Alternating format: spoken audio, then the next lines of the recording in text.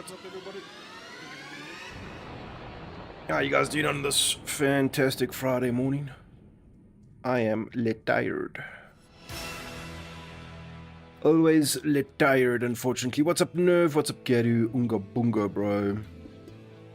Just a 1GG. How you doing, man? Cool gameplay. Always good to see you, dude. Maverick69, loving the throwback StarCraft. Man, the StarCraft OST was so good, dude. I mean, it is so good. It's incredible, man. Yeah, maze, man. We're just gonna go find some maze. We're gonna hit up some solo StarCraft Citizen.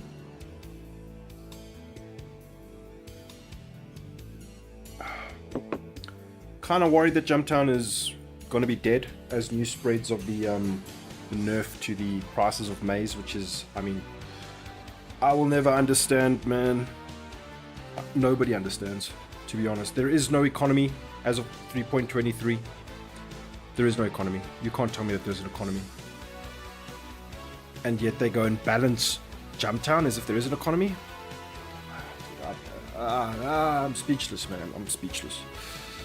How did you guys go last night? Not long, dude. I practically left 10, 20, 30 minutes after you did, bro. Not much happened.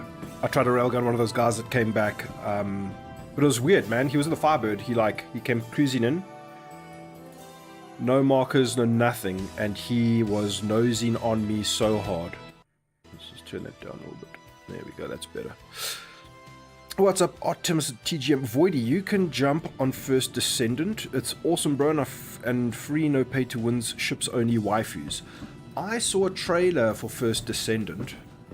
The trailer that came out like maybe a couple of weeks before it released, or a couple of days before it released. It looked fucking amazing, man. I was really intrigued, but I didn't know what kind of game it was, and then I realized it's basically like Destiny and stuff like that, like a looter shooter. I mean, nothing wrong with these types of games. I've just never really felt too drawn to them. But damn, First Descendant really did look good. So maybe one day I'll try it out, but at the moment my life begins, my life belongs to Star Citizen, and I'm trying to also do an Elden Ring playthrough, so that's about all I've got fucking time for. Yeah, which you want to take it to the Elden Ring DLC. High on Maze. Subiversary. You're high on Maze. Nerves. Oh, thank you so much for the sub, bro. I appreciate it, dude. Cheers for the support. McSwagon, what's up? Steinmeier? My favorite beard guy. What's up, dude? My favorite handsome viewer.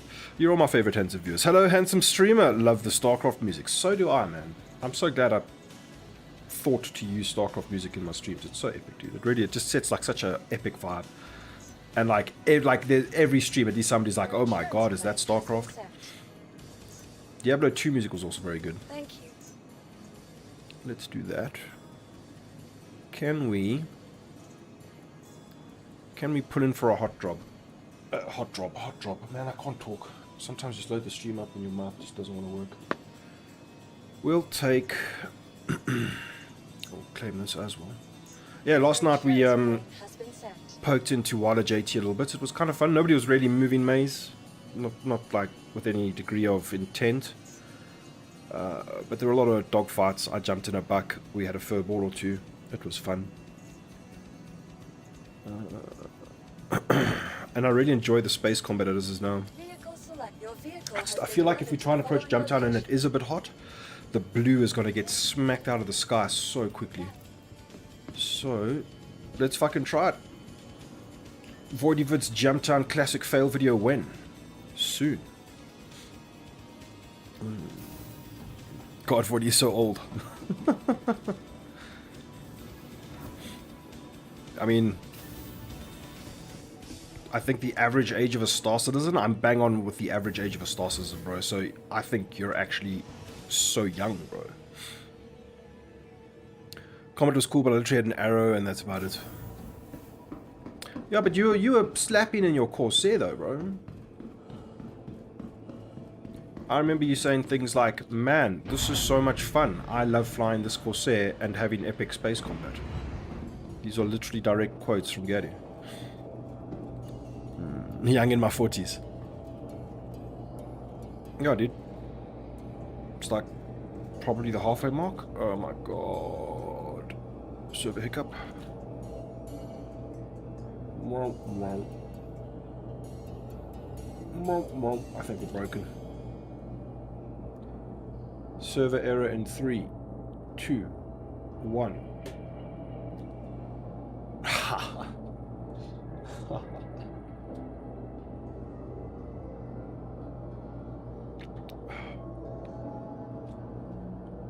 Where? My GF calls me something else. Immature, I think it is. Man, what does she know, bro? I'm sure you're very mature. And, you know, with a name like Fabio Tuna.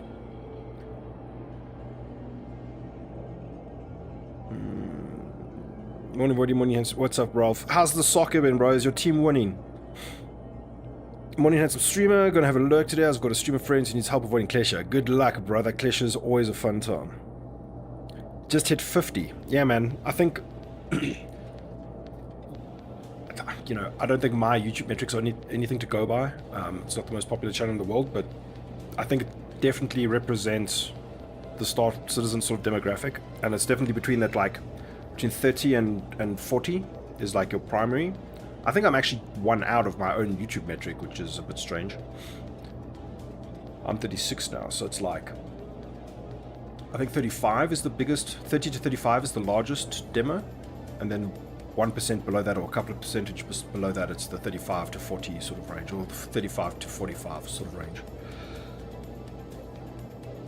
And we're all men. There are no women. Women don't exist in Star Citizen, apparently. But I mean, that's gaming in general, right? Even my age demo... Oh, bro, you're not even on the metric, dude. You might as well be a woman. Oh, that's hilarious. No, I'm joking, bro. We are the whales. Exactly, man. Exactly. Oh, we're off to a fantastic start. See, this is why... You know, you sit down, you start playing a game like Elden Ring. When Star Citizen is providing so many issues, it's like it's hard to just... I saw like a clip. I think it was a Greasy Khaleesi clip of... what's his name?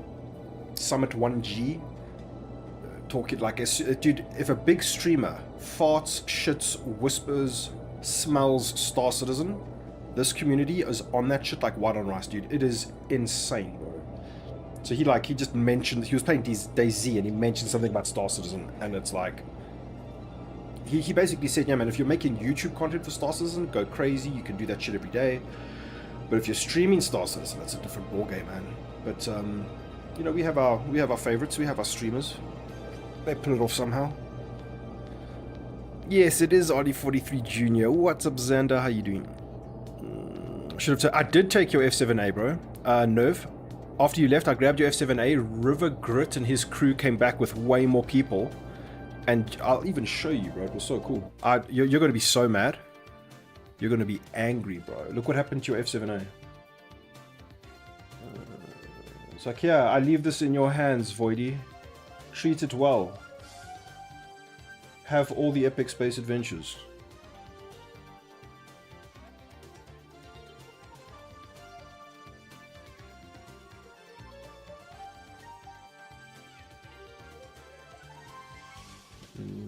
Also, were you there when I grabbed the Titan? Let me just find this shit.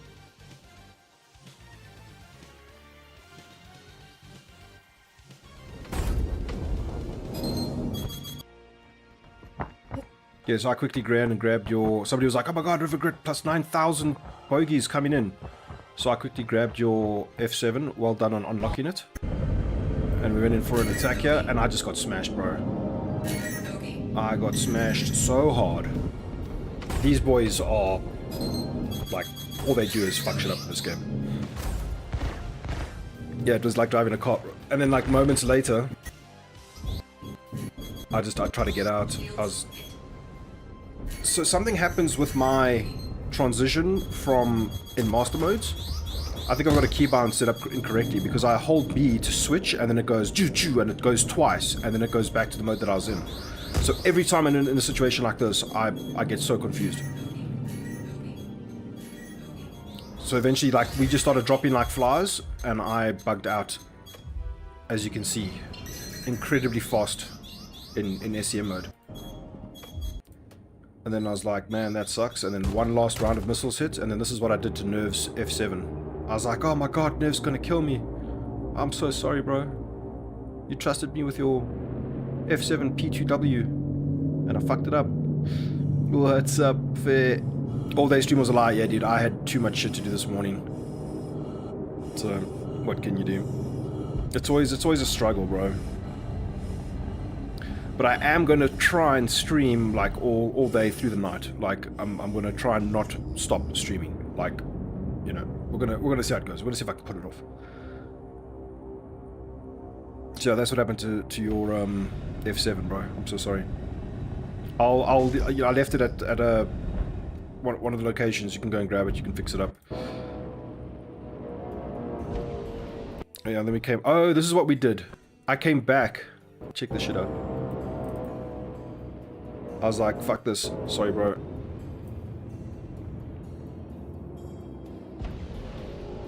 Now, Rivergrit and them are still fighting above us. I came in way too hot. And I was like, too scared about getting like nuked. So I just did this. The old Voidy special.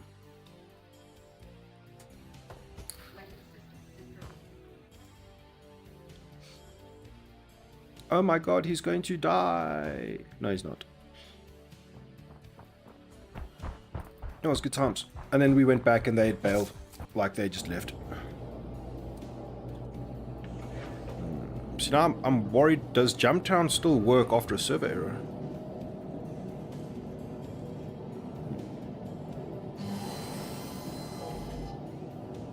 I'm not gonna stop streaming, we're gonna just stream. Yeah, dude, apparently I'm old, so it'll just be me fucking falling asleep, dozing off.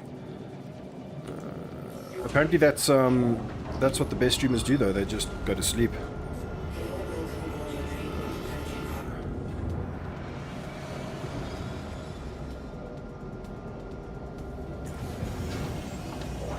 Okay, let's go to Jumptown things, man. I'll be honest. No, I'm not gonna say it. I'm not gonna say it.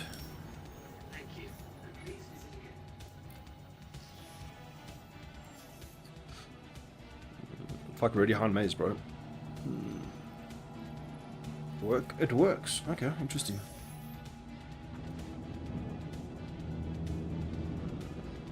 Where is marker? Does it not give marker? Why would it? I did give a marker. I'm just blind.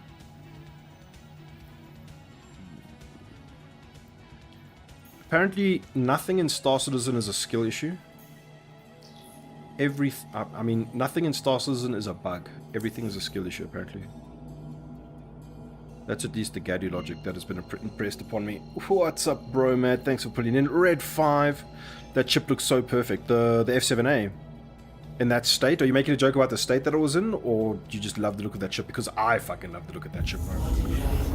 I think all Hornets look so sexy, dude. I love them.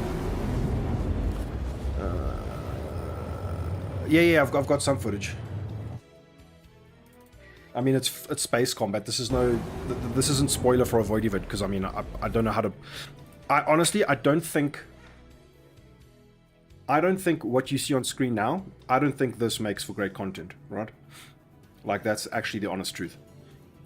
Shooting at pips, it's better since Master Modes has come in, but it's not exciting to look at pips being shot at. You know what I mean?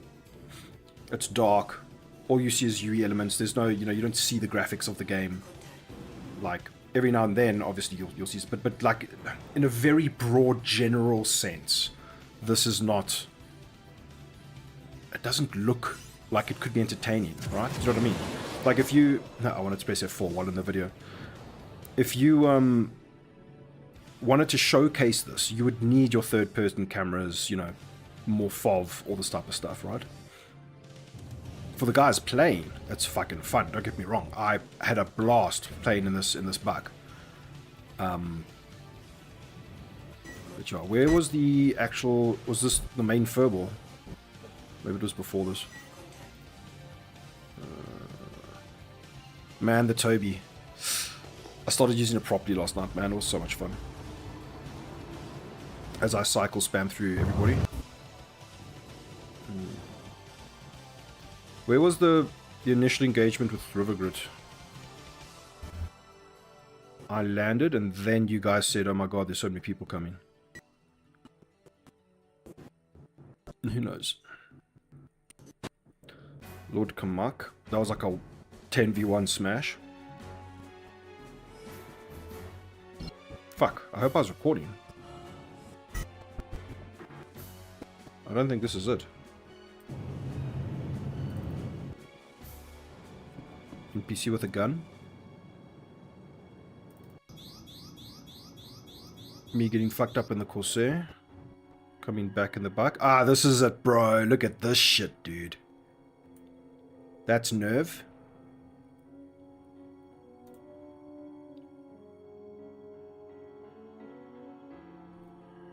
Excuse me. Just let me do something here quickly. Just do something like that.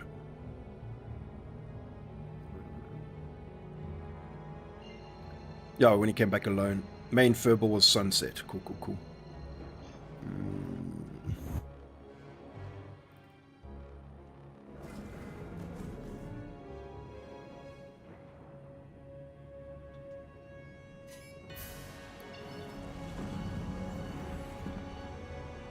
As when everybody boosts in, I immediately erroneously switched to SEM, then back again, because I have no idea what the timings are to engage and stuff like this. But I managed to keep within 4Ks of you guys, so I think that's okay. Oh no, we still hadn't... Oh no, yeah, then the engagement started.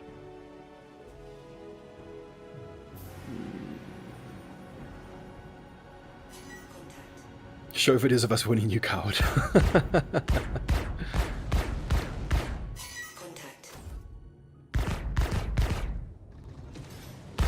My aim was terrible, dude. Like, I've had to start to slowly remember how to, like, fly and shoot. But I need a joystick, man. This is the biggest problem with mouse and keyboard, is when you're in a situation like this, you don't roll anymore, right? So it's hard to, like, do stuff. So I was, again, switching between gyro mode. What do you call it? What do you call that shit? There was a kill. Not gyro mode. What do you call it, man? Gimbal mode.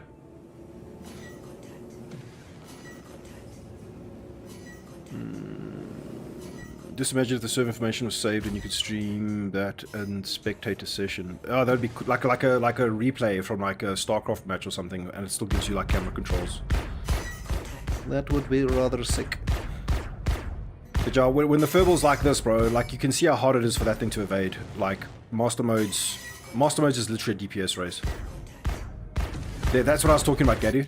When you've got an actual visual, I know how difficult it is to have an actual visual on somebody, but like I can kind of see where my shots are going to go to land on this guy.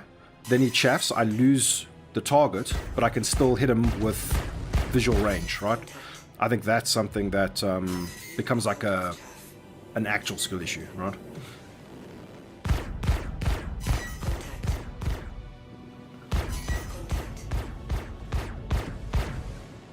And then King Orca bounced out. Dude, it's so bad seeing me not roll and just aim like Counter-Strike, bro. Kind of embarrassing. Good thing I don't have an ego. Gadoobidu logic. Yeah, what's up, Murray matey? I just want to make sure I don't fucking disconnect you.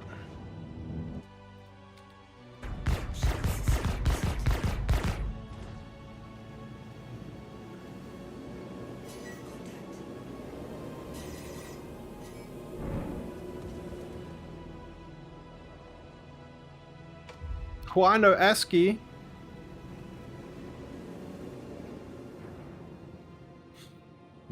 After dying 4 times, lost not playing and decided the game isn't playable anymore. I'm not a fan of the master modes. I think master modes is not perfect, but it's better than what it was. The light fighter meta was better.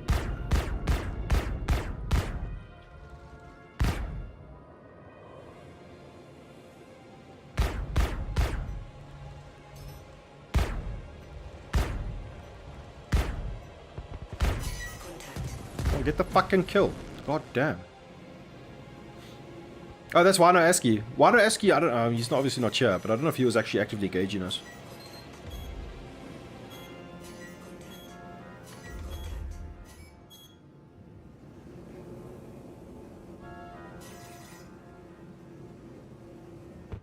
But yeah, I assisted with at least 2 kills there, I think, pretty well.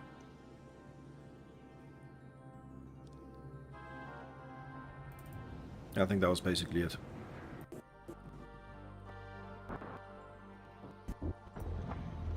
Yeah, good times. Fun times. Let's go to Jumptown. Fuck, we don't have a orbital marker. Is that 1, 2, 3? Nope. Is that 1, 2, 3? Yes. Is that the closest? Or is it just a good angle? I don't think anybody's going to be at this Jumptown, man.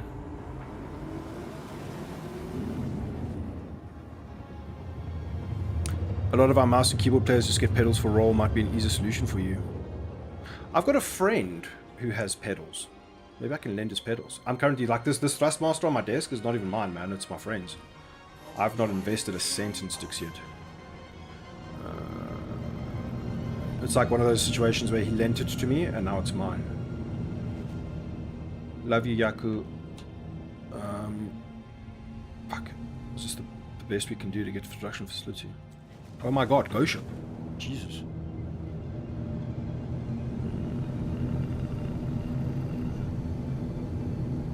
If it makes for good content, would make for good free marketing from content creators with the server machine. The scale wouldn't be system-wide, so I'm snort a side of hope in alongside my usual maze today.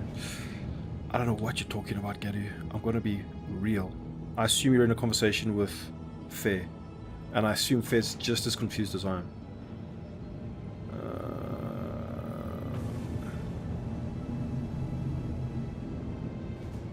What 10-year-old needs an iPhone?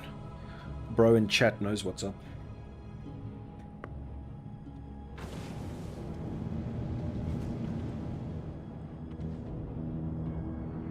Oh yeah. I might actually go no-cam this, because I cannot record while streaming to YouTube and Twitch. And nobody wants my ugly mug in the fucking videos. But we'll see how it goes first.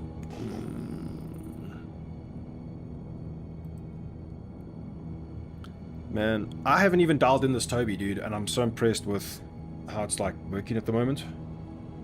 It's so good, bro.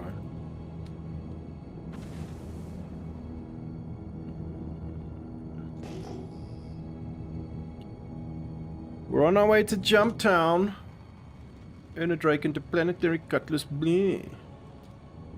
And as you know, good ships have a name. All good ships have a name. Cat DL, thank you for the follow. So we decided to call this one Cat DL.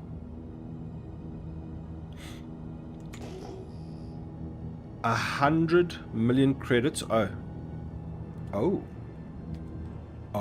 shit. Okay, game's a game. Oh, shit, boys. Bye.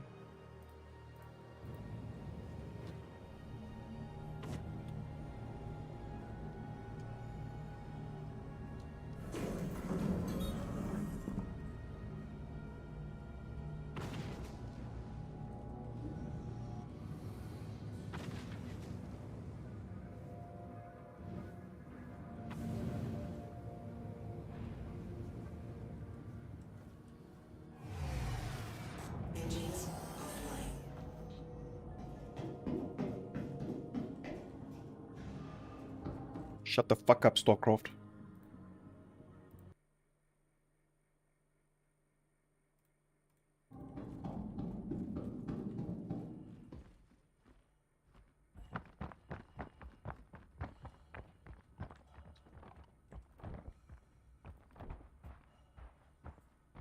I swear I saw a maze box being tracked, or it could have just been an abnormally large piece of dust. Oh, man, he's AFK, bro.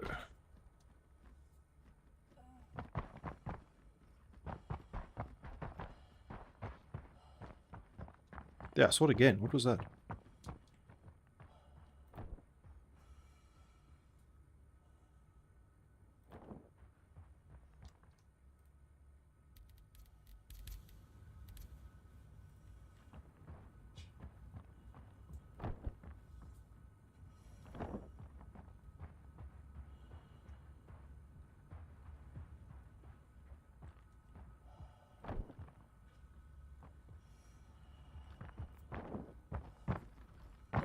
Ja. Dit game.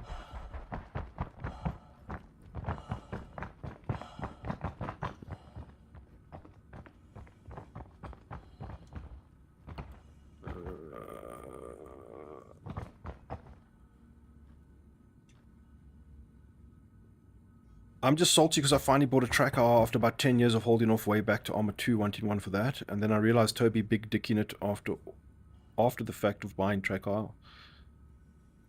Oh, gotcha, dude. We've got some lights.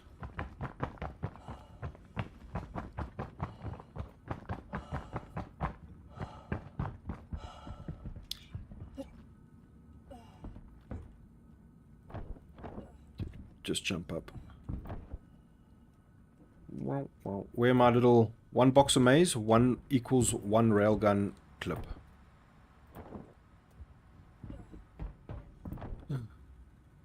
What is that?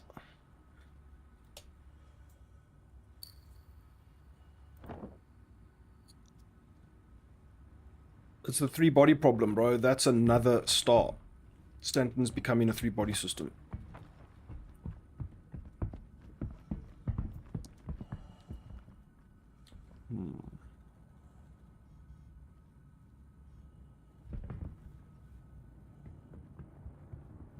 Oh, Jesus. That's a spaceship, Voidy. Oh, wow, there's a ground element to JT. Who'd have thunk? Nah, dude, this is fake news. This is all AI-generated nonsense. It's not real.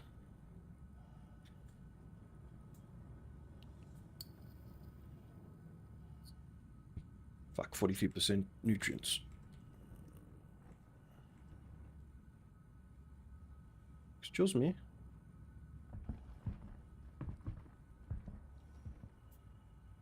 It's a fucking cutter.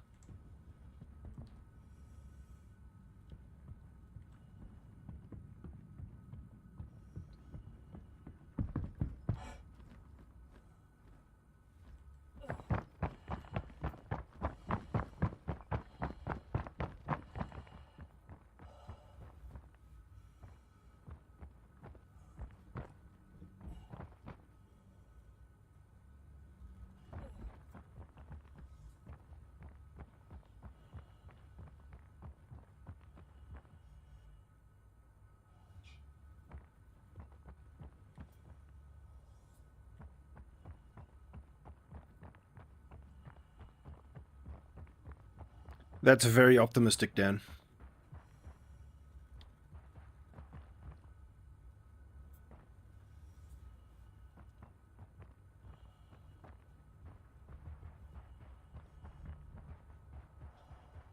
Well, hopefully, I wasn't able to check if there was maize in the facility, so this is either going to be a long wait. Because, I mean, this is actually why I love Jumptown, is that you can... It's just that same old shit that I've been speaking about, where it's like, oh, you log into, like, World of Warcraft or something. If you want to make 10 million credits in World of Warcraft, there's a designed, like, thing that you need to go through, right? The developers put lots of effort into figuring out, if you do all your dailies, you know, maximize everything you can do in the game, you're going to earn gold at a set rate. The draw for me in Star Citizen is that you can start the game day one, go to something, some event, some place, you know, play the game, and theoretically make 10 million credits, you know, because there's no level gating and stuff like that. That's the magic of Star Citizen, man. Oh. Anyone will buy second half broken track off me so I can... Oh, why did it break, bro? Sorry to hear. Did you get angry with it and throw it against the wall? Or did you punch it? Man, this is going to be the easiest heist of our lives, dude.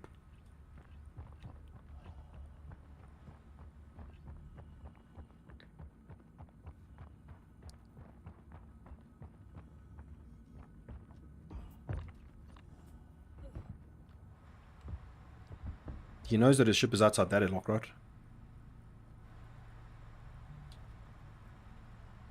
Yes, he does. Oh my god, it's a noob suit. Why?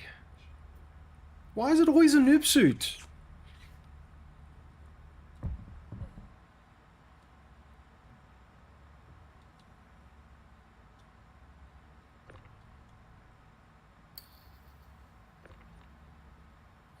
Oh, really? The clip quite fragile.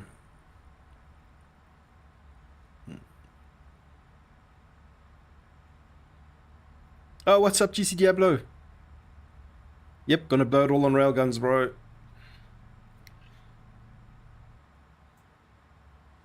Wow, there's at least 20,000 credits in that airlock, guys. This is insane. Big space money.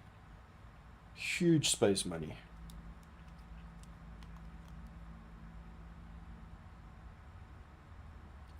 What's up, Mr. Beard of Oz? Staunch Australian allies in my chat. How are you doing this fine Friday, brother? Or is it still Thursday in Australia?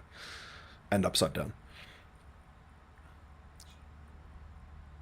How do you see with such a big beard when you're upside down all the time and the beard's like hanging over your eyeballs because it's, you know, gravity and stuff? I'm just trash talking, man. I love Beard of Oz. How are you doing, brother? You should help the noob suit load up his cutter. Dude, that's too much work. Voyeur dudes. Voyeur dude videos. Yeah, that's where we're at. I just look up, which is technically down. I love it, bro.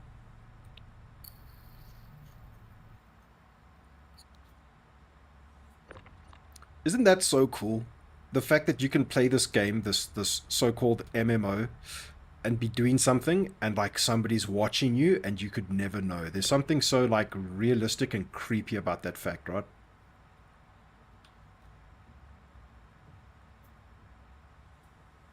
Oh, he's cycling.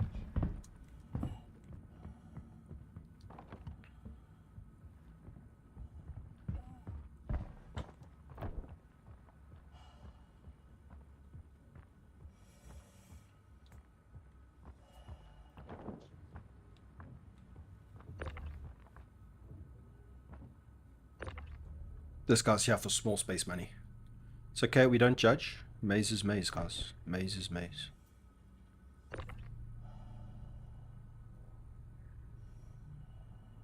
Imagine I just tracted one out. That's what I miss about the conga line days, man. Parking like a Aquila or something next to another ship, and then just like yoinking boxes out there. Open cargo hold. That shit was so much fun.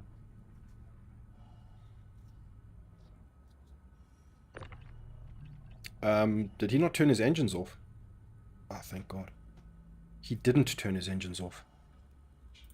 Fuck. Now he's making it awkward for us.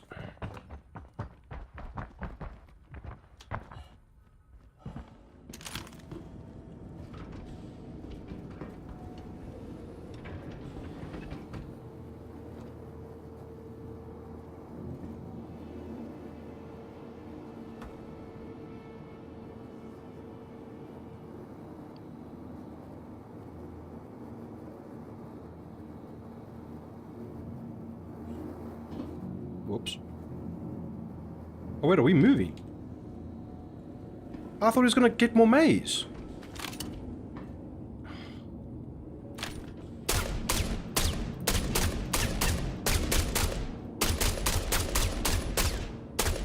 Hello?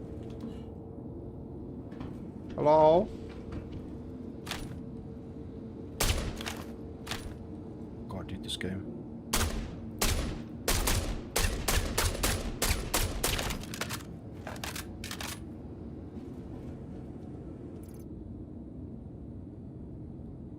Cue the elevator music.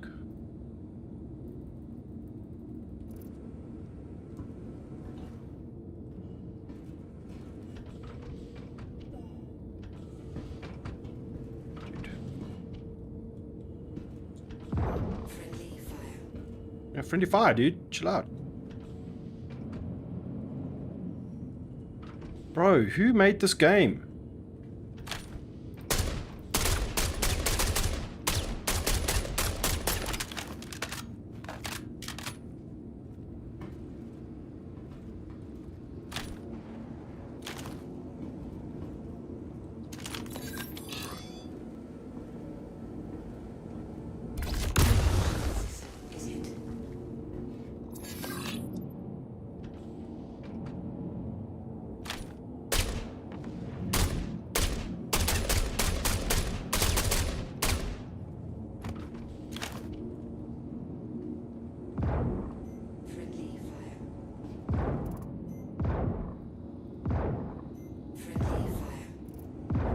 I've got grenades in the facility.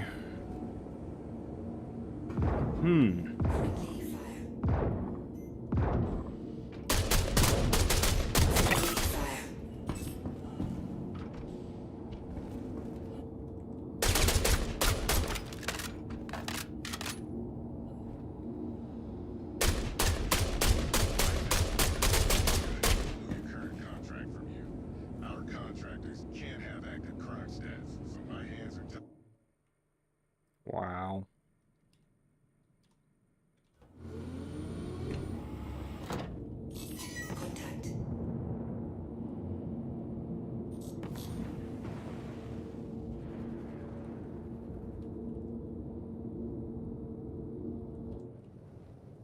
Dude, I can't... Oh, there we go.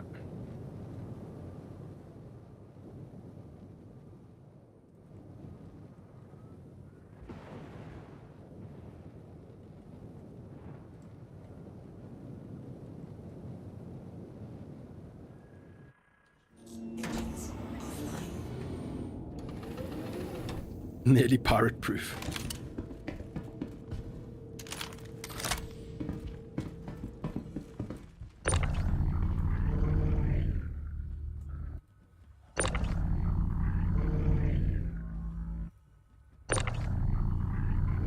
Is that a health bar for the maze?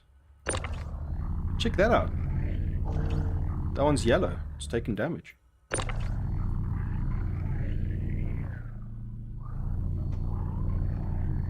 Oh my gosh. Wow, that was very much worth it.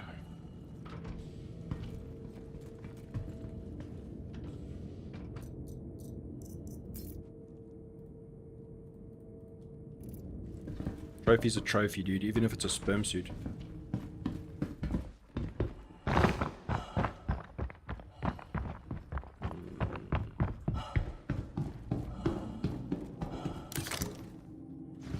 Oh wow, crime set 3.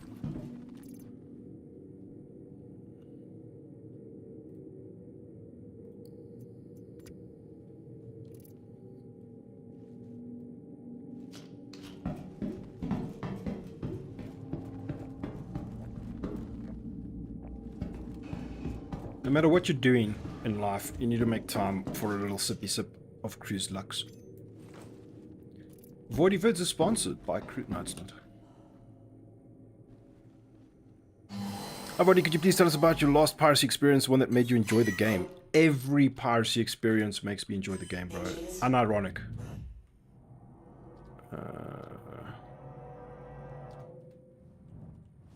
Even if it's a fail. Okay, the best piracy experience in recent memory is that time that we detected a caterpillar around Ariel, or one of the moons around Hurston. No, it was Hurston itself. My apologies. It was Hurston itself. And we boarded we basically had an engagement, because they weren't just sperm suits, right? They were actually like an org that were organized and had like escorts and backup and stuff like that. And we fought over the caterpillar. It was condiment addicted, and then it went down. It got soft deathed. A lot of us went down. A lot of them went down. We managed to track the location of the crash landed caterpillar, and then Nerve and I each stole... Oh god! A very professional pirate. Nerve and I each stole a C2 each. He got away with his, and my guy, I got dirty intel. Oh my god, please stop making that noise. Oh, please stop making that. What is going on? Jesus Christ. Trying to tell a story, lady. Holy shit. Stop. Stop. Stop. It's like the worst noise, dude. Oh my god. Guys, I can't. You gotta love Star Citizen. Oh my god, dude. Oh, that noise gives me the heebie-jeebies, bro.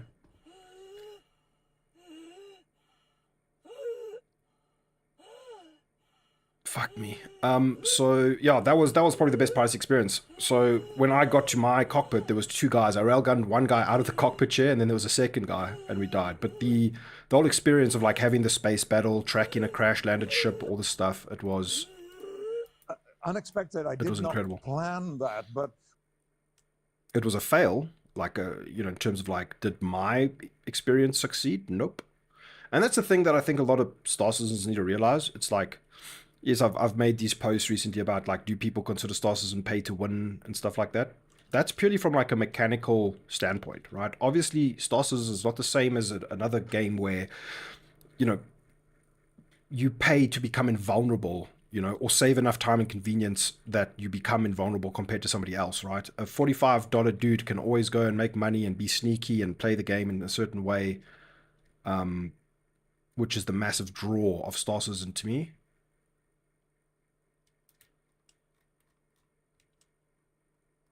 And yeah.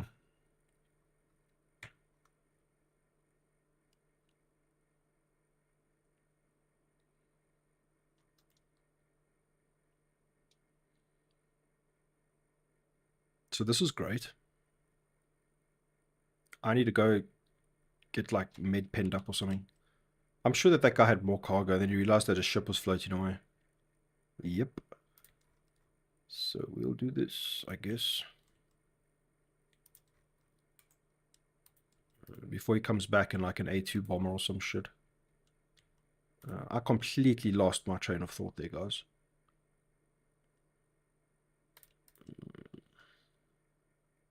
Fuck, the traction is so bad at the moment.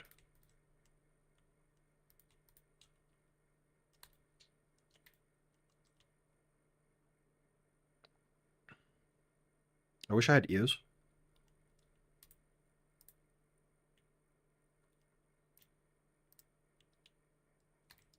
What? Oh, fuck you! Mark! Sorry, Thank you for that amazing soundbite. Apparently we do have ears. Do the track train.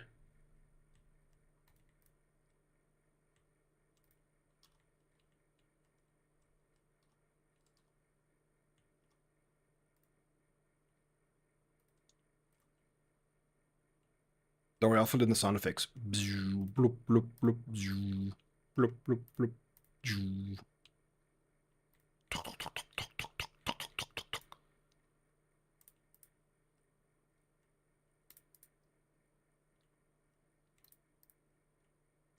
Mm. Mm. Very yummy, Maze. Oh, what's up, Blackie? How you doing, brother? Any global chatter? Probably a little bit of salt, maybe. If anybody's tuning in right now, they're going to be like, man, where's the game sound? Trust me, you don't want that. Nobody wants that.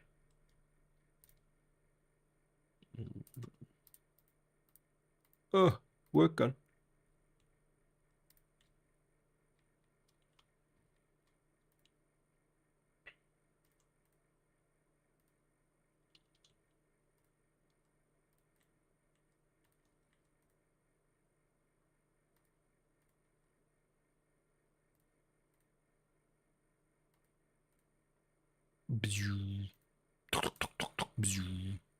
That's the sound of maze.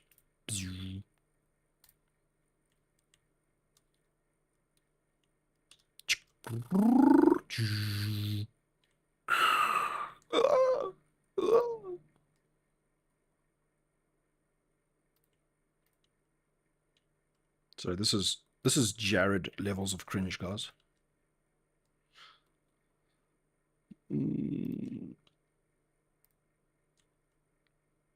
Still think I should, yeah, 100%, bro.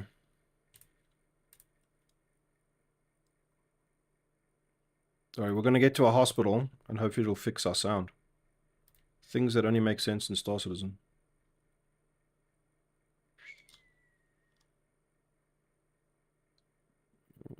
This is a pathetic haul.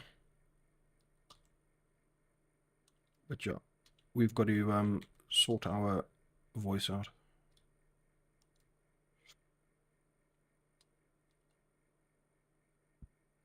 Amazing sound effects. Thank you, bro.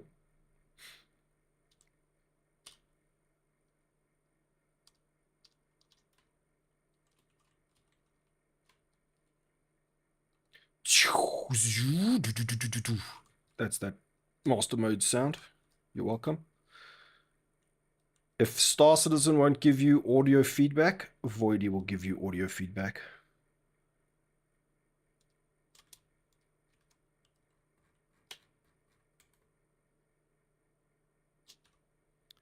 Cool, let's go to My Genie.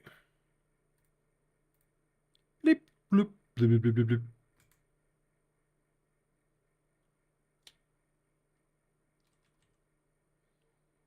Beep, beep, beep, beep, beep.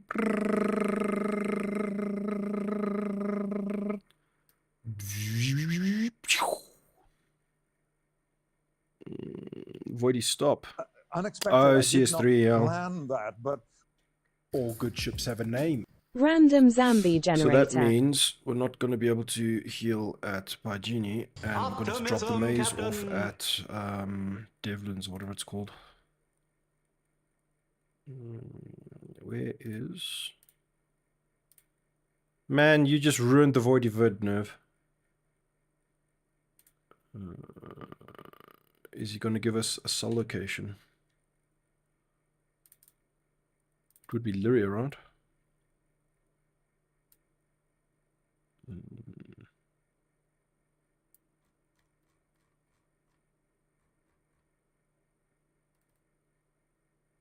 Oh, hectic. It's on the same... Right, that's Paradise Cove. Ah, sick. Samson und Sons.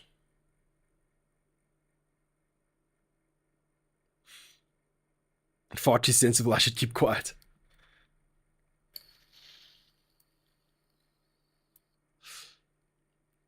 All good streams have a name, so I decided to call this one Where the Fuck Is Everyone? Oh, no idea, bro. How you doing, Marcus?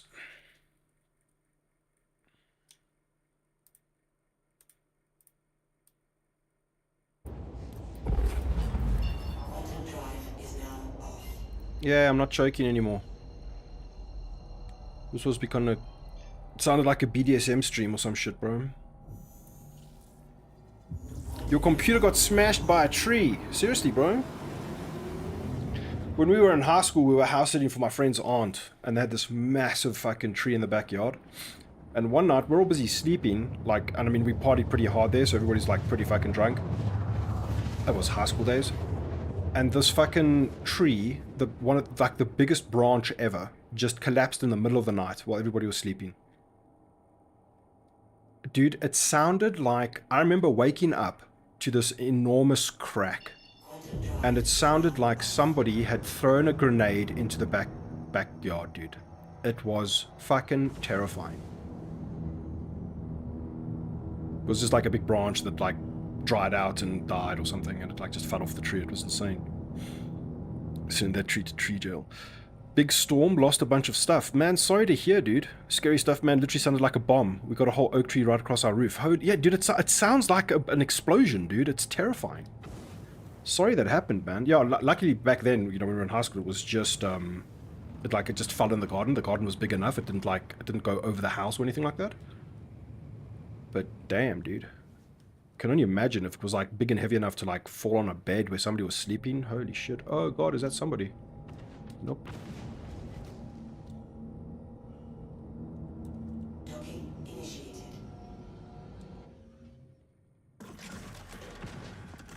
What? Is there action at Devlin sometimes? I wonder if this is JT related. Or if it's just general shenanigans.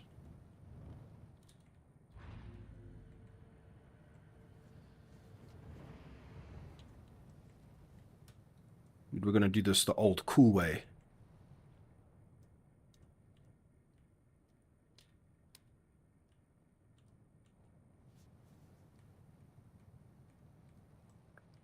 Fair's gonna do his nut in, bro. I already wonder how JT's gonna work in 3.24. Are people gonna sit here and offload like 50 boxes of maize onto a freight elevator? Wow, stairs blow. Oh, Jesus!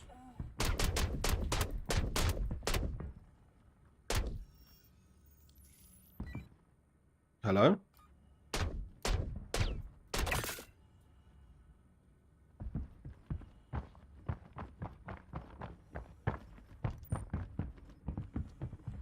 unexpected. I did not plan that. But Picard, bro. That was super unexpected. 10 units of maize. Wow. Okay, so it's a little bit more for the illegal mission. And then no bonus.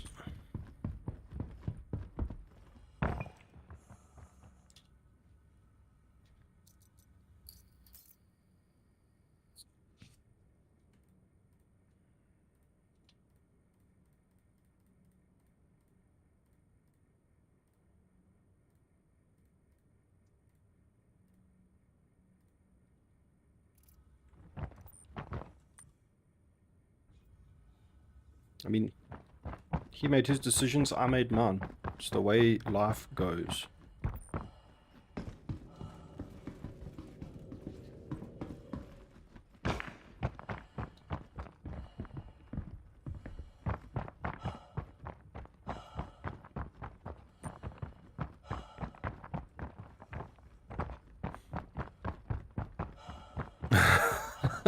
No, I'm pretty sure he was just... Yeah, it looked like he was trying to med pet himself. No salt in chat, so I don't know. Okay, now we need to find a landing pad.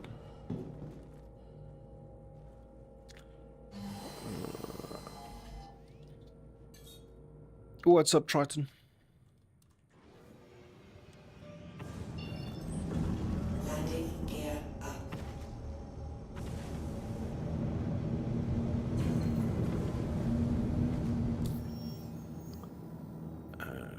What is at Voila? Oh, Jesus, map. Shady Glen Farms. Nope. Nope. Lost and found. This has got a 1, 2, 3. Resource Processing Center. All good ships have a name. Voidy Good Pixels. Times Temple. There we go. Routine not available. You shut your mouth.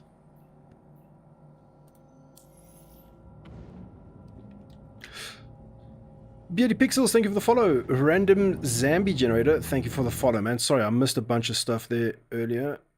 Maverick, I don't know if you're still around, but thank you for the follow, man. Cheers for putting in, guys. I appreciate it. I guess we'll try 048. Yeah, we got the loot after all. But again, it's like...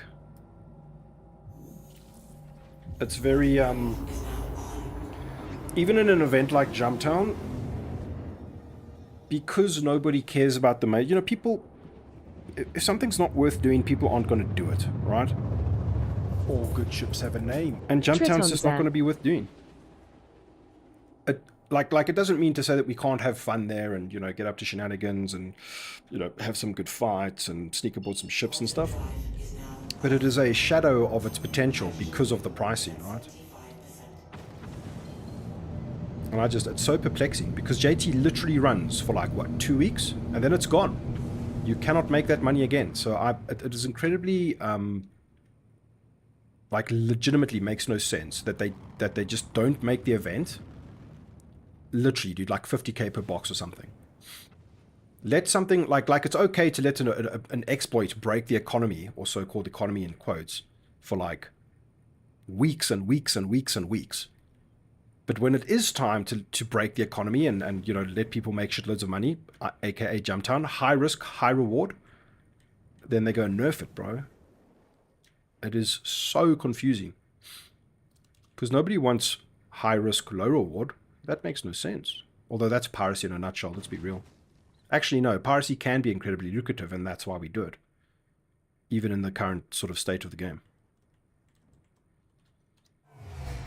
Engines offline. Landing complete. 420, hydrogen. Make Jumptown have weevil eggs. Exactly, Marcus. You get it, bro.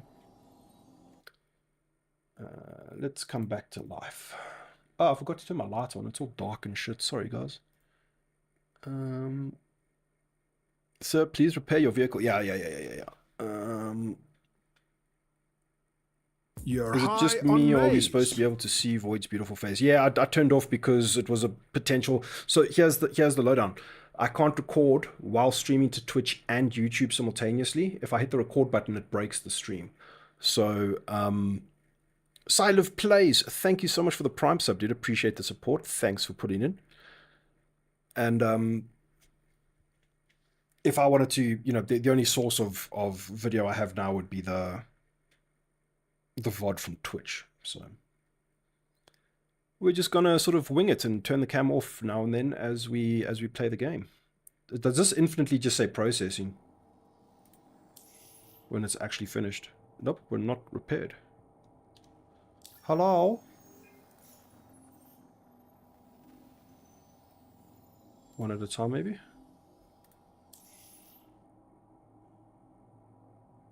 Is it a glitch? All good ships have a name. Sylv_plays. Sylv Plays, thank you for the follow and the sub.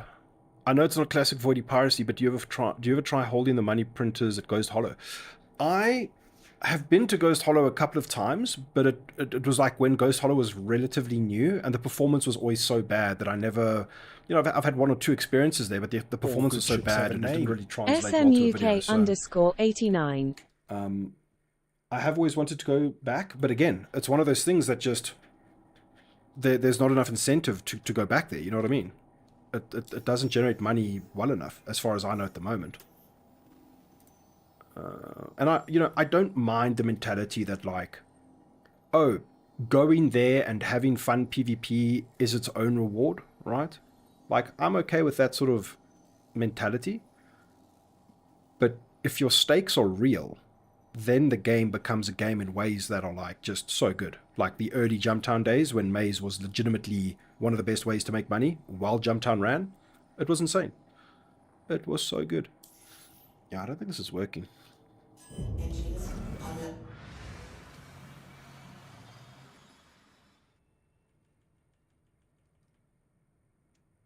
Is there only one pad here?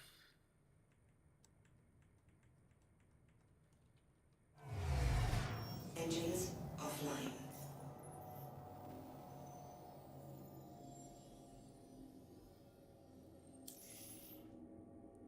Am I doing something wrong, guys? Put JT in a gang control distro center and make it spit one SEU crates. Modify. That is one of the greatest ideas. And but this is the thing. That doesn't have to be JT. That should just be distribution centers, right? Distribution centers should give you various missions, and one of those missions that pops up randomly or in a rare potential pool of missions that could spawn, you get one mission that's like insane illicit cargo or something that spawns, and players can decide to go or not, right? That would be insane, and it would be a consistently cool thing to look out for while you're playing the game. Kind of like how Wake of Disaster was intended to be, you know what I mean?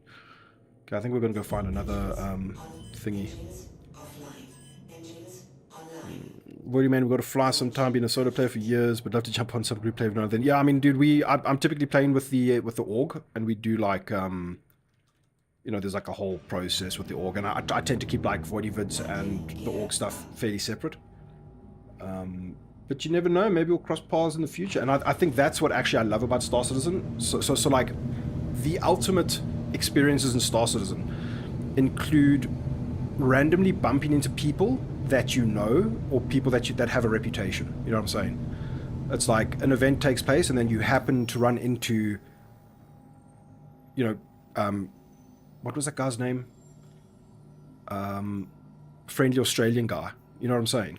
And then bumping into him again one day in Pyro. Like, how fucking cool would that be? You know what I mean?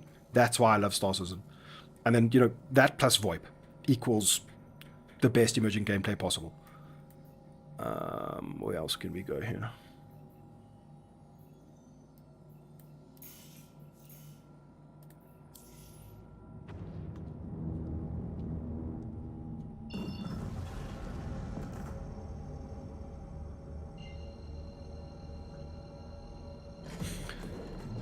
This is a piracy channel? Disgusting. What's up, Mr. Detox? How you doing, bro? Forgot about friendly Australian, bro. Talk about... Yeah, you know, but you know what I'm saying? It's like...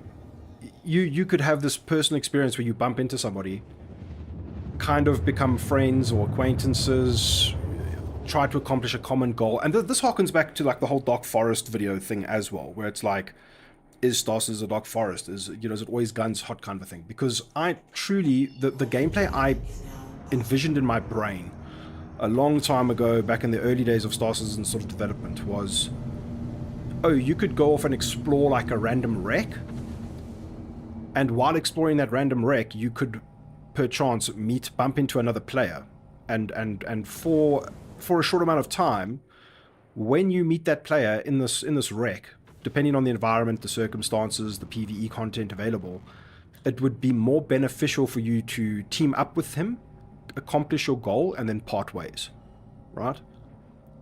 And during that whole process, you can betray them, they can betray you, you can call in backup, like whatever it is, right? Say there's like an alien artifact on the ruin that you're busy exploring or something, right? And it's like, oh, dude, am I just not going to have a good time today? Oh, okay.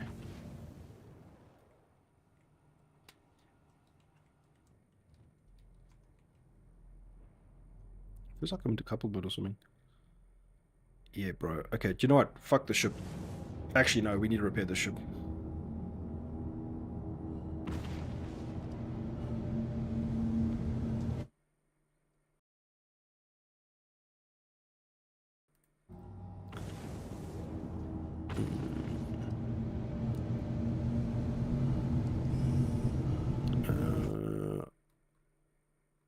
Great man, hope you're well, having good content, Dave Voidy, dude. We'll see, we'll see. Are you Smuck the creator? Man of culture. Hell yeah, blue is for all men of culture. Bounty Hunter in chat, boys. I am. How the hell do you know me? Yeah, this is what I missed. Your videos recently came up across my suggestions. Nice stuff. Sweet. I'm going to check out Smuck now, because I know Fair has very good taste in content. Which doesn't explain why he watches Voidy Vids. Kind of weird if you ask me.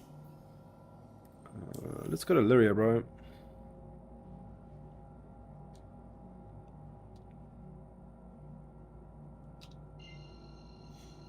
Did you hear CIG's internal servers run at 60 Hertz, by the way? Holy shit, can you imagine? Contraband destruction depot, JT legal contracts, drop off drugs there. Legally, you should be able to break in and steal the drugs. Yeah, I mean, dude, they should generate missions that... So, say player A takes a legal mission to, like, move cargo from the distro center for disposal or something. And then at the same time, an illegal mission could spawn to say, like, listen, these guys are moving this cargo. It's actually kind of worth it to these people because these people want to, like, refine it into drugs. So if you could get it for us, that'd be sweet. And then you have actual... is a spell a landing zone? Then you have actual PvPvE content. And I truly think that's what the overall design intent for Star Citizen really is. To have a lot of PvPvE all mixed in together in an unironic and good way. Ziff3x, what's up, dude? Thanks for putting in. There's a big IC and SEL I need to watch, I think, after yes, but they're long ones. Yeah, Detox, are you planning on doing some Jumptown? One maze box is just enough to cover one railgun cartridge. Can you believe it?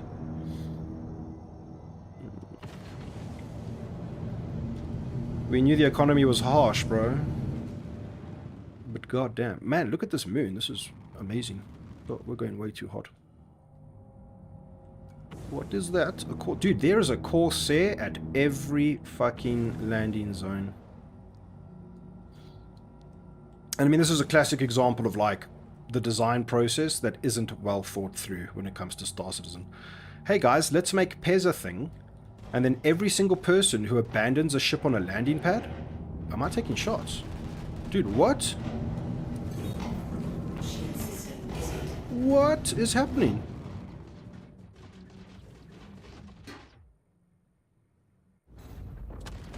Huh. That's pretty cool.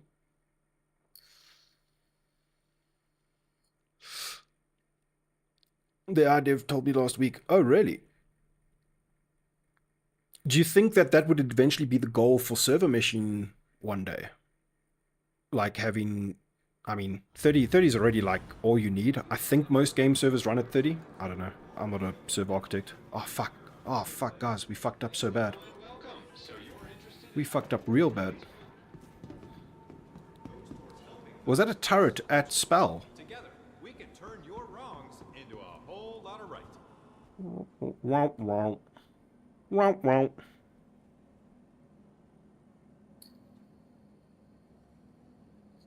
Unexpected. I did. I'm not making you a mod, that, bro. but... I'm pretty sure that that would be illegal. Gigantify. Thank you so much for the 30 bits, man. Who's gonna bust out Voidy? Dude, does the breakout mission even work? Because that would be sick.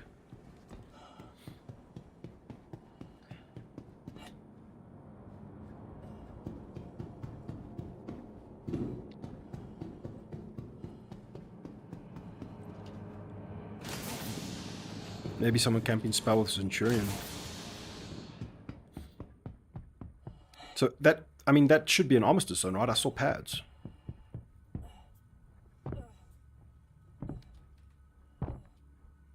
It felt like a turret to me, man. Voidy makes a lot of mistakes, but this ain't one of them. Yeah, dude, you couldn't pay me to make Gato a mod, bro. I'm joking, Gato. We had an unofficial bosses and RCRG to come, which didn't work, which we didn't think they would, but 16 devs turned up. Dude, that is so cool. Dude, say what you want about CRG, but goddamn, even just look at Captain Zyla on Twitter. Random questions from random people about stuff that they don't have to talk about, that they really don't fucking have to talk about. He answers that shit personally on his Twitter, dude. I think that's pretty neat. That's not the right way. Oh, it is the right way. Gator couldn't pay you to make him a mod.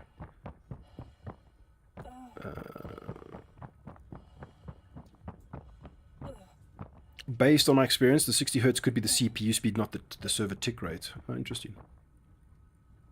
Either way, dude. If anybody's been on a server that's consistently sits at 30 FPS, you do not comprehend how much friction from your second-to-second interactions in Star Citizen vanish.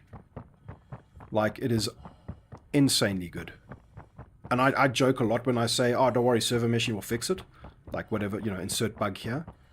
But unironically, server meshing will, once implemented and working as intended with a big asterisk, will fix a lot of shit, right? Because that was kind of my experience on Evo. I could not tell, it's a brand new feature that you don't have much experience with, and now you must go and troubleshoot it and log incident reports and shit.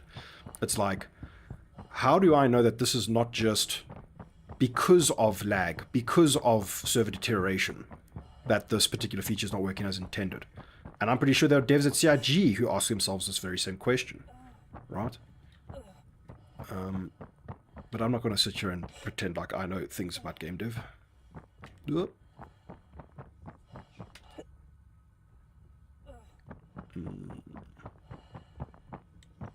Yeah, 30 FPS servers is like playing another game. 100%, dude. Can I get oxygen? Hell yeah, we can get some oxygen. That's the stuff. Oh, dude, that would be a great soundbite, man. The Marine from StarCraft when he uses a stim. Oh, that's the stuff. Then chat could play that whenever we grab a box of maize. It'll be amazing. I've got to make a note of this because I'll forget. Stream notes. Oh, fuck you! Oh, fuck you! Sorry, who's here, kid? Oh, sorry. My mother! Google Docs.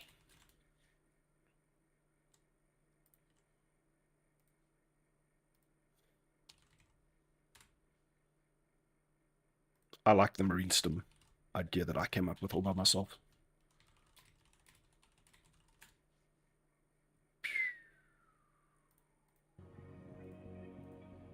And we're back. Anissa showed up at one point with two guys, must have driven for like 50 minutes because AVS had their air locked down within a 30-kilometer radius. Is this Jumptown recently? I know he was streaming it quite a bit the other day.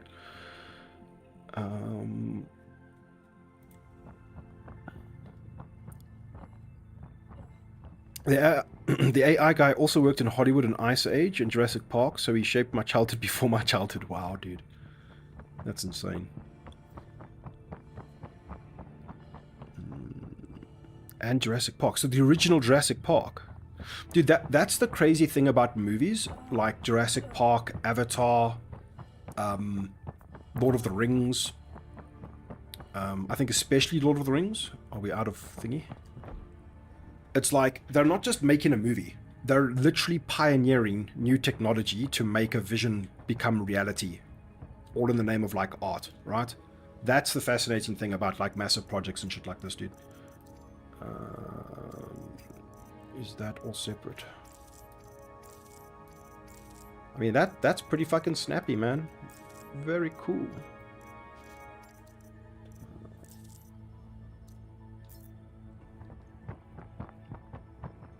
What vid got recommended?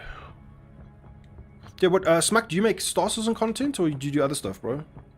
What's your vibes, Chana?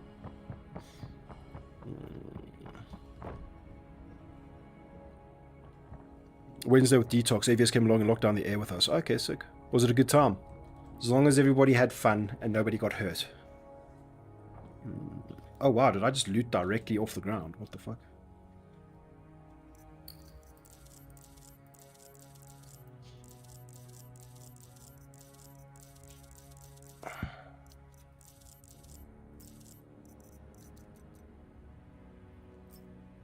Yeah, I can dual wield tractor beams. Well, I can dual equip tractor beams. Look at me, dude. With such a boss. Star Citizen should totally get a Kimbo, bro. That'd be sick. Server that was running 230 FPS was amazing. Dude, we might have been on the same server because I logged in to like take some screenshots for thumbnails and I was on a 30 FPS server. I was like, oh my god, I want to play the game, but I had no time. Just like just walking around your ship that happens to have a lot of doors on a 30 FPS server feels good. It's insane, dude. Wait, that's exit. Could more NPC spawns behind me? Yes, they could. Kick him in the dick.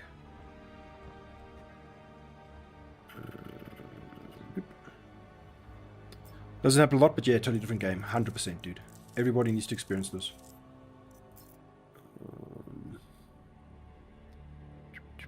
We don't need this. We want this. We can't take that. We can take that. 102%.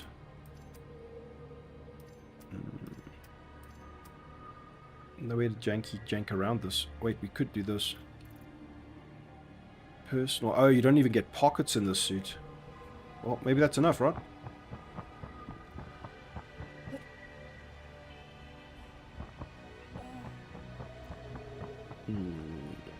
Yep, it's Schrödinger. SE is Schrödinger's working. All good ships have a name. One tap bum clap. Rise it, not yet. That's 4.0. So the big patch after 3.24, unless they go and pull some bullshit like a 3.25 or some nonsense, 4.0 is going to be the first true implementation of some form of server meshing, which the key phrasing here is that it is going to distribute the load. Now what we've seen in the tech previews is they started to segment Stanton up into various sort of shards or servers or whatever you want to call it, all, you know, successfully right into the replication layer, as we saw in the tests, you know, earlier this year, or was it last year, I can't remember, where you had guys like RD43 testing it out and like literally firing missiles from one like server to another server, right? Seamlessly transition. You could see that the missiles leave at a certain angle and then continue at a certain angle as it reached the other server. This is kind of what I'm expecting for 4.0. To what degree and to what configuration they want to implement it in, we do not know. And there could be many sort of hiccups and issues along the way. So like I fully expect like a 3.18 sort of situation. Or a 3. Whatever introduced the first after persistence, or was it persistence? Yeah, 3.18 all over again for a while until they get things dialed in. Then it will be, you know, will every patch after that be servers that just don't degrade anymore?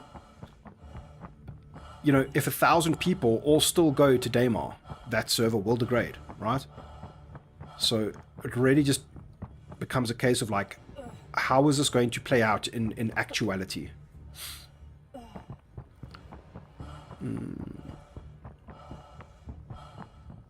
Yeah, then the dynamic server meshing comes into play, right? Is this going to prevent servers from falling over after a while? If all the parts are playing correctly and doing their job correctly, then theoretically yes, right? And this is my biggest takeaway from the recent SEL was that these guys are so fucking confident, right? The one dude said something like, "We have nothing in our backpack."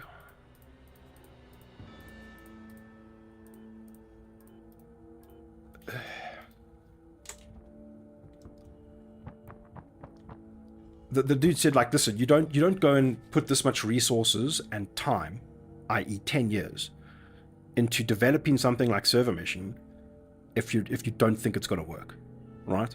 So it's not a question of if server meshing is going to work, it's a question of when is server meshing going to work. Oh, there we go. Due to your recent actions, we've reduced time on your sentence. Have you reduced time on my sentence enough, though, Mr. Clisher Man?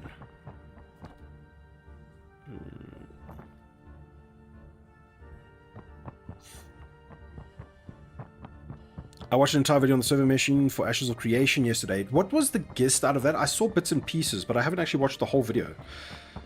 What I picked up is that they're allowing like proxies of players to appear from different servers that you can't really interact with, but you can track them.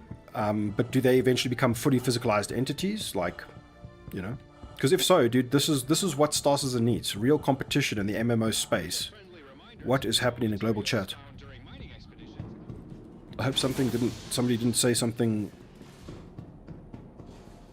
bad.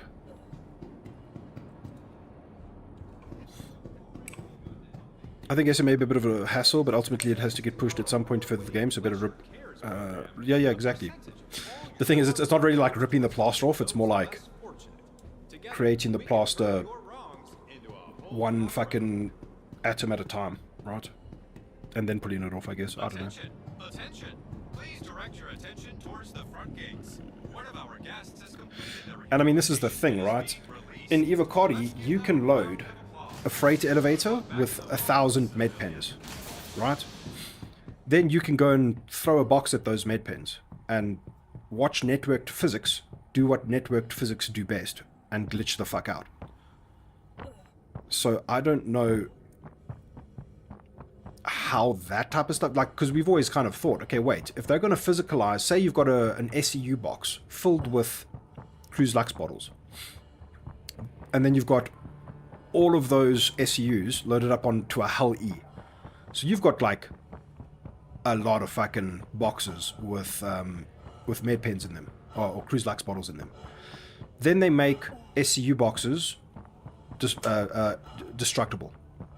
Now pirates come along and pirate this Hull E, transporting trillions of Cruise Lux boxes in boxes, Cruise Lux bottles in boxes, and then it gets destroyed. And you know, are we going to see that level of fidelity? These boxes exploding and all these Cruise Lux bottles exploding into space while, you know, pirates are busy pillaging and raiding everything? Is that the kind of game that we're actually going to be able to see and experience one day? Holy fuck, where do I sign up? Oh wait, we already did.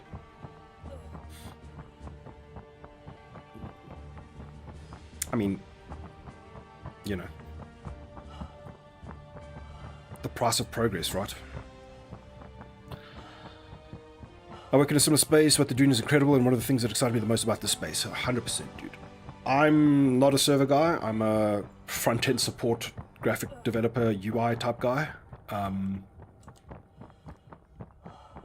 But, you know, I know enough to appreciate what the fuck's going on. But I'd never, you know, throw my weight around on the subject, put it that way. And I mean, that's the other thing, right? Modify, as you say. They need we could have just mined. Dude, why don't we just mine our last 30 minutes away? Fuck that, mining's for losers, bro. Yeah, so it's really, to me, what I've surmised from my experience ever since 3.18, right, is that they are trying to figure out the upper limits of the systems, right? Oh, cool, guys, we got PES working. It's amazing new technology. Everything can stay. We've got to write all this data backwards and forwards to the replication layer, but physicalized stuff stays on the server. Sick. Cool, now what are our upper limits of this? Oh, well, dude, go big or go fuck yourself. Let's make it 9 trillion boxes. Or like whatever that arbitrary sort of upper ceiling limit thing is in their like config file. I'm sure it's not this simplified, but they could be like, you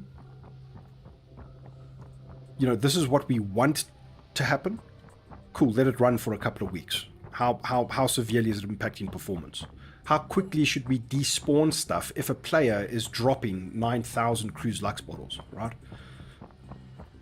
It really feels like they don't know the upper limits, and they've got to find a configuration that works for a certain setup, right? And these configurations are going to change because, as they said in that thing, if you've got what did they say? It was like, they used the terminology like, just let me look this guy quickly.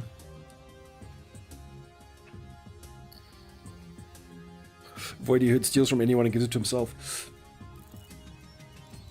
Yeah, I mean, it's really just about the... Why does this guy not have anything? The different configurations, like do you do 6 shards with 600 players, or 3 shards with 800 players, or 9 shards with 12 players, or whatever it is. All of that configuration changes, right? That's how I kind of interpreted this whole thing. And the only way you can find the correct numbers for the correct balance and the correct situations is to put it into the live or semi-live environments of the PTU and see what happens. And then you're not seeing what happens. You have to give it time for players to generate all this data and assets and stuff as they play the game. So even just like, you can imagine how difficult it is just to test this stuff in practice, right? Which is why they went ahead with PES into a live situation, fully expecting everything and knowing that everything was going to break.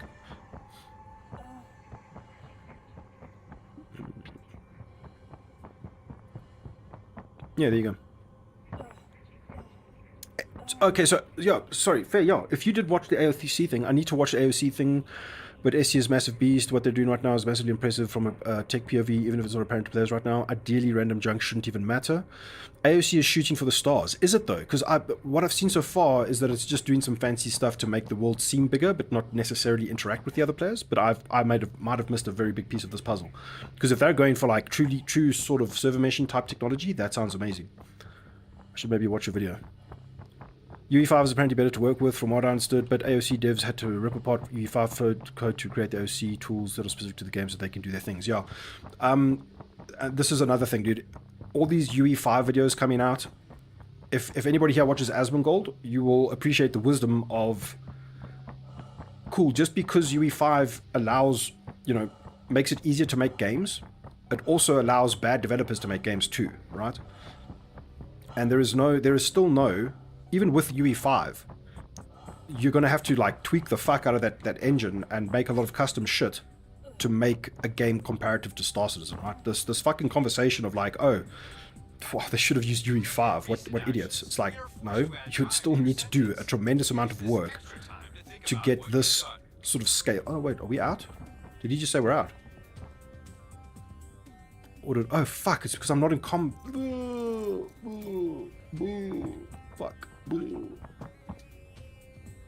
Oh my god.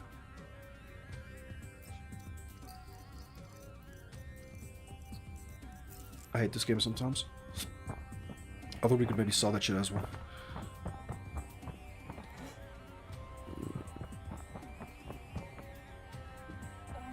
What? It said exit. Am I on drugs? I am on drugs.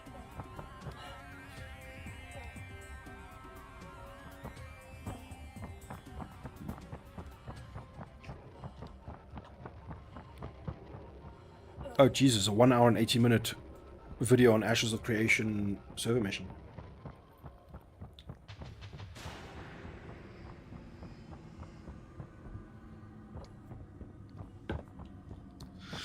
So, I mean, that's the thing.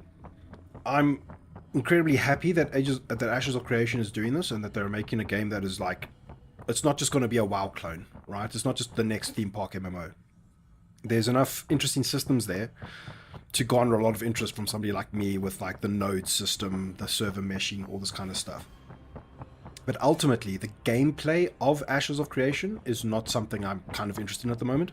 Because if you go and look at like the latest boss battle or raid or whatever, it's that same thing of just, you know, lock onto the monster, cycle through your buttons, stand out of the fire. You know, I played WoW, bro. Like I've had that experience and I'm kind of over it. What would interest me is a true action RPG MMO. You know, think Elden Ring, but multiplayer with lots and lots and lots of people in a persistent world, with Skyrim level, you know, fidelity in terms of like physics and interactions and stuff like that. That would be pretty sick, right? That's what I'm interested in. These are the super games of the future that I want to see, man. I want the Elder Scrolls 6 MMORPG experience, you know what I'm saying? But don't get me wrong, Ashes looks great. But again, parting through, you know, systems, grinding mats, all that kind of stuff, it's kind of like, in that context, right? This is the draw for me for Star Citizen, that all that stuff's physicalized, right?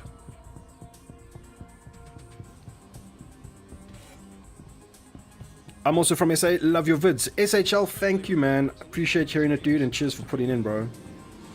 Oh, wait, I've got summer drugs. I mean, my my crystals. I wonder how much that murder added to our sentence.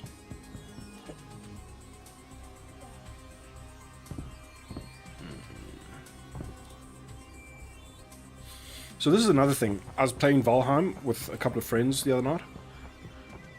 And you've got, like, I love the sailing in Valheim. I think the idea of, like, progressing, getting a new boat, exploring new biomes, it's S-tier crafting survival gameplay, in my opinion, right? But when you get to the ocean biome, and you are traveling between islands, there is, what, 2 things that can happen out of a, you know, you can either stumble upon a Leviathan and harvest abyssal razors, or chitin, I think it's chitin, or you encounter a sea monster, right? That's all. If there was more meaningful, like this is what I want games to try and do. During your traversal phase, going from A to B in a big environment, have lots of exciting things to do, right? So if we apply this sort of thing to Star Citizen, it's like, cool, you're going to quantum from Stanton to somewhere else on the other side of the galaxy. It's going to be a long journey. In terms of travel time, it's going to take you 30 minutes to 45 minutes, something like this.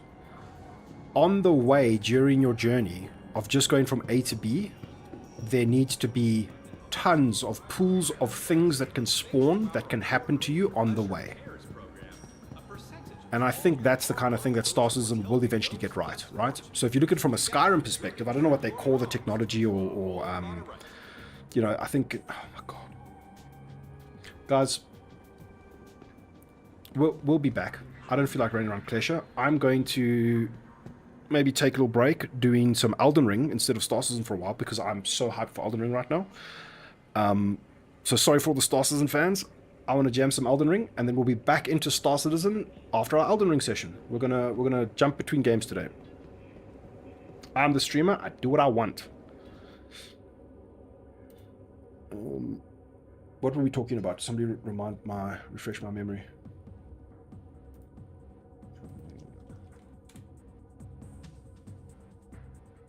Yeah, so that journey from A to B in Star Citizen, that could take you 45 minutes. In Skyrim, they called it wasn't like an AI director or something like that, but this concept of, like, once you reach a certain threshold or level in the game, you go from you know, encountering a rabbit on the road to encountering 2 dragons fighting each other. You know what I'm saying? So, like, going from A to B in Skyrim is always exciting, and it's one of the reasons why Skyrim became so, you know, like a worldwide phenomenon, right? And if they can get that right in Star Citizen, that would be amazing. Going from A to B, because they've kind of done this a little bit, right? There's a chance that when you go from Hurston to Crusader, you could come across a wreck that technically quantum interdicts you. Get out of your ship, explore the wreck, whatever. And now, if you do a lot of these things that are cool and meaningful and exciting, it can then provide that emergent gameplay that your adventure that was just going to be a series of jumps from A to B that was going to take 45 minutes now becomes this fucking exciting adventure where you run out of fuel, or somebody boards you and tries to evacuate all the oxygen out of your hold, or steal your cargo, or does manage to steal your cargo, so you try and track them back down because they didn't want to kill you because they didn't want a crime stat, or the reputation system becomes sophisticated enough that the pirates don't kill you. They lock you up in a room, take out all the oxygen, and you've got 20 minutes to live, and then they leave with your cargo. So then you need to hack your way out of the situation with the hacking gameplay loop, get control of your ship, manage to track the pirates down, get your cargo back, and then go back onto your route. Like all the stuff that could disrupt your A to B Magic gameplay. Red Eye. Magic Red Eye, thank you for the follow. Eve Chimera, thank you so much for the prime sub, man. Missed you there, appreciate it. And one tap bum clap. Thank you for the follow, man. Cheers for putting in. Yeah, we did some Star Citizen. Now we're going to jump into some Elden Ring, because I started playing Elden Ring recently, and I am having a fun. I didn't think I'd be having this much fun in Elden Ring, man. We ended up in Klesha. We'll be back for some more Jumptown after Elden Ring in an hour or two. We'll see how it goes. I stopped playing Valheim after Mistlands update. Did you go to the Mistlands, bro? How did you find it? The biggest complaint about Mistlands is people find that it's the game design decision to take away your sight, because Mistlands obviously obscures a lot of the map, and you've got to, as you progress through the Mistlands, you find ways to remove the mist in an incredibly dangerous environment, and it got too much for a lot of people. Like, it was difficult, right? There's no two ways about it. But it was a very bold decision to take something as fundamental away from the player, because this is like one of the golden rules of like game design. Don't ever take control away from the player. Don't take the character's eyesight away. These are things that frustrate people, right? And they were very bold with their Geeky Giggle Gamer. sort of thing, right? So with their decision to do that. Are you Queso's cousin? I don't know who Queso is, bro. Geek Giggle Gamer, what's up? Thanks for putting in. Cheers for the follow. I'm not his cousin, bro. I might be. My cousin might have a nickname like that. I'm not sure. Hold on, we've got to do this quickly. Flawless widescreen. Yes.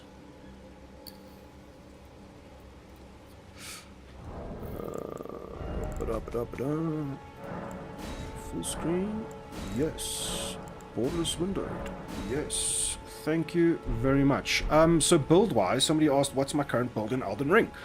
The first time I played the game, I went for a very hefty, get the biggest sword strength build, and now I'm going for I'm kind of leaning towards Faith Dex. We jumped into the game. We actually struggled against Margit. That's how underleveled I was when I went to this place. I could not actually defeat Margit, even though they're kind of easy. So we decided, fuck it, and I got hooked in just exploring the game again, man. It's been so much fun.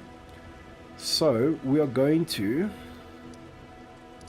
go here, and I was asking myself, this demi-human forest ruin, is it worth doing that at nighttime? Because I know the demi-humans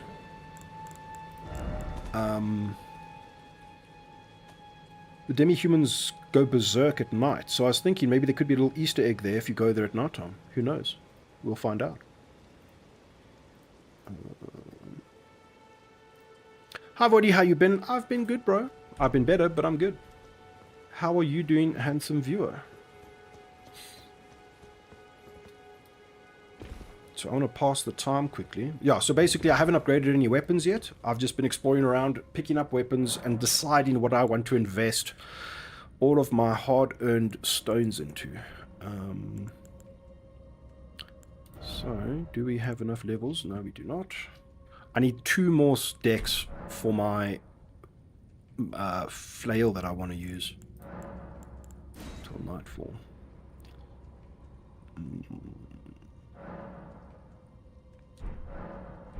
Yeah, dude. I mean, I was trying this dex build and trying to go like shield, one-handed weapon, something different to my previous build. And dude, Leonine Begotten, all the way down here, I could not beat him with that shield, dude. I had to pull out the Bloodhound two-hander. and it made the fight so stupidly easy. So basically at the moment we're being kind of flexible. We're seeing what works, what doesn't work, what we like, what we don't like. And we're just gonna do it like that for now. And of course we're gonna one-shot everything, nothing's gonna stand in our way. Easiest game in the world, made for absolute fucking babies. Ow. So I wanted to go there now. Why do you wear glasses? I've been thinking. So there are so many reasons, bro. I wore them once because I literally broke my normal glasses. These are prescription sunglasses. Golden sunflower. And my normal glasses broke one day, so I had to wear these, and I wanted to stream that night after my glasses broke, so I wore these so that I could see. And people kind of dug it. They were like, hey, yo, it's Voidy, like, check the glasses, bro, love the vibes, kind of a thing. And I thought, okay, cool. Whenever I do something that's, like, maybe high intensity or, you know, above the normal, right? So if it's just like a normal stream, I'll just wear my glasses, bro. But because we were going to do Jumptown today, I thought, hey, let's just go full, you know, full glasses mode. That's the truth. I should have memed that answer, but, you know, it's hard to always be in that kind of mood, I guess.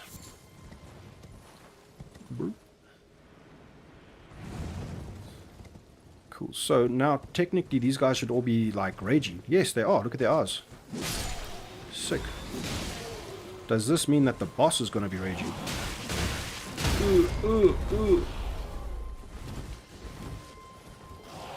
Fuck off.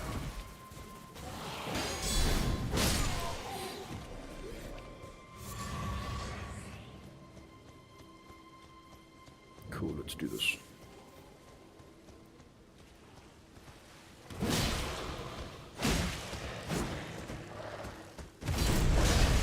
Ow.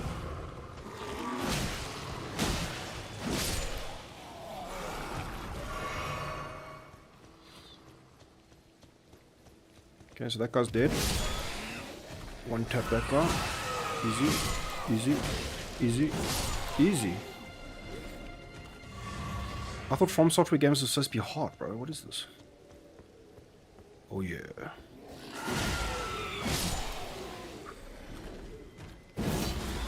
Fuck.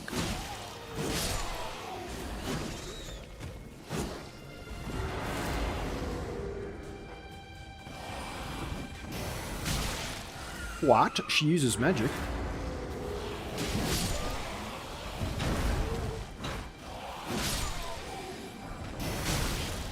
Holy fuck, that does a lot of damage.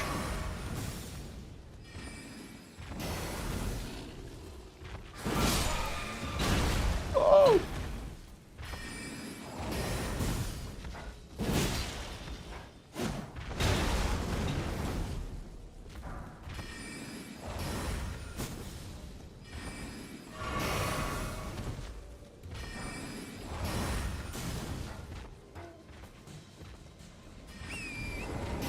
I really wonder if she is more difficult at night time.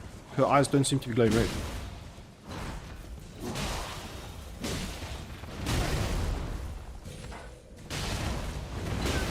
Ow.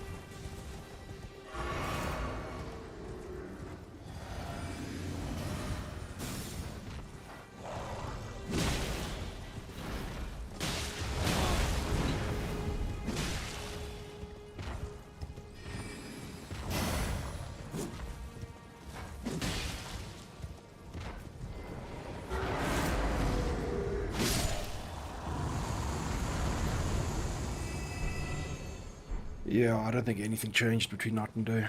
But who can remember? Who can tell? Bro's about to get bodied, you reckon? What's up, 5-star? I know you play a lot of JT. Do you know when they dropped the box prices to 10k? This is, so basically 5-star, the previous JT was probably better tuned than this current JT. This nerf, like as this JT went live, a lot of people were saying like, oh my god, they nerfed the boxes. So I'm fairly confident in saying that this is the first JT that they've nerfed it. And it's funny, bro, because there was... I'm trying to think where I read it. Somebody said that they had done something new and exciting for JT this time around. I guess the patch never made it, or the update never went through, because this JT's been kind of mid, bro.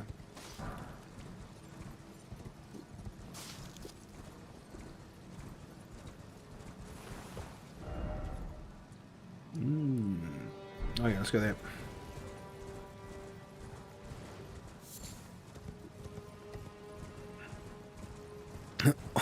All good glasses have a frame.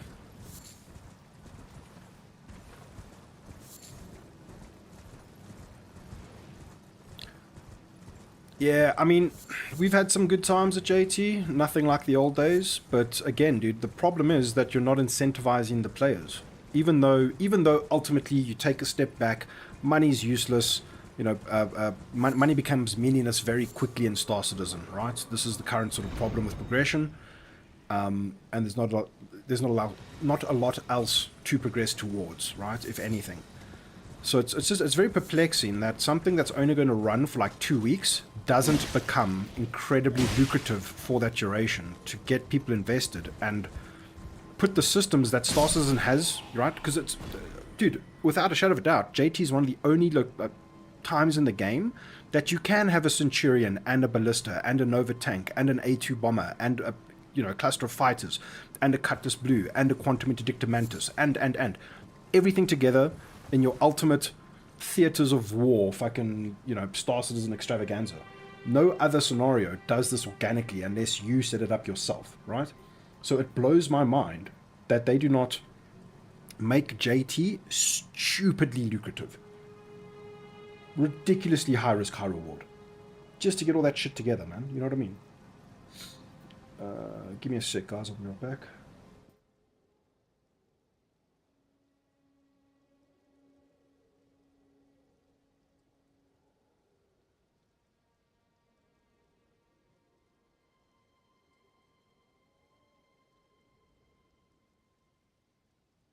All good ships have a name. Isquish.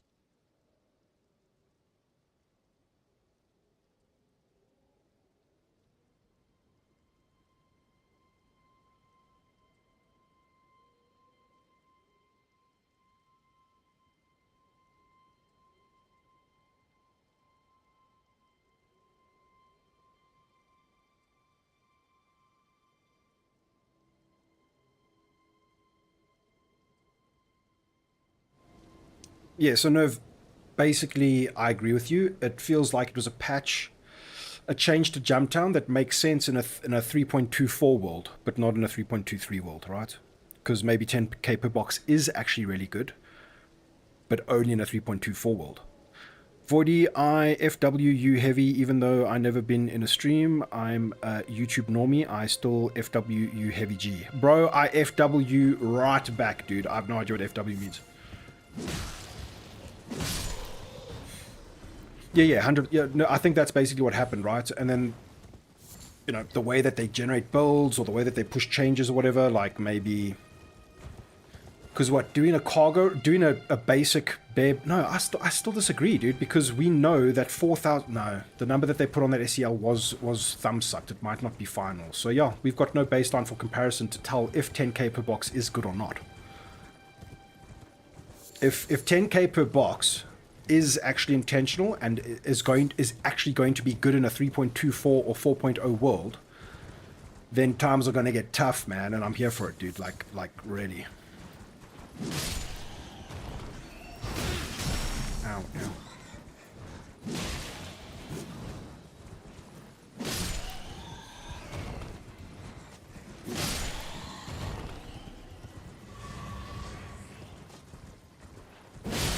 Holy shit, we got them all.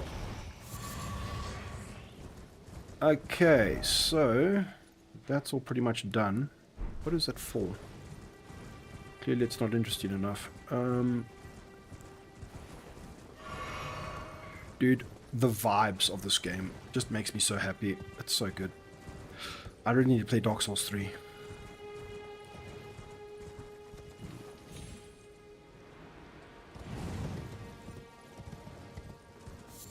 Okay, so we've basically been all around here. This is nothing particularly interesting. Can we get on top of this? Of course we can. Where there's a spring, there's a way.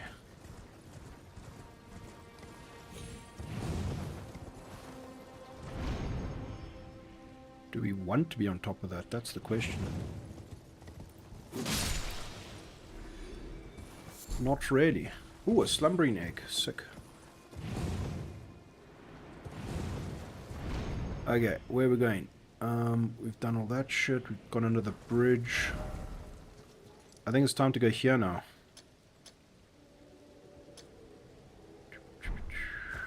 Go to 3. Oh, lordy, lordy. Never mind, bro's coated. No.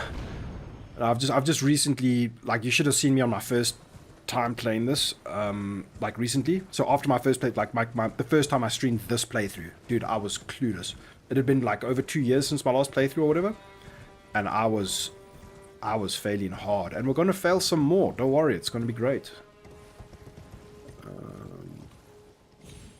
But yeah, certain weapons do seem to just make the game so easy, dude. Like my first playthrough, I went with the Guts Greatsword and just tweaked that to my liking with various ashes, and it was fun as fuck. But I think it was a little bit easy. I say that, but I probably struggle bust. Who knows? And one thing I am trying to do in this playthrough is if there's ever a story-related summon, I will do the story-related summon, because I think it unlocks extra dialogue stuff that I missed the first time around. Because I had no idea how this should work the first time I played it. Fuck you, right? Oh, sorry, Nerf, close your eyes, bro.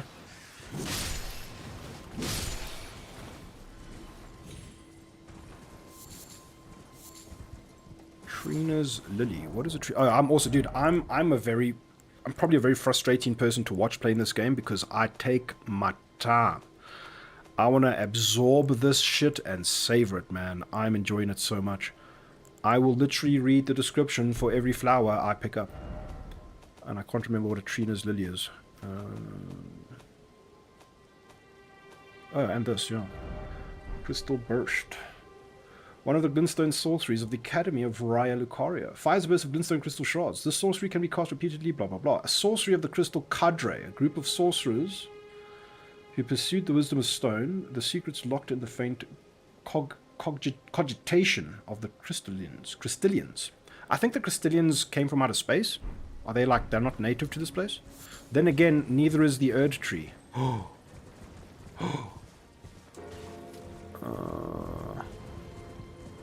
Oh shit, can we do this? I think this is a Crucible Knot.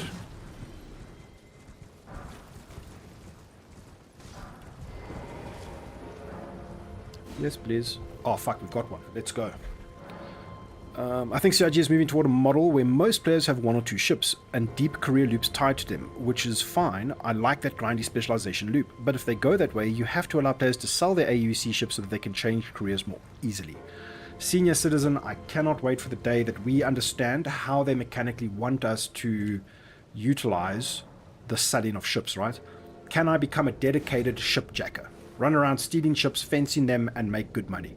That is my gameplay loop until exploration becomes something worth doing, or something exciting and tangible. You know what I'm saying? Oh god. It's the ancient hero of Zamor. You want some more of these nuts, bro? Let's go. Fuck, this is terrible. Guys, I'm being so cringy. I'm sorry. I apologize.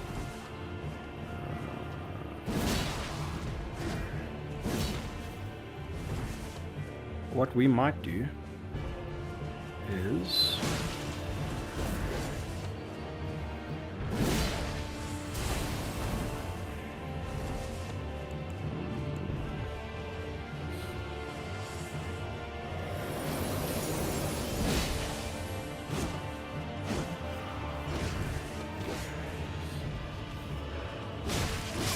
Oh shit, that was a quick one. Slow and steady, explore every nook and cranny. That is the way to go, nice and slow. And I love it, dude. And even though it's my second time, I've just like forgotten so much from my first playthrough. The biggest thing that's striking me on this playthrough is just how good the vibe is, the atmosphere, right? It's just insanely well done. Scrap a career would be a lot of fun and good for server health. 100%, dude. And like I think I don't think they should design for that, because it's kind of tricky to know, like, oh, what is our server config? What can we get away with? What are our upper and lower limits, right? Then to go and design gameplay that you leave in the player's hands, my souls, to that could impact that. I think that's maybe a bit of a dodgy choice, but it is a cool idea, right?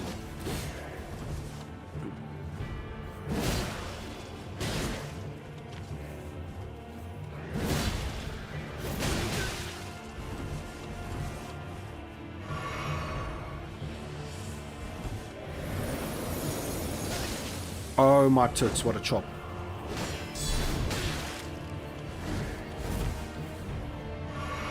I know this is a super easy boss. Why are we struggling?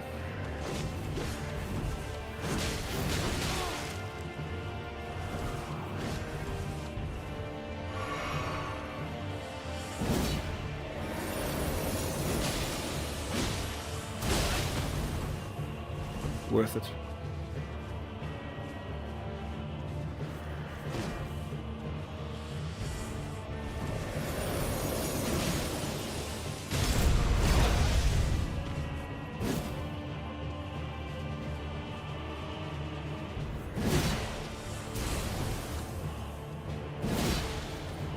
Is it like, I feel compelled. Charles Mao GNR. I feel compelled to just do jumping heavy attacks all the time, because then you'll break them and it'll be an easy fight. I say as I get killed. Bro, I'm working right now and your humor is at the perfect level of for my distraction level. Keep it up. Charlie's mouth. Thank you for the follow, bro. Appreciate it. Is Squish. Thank you for squishing in. Appreciate it. The Space Maze got me zooted. Oh, were you doing Jumptown, bro? Yeah, I don't know why we're struggling with this fight. What we need in our lives is more Bloodhound Fang. Let's go with that.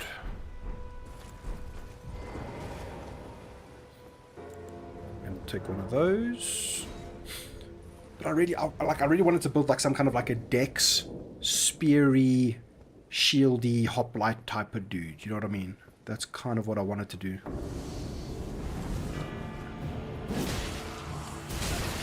Ow.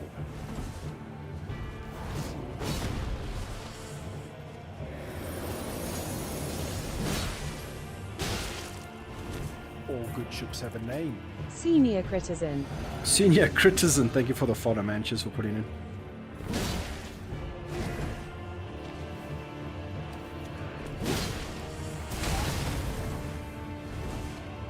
I need way more health. I think that's actually one of the biggest problems right now.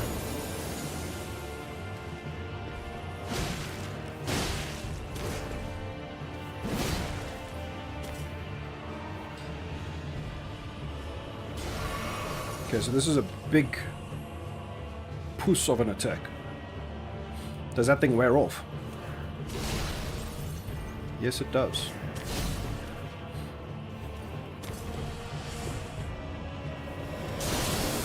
Oh, that's new. Fucking hell, okay.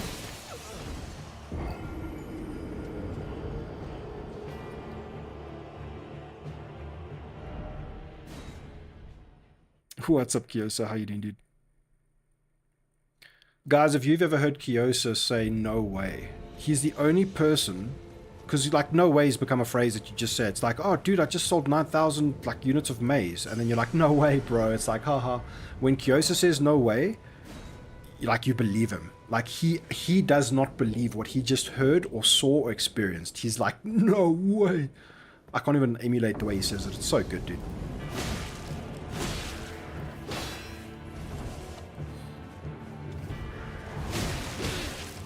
Ow.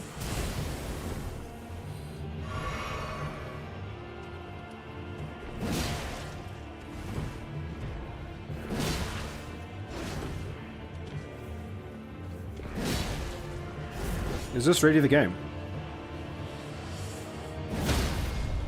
Wow.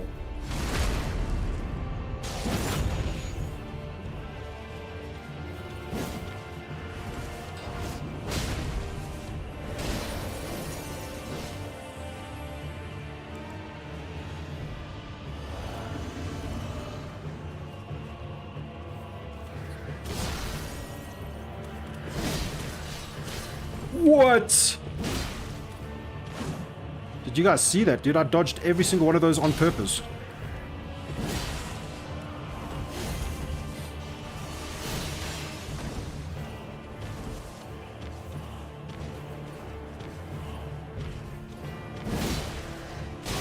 You're just like in a new phase now, are you? Fuck.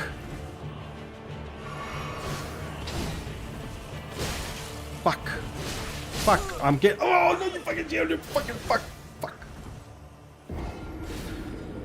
What's up, Julius? Thanks for putting him in.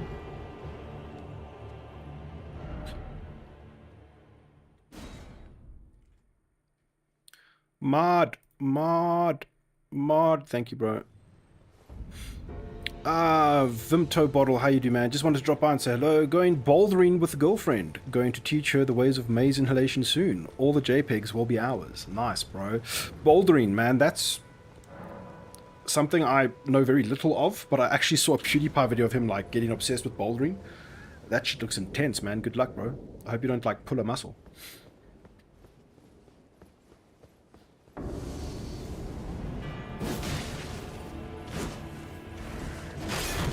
Ow, ow. Ow. Oh, it's so big. It's so long. Holy shit. That's what she said.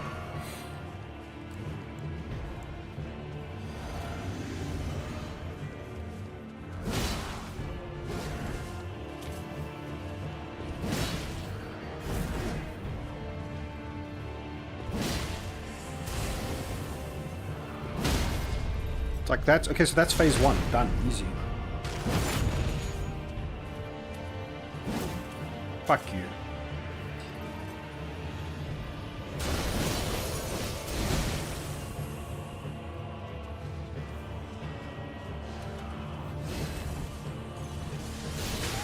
Whoa! Whoa! Wow! Wow!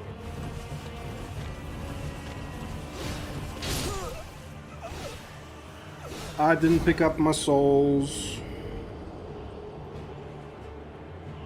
What a turnip.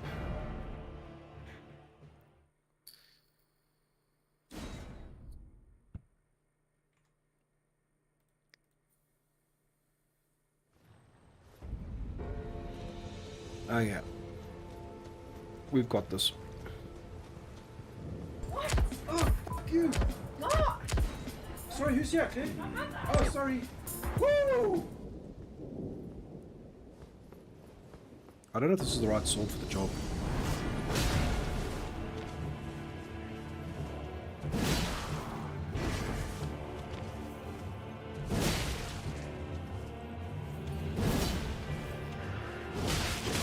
Dude, dodge.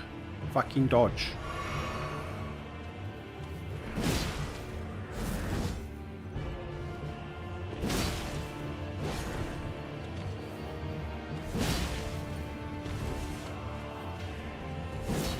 Oh, come on.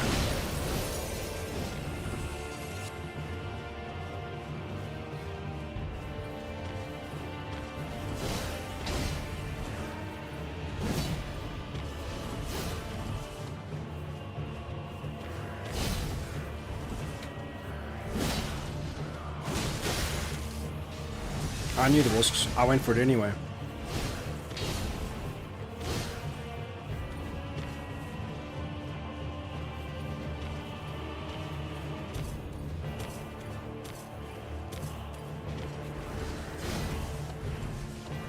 No.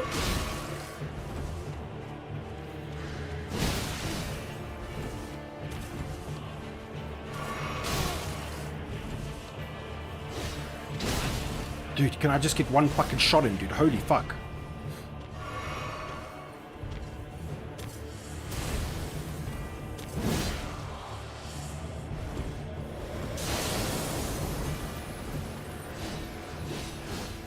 Oh, cool, he's out. He's out of it.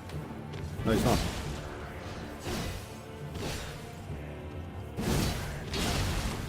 Can I just not hit this motherfucker? Oh, shit.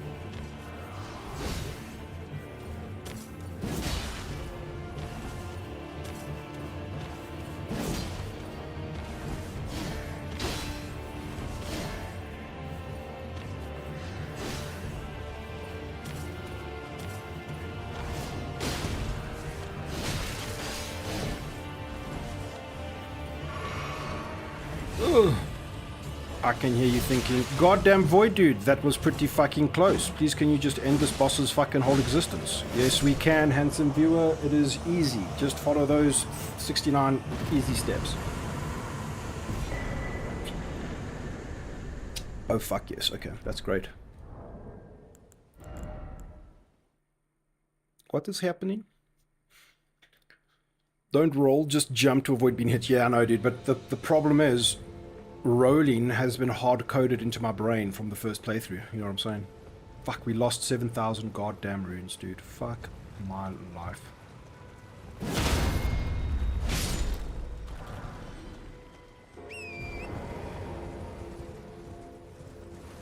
Cool, so that's score seal. Raises attributes but increases damage taken. Done. Why can't I use it? I'm not in inventory. There we go. We'll see if we can. We might have too low health. I'm not sure. We'll see. Okie dokie. That was an easy fight. Barely an inconvenience. I really want to read what these Trina's lilies all about. Where are the flowers? There we go. A light pepper water lily on the verge of wilting. A symbol of faith in Saint Trina. Dulls the senses, preventing agitation. So it's kind of like the mute feature. Or the block feature. Oh shit.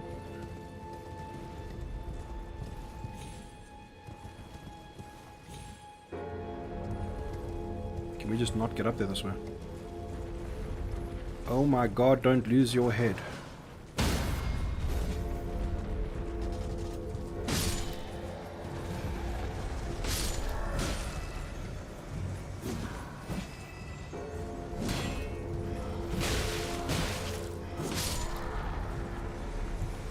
Wow, we are out of all the good juice, bro.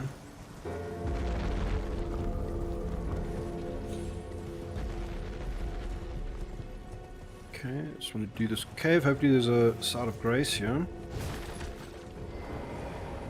And then we'll be quite sorted.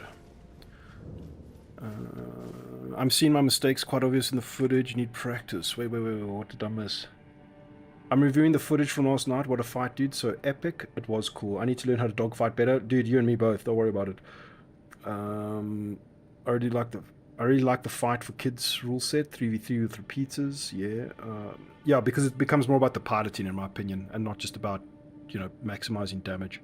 It actually just draws it out enough to actually learn the mechanics of the fight. Watching Voidy's footage on stream earlier, still yawn aiming too much. Yeah, exactly, dude. And that's, I mean, to get hold of pedals or something would be the ultimate solution, but yeah.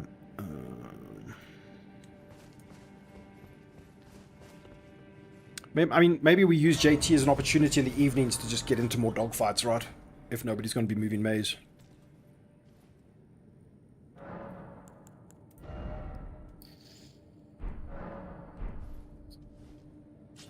Okie dokie, let's go into the cave.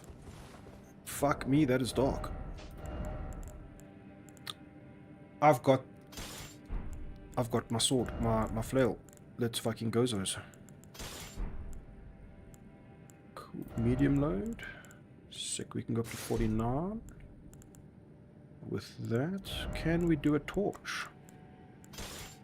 No, we cannot do a torch. We ditch the gloves and we're good to go.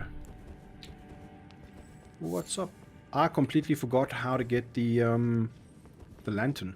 Don't tell me how. I'll figure it out. Oh god, it's a poison area. Just what I wanted.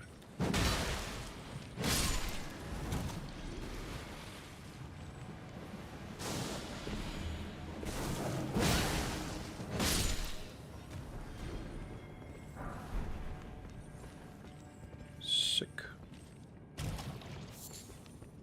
I think we can craft those boluses. We're gonna be in so much trouble now. Ow.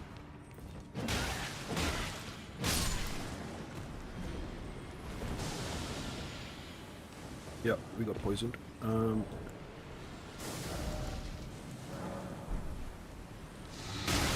Ow. Oh, Jesus.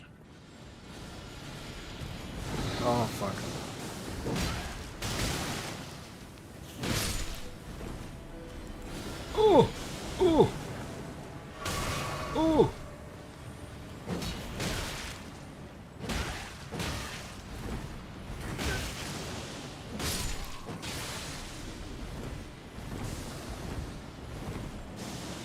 Okay.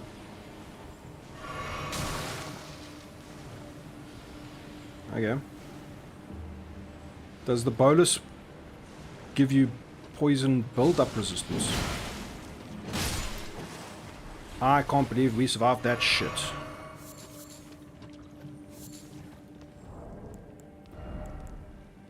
Herba.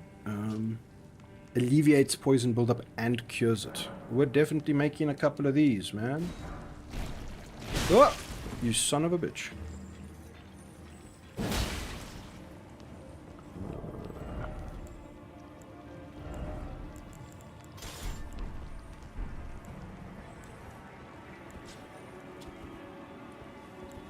So I put it in the wrong fucking hand.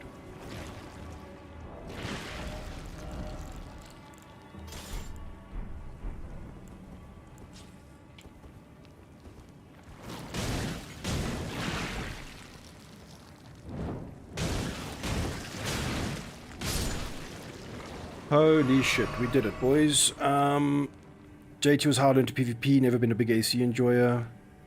Just hundreds of hours fighting. Yeah, so the problem with AC is you're always going to be up against, like, the meta, right? Well, I suppose the JT are also up against the meta.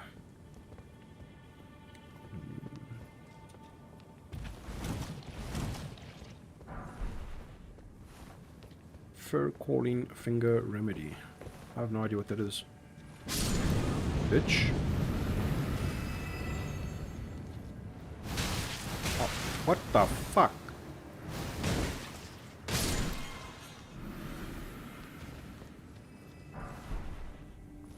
Oh my god, they're alive. And we're out of health.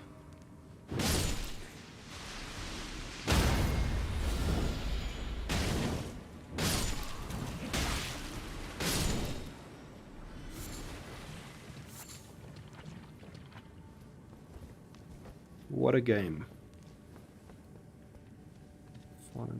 Okay, here we go. What are we about to fight? Let's do...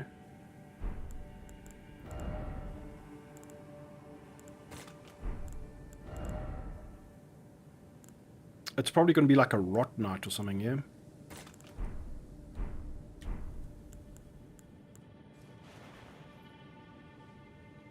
Why can't I apply that? Oh, there we go.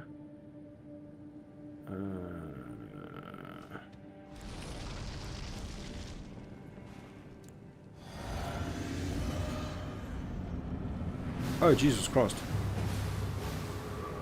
This is not...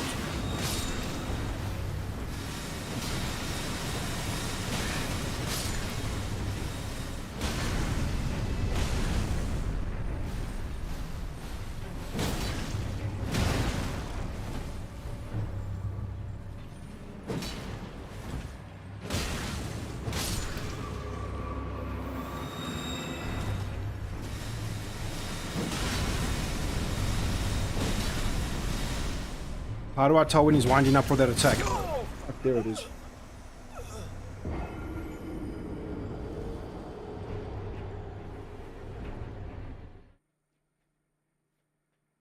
All good deaths have a game. Alex came back and now you're sword swinging. What happened to SC lol? Oh man, we had another 20 minutes left in Clasher, so I wanted to play some Elden Ring. We'll jump back into some JT just now. Felt like a good time for a transition.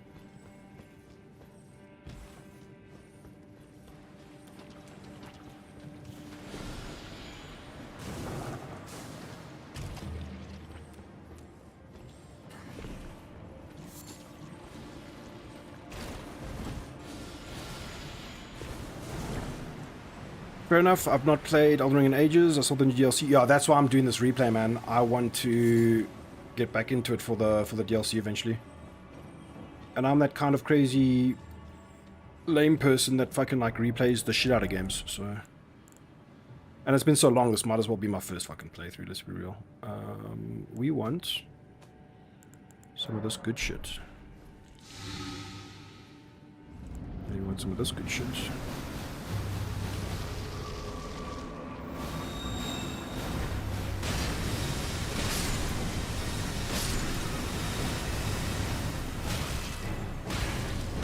I've got boluses on. Why am I poisoned?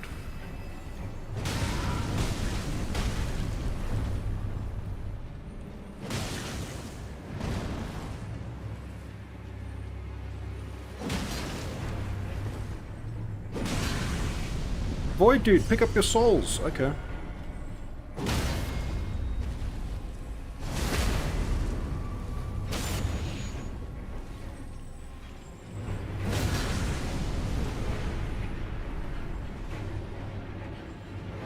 Do it! Come on, do it! What are you waiting for? What is he doing? What the fuck is he doing? Poison. Who cares? No one cares about your poison, bro. Do you think we'll ever be able to, like, make med pens ourselves in Star Citizen? And, like, you know, you decide the ingredients of the med pen. Like a maze med pen. And you use it to, like, incapacitate people. And then you can have, like, an immunity. Like, if you use maze all the time, you have, like, resistance. I'd play that game.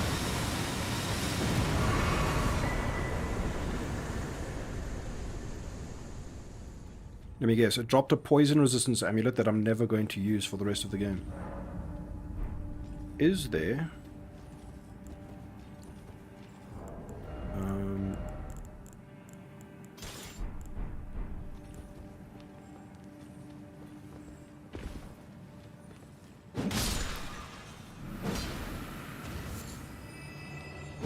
Nothing else to explore in this cave. Is it one of those caves?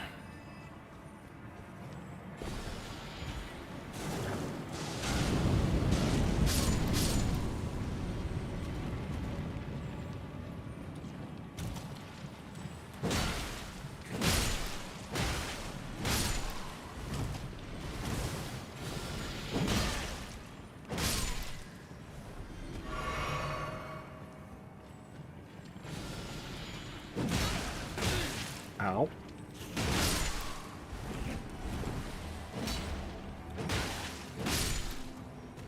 Okay, I think, given the time, after this, we'll go back to some Jumptown.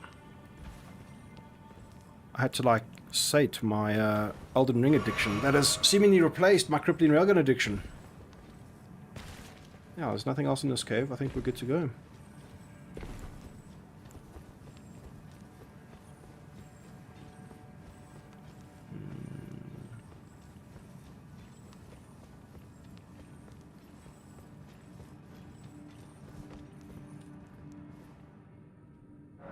Played Sekiro. Yes, I did, and I never finished it, man. I want to go on, like, a Dark Souls kick. I never, like, finished... I played Demon Souls, never finished it. Played a little bit of Dark Souls 1, haven't touched Dark Souls 2. Get recommended Dark Souls 3 all the time. Played the shit out of Elden Ring when it came out. And, yeah, that's my experience with these games. I kind of really hope that the Demon Souls remake gets released to PC. And then I would, like, jump into all of them, right? Play them in, like, order of release or something. Do we get Vigoroni? Vigoroni pepperoni, sick. Ashes of War. What would we put on this bad boy? 82, 160. Yes, yes. What are we on? 176. With bleed build-up. I'm excited to just hit something with this, then we're going to go back to Jumptown.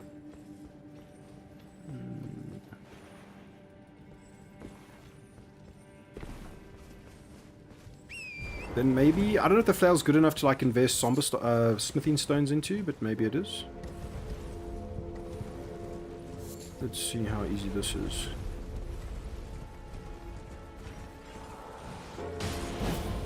Whoop, he disappeared.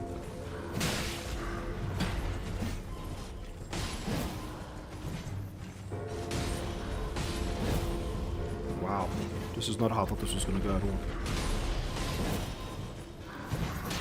Dude, what annoying mobs, holy shit.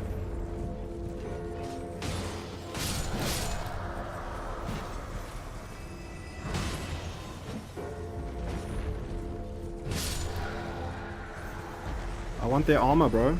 They've got some sick armor. Okay, that's how we do it. Animus. Easy game for babies.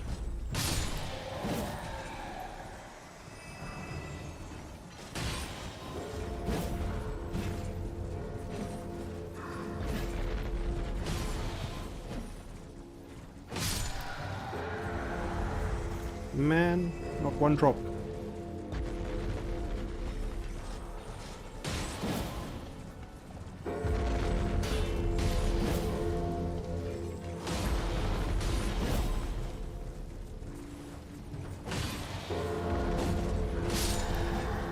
Yes. No. Fuck. Okay, let's clear this mausoleum. God, it took me forever to figure out how these things fucking work. Holy shit.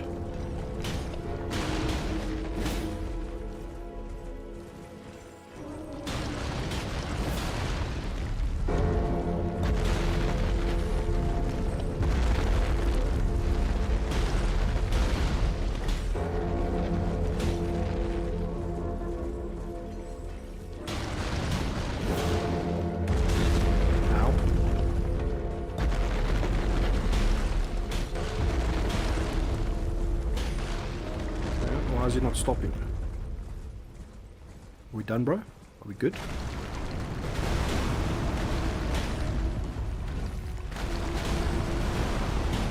Oh fuck, he's coming down.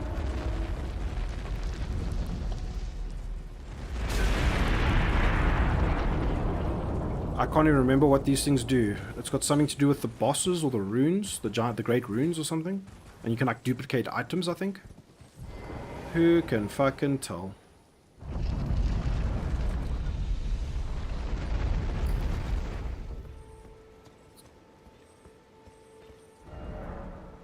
Remembrance duplication menu. With the remembrance duplication menu, you can duplicate remembrances you've previously acquired. This includes remembrances for which you've already drawn out power. Duplication can only be performed once per mausoleum. Is it mausoleum or mausoleum? Okay, so we got to kill Godfrey, I think, before this even becomes relevant. So let's make a notey note. Marker. Treasure over there. Go back and get the treasure.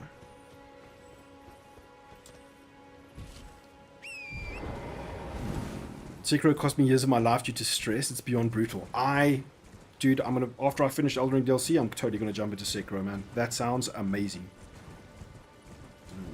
Okay, I think that's it for Elden Ring, guys. We might jump back into some Jumptonian town now. See what's cooking. Oh, I love this game. I can't wait to play more. Oh yeah, Jumptown boys. Let's fucking do it.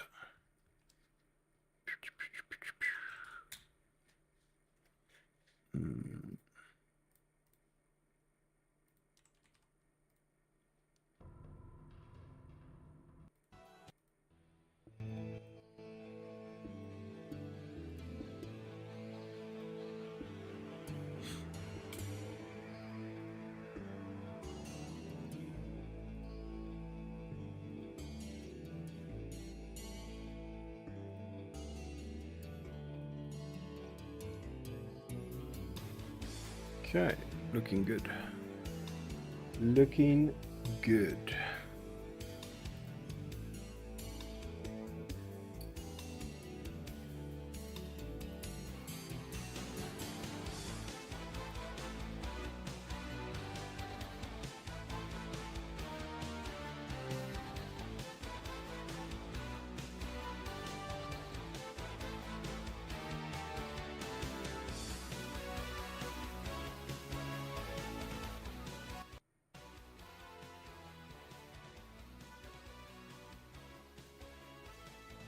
Senior Citizen, I might have missed you. Thank you so much for the follow. And, oh yeah, we got you, Charles Mouth Gnur. Appreciate you guys pulling in earlier.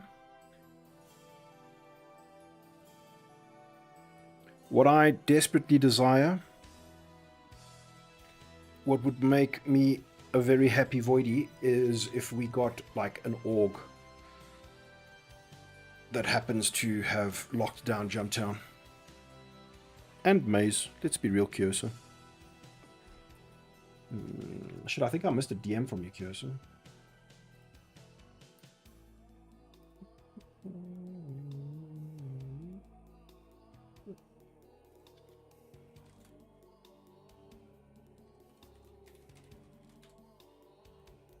Okay, let's do this.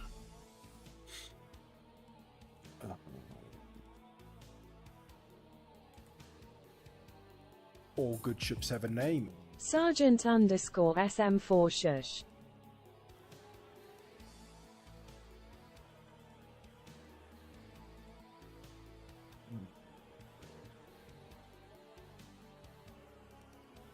That's actually a very good way to put it. Fair, we need to talk later if you're still around. You replied, but not with the audio bits. Fuck, I've missed your DM, dude. I apologize, bro.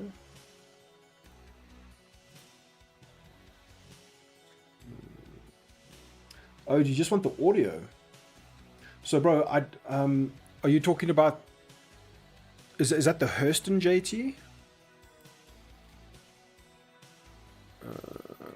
Yeah, but is it the Hurston JT or was it the more recent one? Yeah, okay, cool. So that I don't actually have a recording of that. I can't record and stream at the same time. So that was on stream. So the only way to get that would be to find it in the VOD. I can maybe look for it later. Because you could either just like put it straight from there, or I could like download it or something. I don't know. Okay, cool, bro. Sorry about that.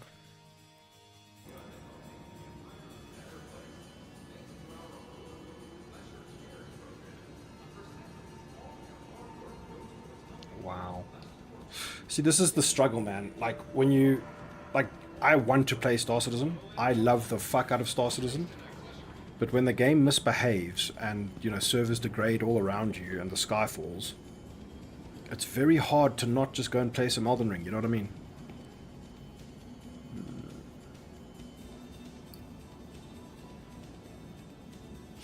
This server is fucked.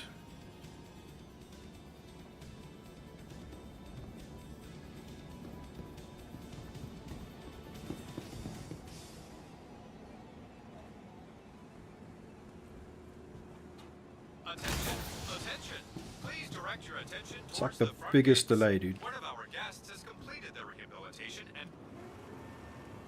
and is being released. I wouldn't want that in my prison. Totally, dude. I've been wondering how you've been dealing with server shit. Yeah, dude. Yeah. I mean, everybody understands the struggle, right? And it's also it's like it's compounded by the fact that if you have played on high FPS servers, you know how good it is. I was captured by Blackjack. As in Blackjack Securities. I took like 10 days break. I had to. Lo-fi was dying around me and sadness was following. Yeah, and I mean, I've also gone through, you know, bouts of like Star Citizen burnout, right? I think it's less. I don't feel it as much as other creators sometimes because I have like a family and kids and stuff, and they keep you so busy. So it provides, you know, a lot of back and forth. But yeah, burnout is like serious shit, bro. I mean, it's one thing being burnt out on a game, it's another thing being burnt out in like, you know, life and like, you know, real life stress stuff, right? So this is all I've got. Low life is life. Yeah, bro. I'm sure you are excited to go low flying in Pyro, dude. I really fucking hope that you know, the first sort of like pyrotech preview type stuff we get is the whole system. Like, I'm sure they're chomping at the bit to release that soon to players' hands. Has there been any like news and stuff while we wait for this incredibly long spawn to go back to Everest Harbor? Robert Space Industries. I guess it's Friday, so there's like no news. What's the SEL supposed to be on today? Oh, there was a monthly report, subscriber promo. Do you guys feel that Jumptown was an excuse for a ship sale?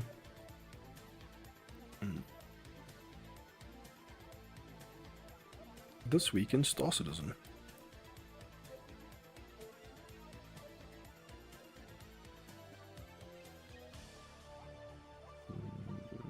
Why is it so big?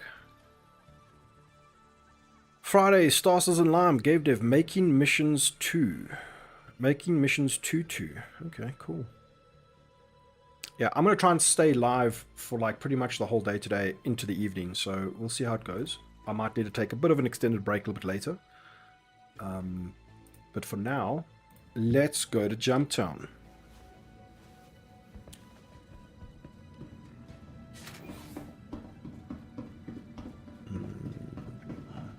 Oh, we've got to change the stream. Back from Elden Ring to Star Citizen. Dunzos.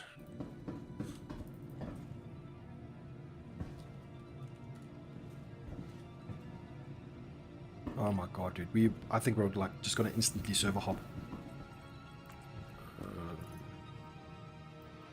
We've got all our shit at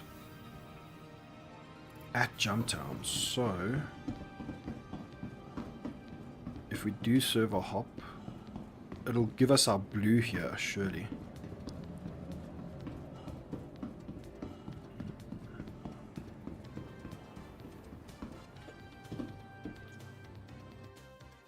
Are there commands like that that just work? I don't think I've set up those commands. It would be cool if there was like a Twitch default to do that, because yeah, that didn't work.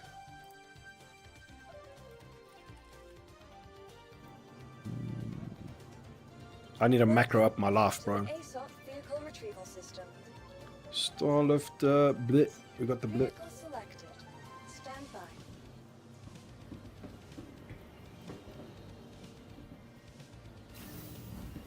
Then we've got to head to ArcCorp.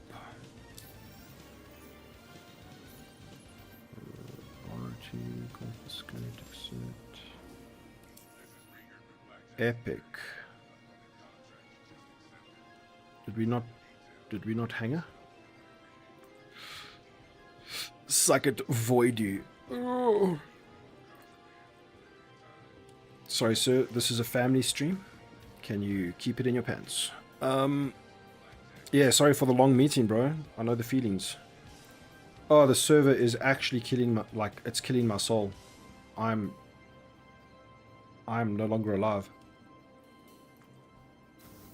Oh my god, we made it. Fair, I want a new fighter. What do I get? Look at this. Fair's turning Kyosa into a pay-to-win guy. F7's not an option. Because it's FOMO gated, right? Yeah, I would recommend the buck, dude. If I could perform in the buck in that tournament, like you can perform in the buck in that not tournament, if you know what I mean.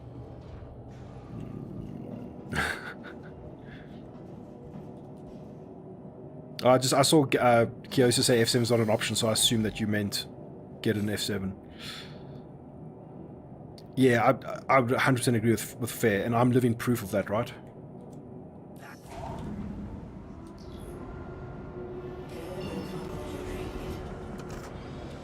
And it should be pretty cheap in game, right?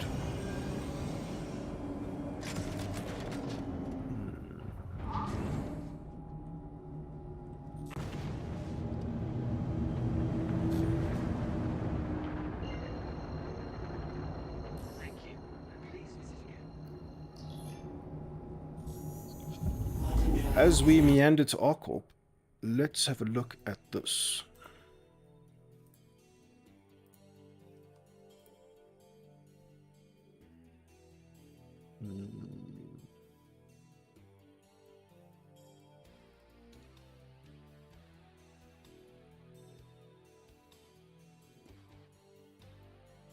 This is apparently like a...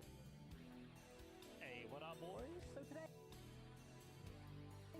Rather unexpectedly poggy stream, as we were treated not only to an incredibly detailed showcase of their server tech systems, allowing for a next-generation, massively multiplayer open world, but we also got an announcement of Alpha 1 key holders finally getting into the game to test this exciting new tech. Sorry, who's here? Before we get into that, look at this guy's motherfucking outfit, bro. The Wazoo Twitch subs and I would love for you to grab yourself a spectacular because Alpha 2 is approaching fast, my friends, and oh boy, I am super excited to finally get into this game in a few weeks. But enough about that, we can talk about that in later videos, because today... These two players are no longer in adjacent servers and therefore won't directly communicate with one another. So this is the kind of the stuff that I've been seeing.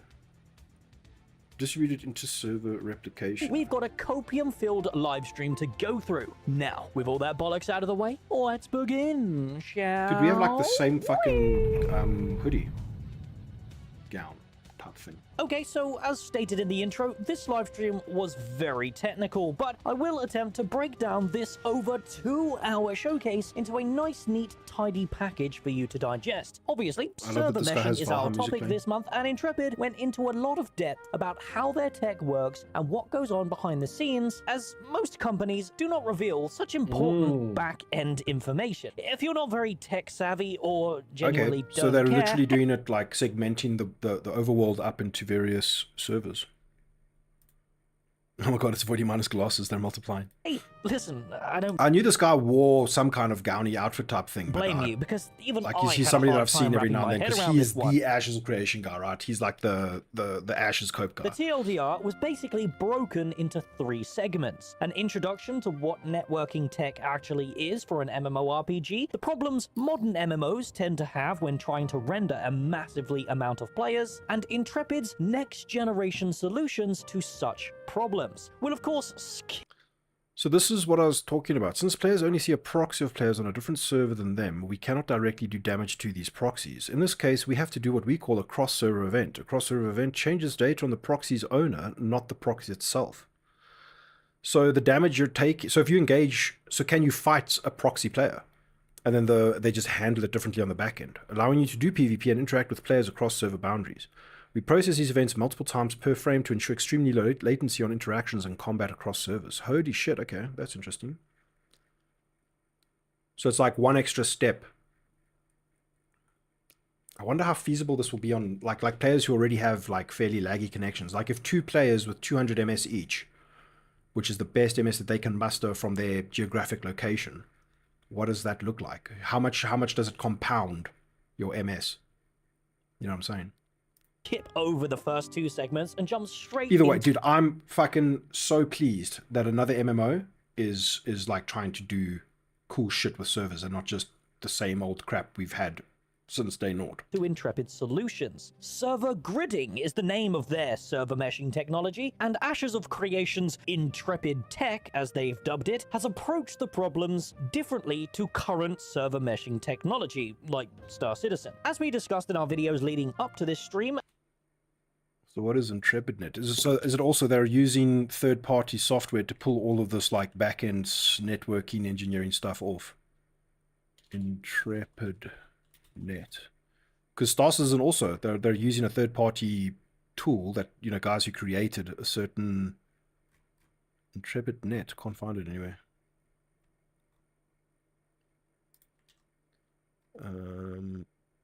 Yeah. Star Citizen uses a replication layer to keep the persistence between a server transfer. However, this has been entirely removed in Ashes of Creation, and they have instead replaced it with a completely different approach that I won't get into the details because, let's be honest, it's a bunch of bullshit that we don't really care about. Just trust me, bro, it works. It's true. Pretty much that's how it should be. Unfortunately, the lack we gamers have no fucking cooking clue what is actually happening, and then you get all these fucking armchair devs who think that it's you know, they know better than the people who've spent the last 10 fucking years. I'm not calling you out here, Fair.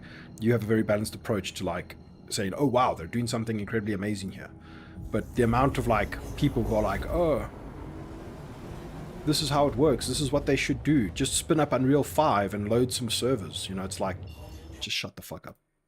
Of a replication layer also creates a problem. Without a replication layer, one server cannot communicate to another server on the other side of the world. Therefore, Intrepid have created a brand new concept known as microservices, which can be visualized like additional servers floating above the standard ones that communicate all the information to one another. And now, so various microservices handle various features in the game, right? onto the final solution, I mean, they're implementing the solution that makes the most sense for this type of game. solving the large numbers of And therefore, you know, a single server wouldn't be able to handle all the players, all the nodes, all the combat, all the cities and towns, all the NPCs, right? They're distributing that across 5, 6, 7, however many dynamic servers to handle all of that stuff, like organically, right? I guess that's what I'm picking up from this. But again, players I'm coming just a together dumbass. in one location dynamically. Dynamic server meshing. I'm a literal Problem armchair dev. Star I develop Citizen shit has from my been armchair. stuck on for many, many years, sinking hundreds of millions of dollars into it, and they still have yet to solve it. Ashes of Creation are approaching this in a slightly different way again, through the concept that they call dynamic gridding. Without going too in-depth, it is basically just splitting the already static server grid into additional small... And the thing is, this is probably going to work better than what we've seen in Star Citizen, because as far as I know, Ashes of Creation doesn't have, you know, physics, right? You know, will Star Citizen get to the point where I can take a melee weapon and we can put a basketball on the ground and you can hit the basketball from one server? You know, we happen to find that transition location and we smash, we literally play fucking baseball with a ball between servers, right? That's the thing that's interesting about Star Citizen, is because physics plays a big role in the actual gameplay itself, which I don't think Ashes does, right? Are they, you know, can you knock over a cup in Ashes of Creation? This is what I'm, you know, each requires a different approach to how you handle those networked physics, right? Then you get games like Overwatch where the physics, because you can, like, you know, in the spawn room of Overwatch, you've got a whole bunch of like physicalized objects and you've got a basketball. That basketball is networked physics, right? Because everybody can see the position of the basketball between the server and all the various clients that are interacting in that same game space. But everything else, all the junk, all the stuff that you can destroy, all the set dressing that is interactable and destructible, that is client-based physics. So the way your jar explodes when you smash it with a hammer is not the same precise location of each shard of glass when I do it on my side, right? smaller servers within the same grid. And the most interesting part about this is that it isn't 5 Does it have jiggle physics though? Jiggle physics have been banned, bro. Like that's, oh, dude, what's happened to gaming? What's up, Zimba Ninja? years away either. The team are aiming to have this dynamic gridding ready and live for the Alpha 2 launch, just a couple of months away. Doesn't Trepid currently have a plan on how to accomplish dynamic gridding, or is it just we want it but don't know how? Right now, dynamic gridding is in place. Right now, what we are doing is we are optimizing, fixing performance around that, and the current goal, which is on target, is that dynamic gridding will be online by the start of Alpha 2. All of our tech was built to get to the point where we can do dynamic gridding. This has always been the end goal overall. So dynamic gridding is still in active development right now, but the plan is that by Alpha... The sad thing about the gaming industry is that it takes these crowd-funded games to push the tech forward. Like, just comprehend that statement. The AAA, quadruple A, mega fucking corporate America / rest of the world gaming industry will not allocate resources to push this stuff. And that is so sad. Alpha 2 entrance criteria. Because, I mean, at the end of the day, bro, it's, you know, what is guaranteed to make money? Okay, cool, do that thing. Oh, this crazy research and development that could make something cool might not make money. No, we're not gonna put money there. Why would you? That's risky.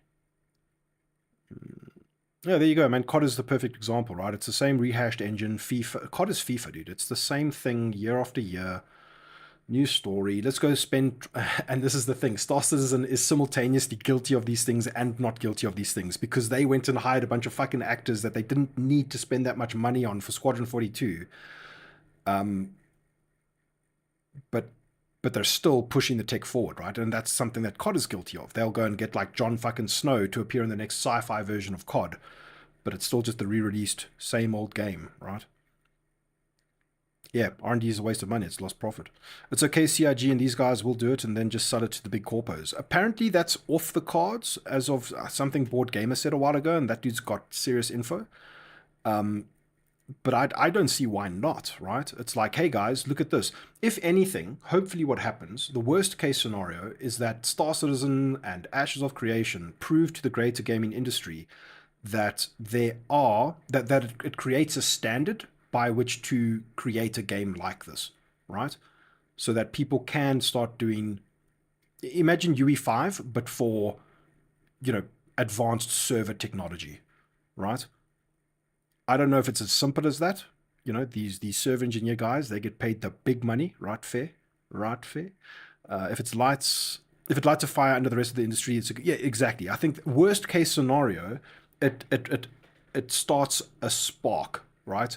A fucking ember that says, look what's possible, right? And if these games become super hyper successful and manage to maintain super hyper success for an extended period of time, I'm talking World of Warcraft 10-year run, #1 MMO on the planet, and every one of those 10 million people are paying a subscription fee levels of success, then you've got a fire under the industry's arse, right? I'm definitely not concierge. What are you talking about, big money? Battlefield used to innovate and then stopped. 1000%, dude. You don't understand how much that statement resonates with me, dude, because Battlefield was my jam for the longest time. Since, do you remember a game called Codename Eagle, which was technically the first Battlefield? Battlefield became, it was built off of that original engine that became Battlefield 1942, and then Battlefield 2, and Battlefield 3, etc., etc. Oh, yeah, same, dude. 2042. It was, I think me and my friends, we logged into that game. We rode a hovercraft vertically up a building, and we're like, dude, what is this game? When companies drop 300 million on a game, no one wants to take a chance. Just the same slop, exactly. And you know what's fun? Actually, it's not a great argument. I was going to say that, like, look at how game prices are increasing. But if you compare, apparently if you compare modern game prices adjusted for inflation, it's still well under where it should be, right? If you just look at inflation, we should be paying over $160 for your average game or your average AAA game. So games have managed to stay quite cheap over the years. By the way, Voidy, can I recommend... Oh, for fuck's sakes, another on YouTube. God damn it. What's up, Smooth Yoda? All good, my side. Hope you're doing well. Let's carry on with the... Yeah, it felt like City BF all over again, dude. 100%. It was so bad.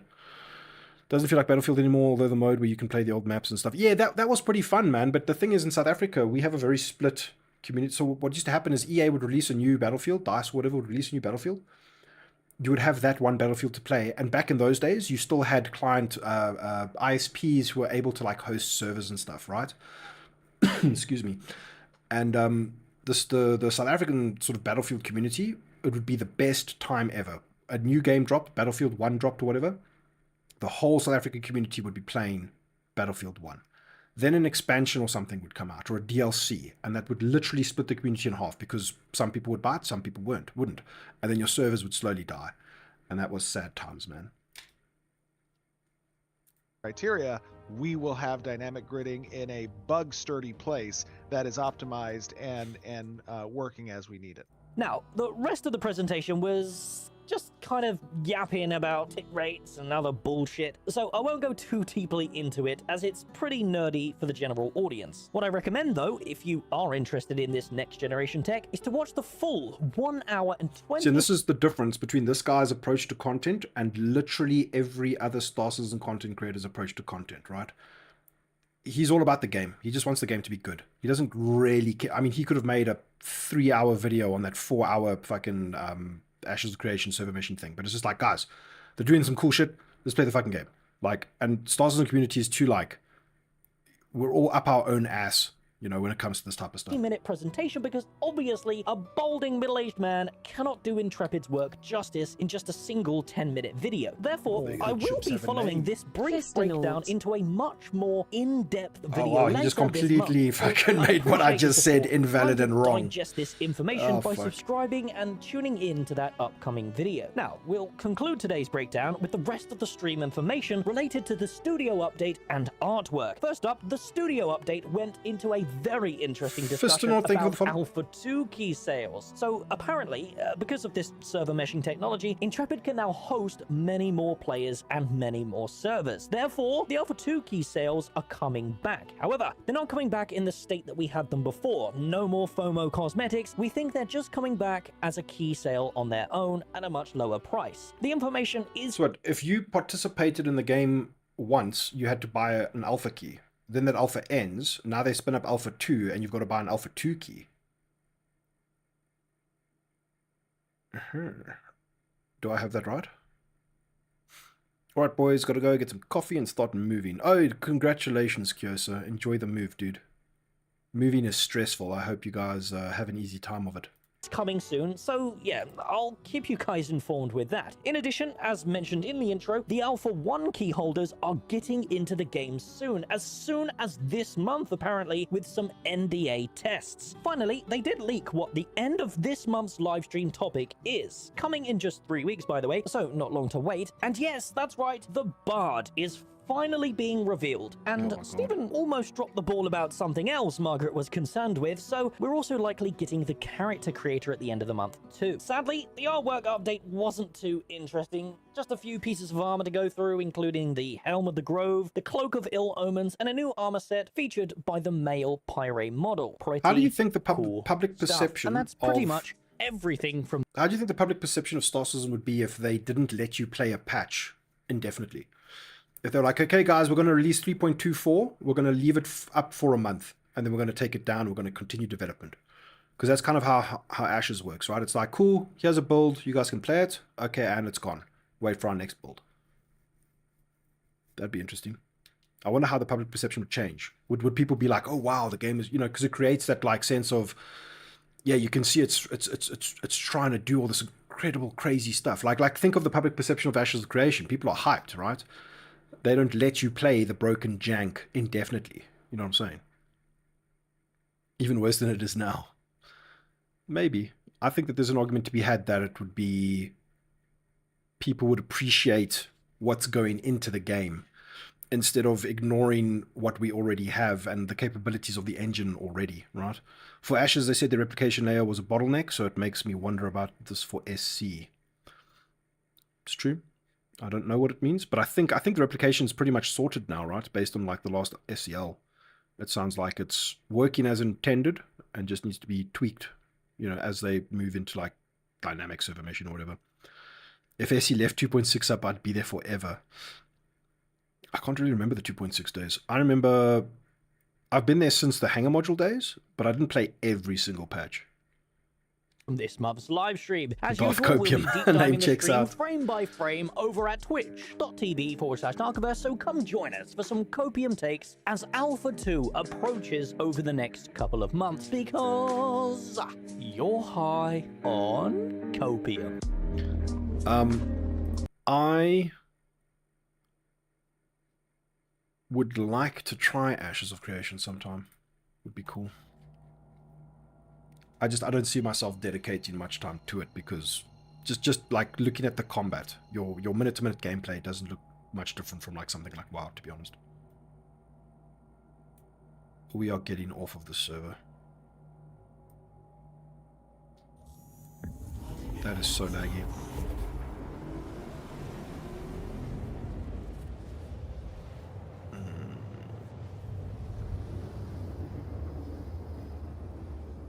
Hopefully they don't fuck it up like Excel Games. Treon, I don't know, Treon? Game something? What is that word?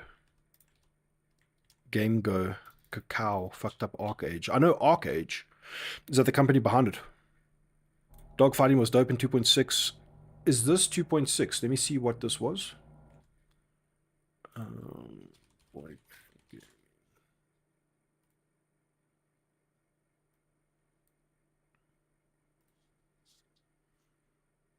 What?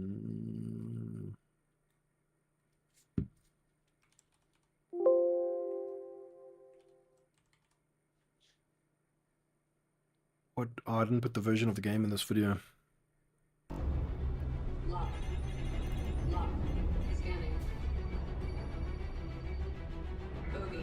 Is there anything that gives a hint towards the version? So this is me and a Hornet firing a full volley of missiles at an M50 that nobody could kill.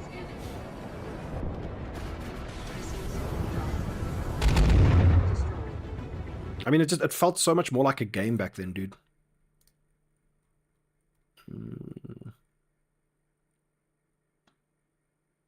Check this shit out. This is my videos from like way back, 6 years ago. 3.0. Bro, 2 NPCs were fighting each other, and I was EVAing, and look how close this fucking thing came to me.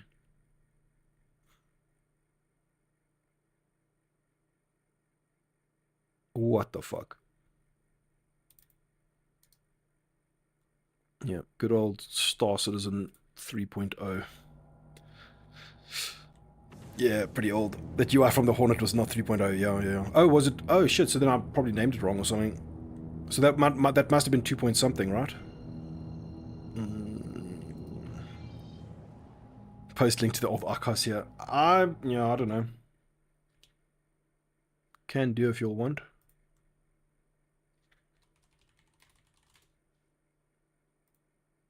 You can see some serious fucking cringe on that channel, bro.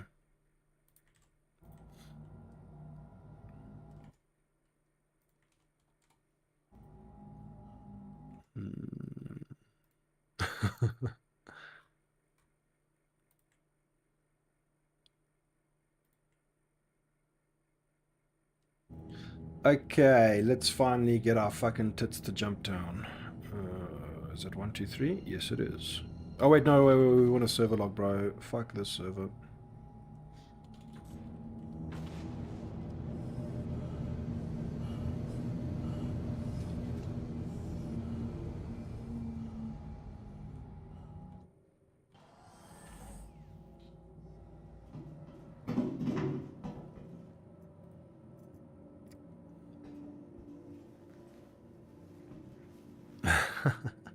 The worst content, bro. Trust me.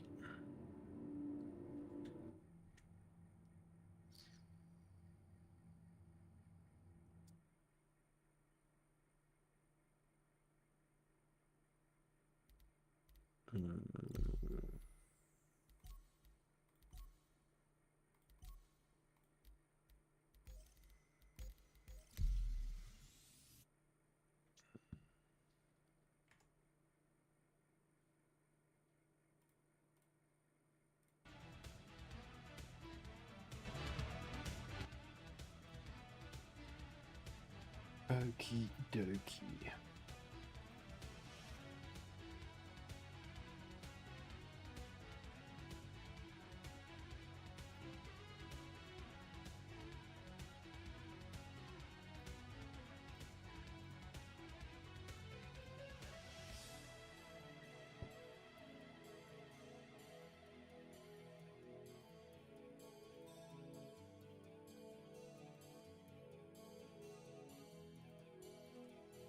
I think there's also a lot of interesting discussion to be had from the actual polls that I did, because like I made that video that said this patch will make Star Citizen less pay to win, and people were like, bro, what do you mean it's not pay to win, you clickbaiting like asshole? And I was like, holy shit, bro, is this what people really think? Like, it's okay for Star Citizen to be pay to win and you can still enjoy the game.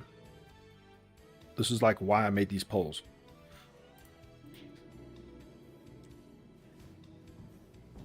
Confiscate contraband. Let's go, Blackjack. Wow. Wow.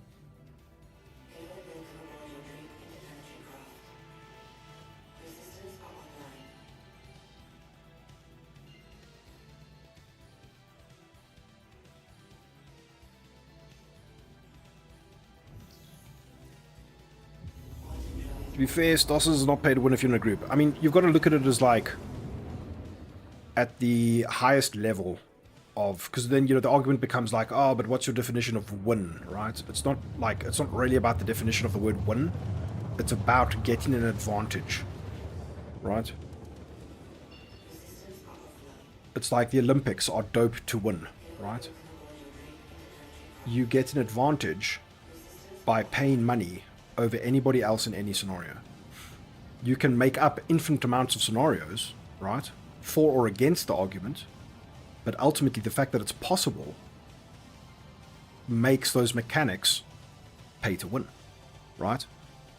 From say there's a lucrative spot of ore, and one org who bought all the Orions dominate this spot of ore. Now the people without the Orions don't have that ore, right? And I mean, then it becomes a semantics discussion of like, okay, but the game's big enough, there are nodes infinitely spawned throughout this entirely huge, massive solar system-wide play space. So maybe it's not pay to win because, you know, that solo prospector doesn't have to compete with the Orion guys. But the Orion guys who bought the Orion are producing resources and money at a rate that the guy who owns a prospector with nothing else can't. Therefore, the mechanical advantage is in the favor of the buyers, right? The payers. To the org that has 6 Idrises and start the game with 6 Idrises and go up against an org who are trying to earn those Idrises in game. You can create an infinite amount of scenarios. At the end of the day, you get a mechanical advantage by spending money on the game, right? And at its highest level interpretation of that definition, that is what pay to win means and is. And it's okay for that definition to be different for everybody, right? People don't have to agree. I simply posed the question. I got called like creating drama just by asking the question, is Star Citizen pay to win? Bro, stop creating drama. It's like, are you kidding me right now?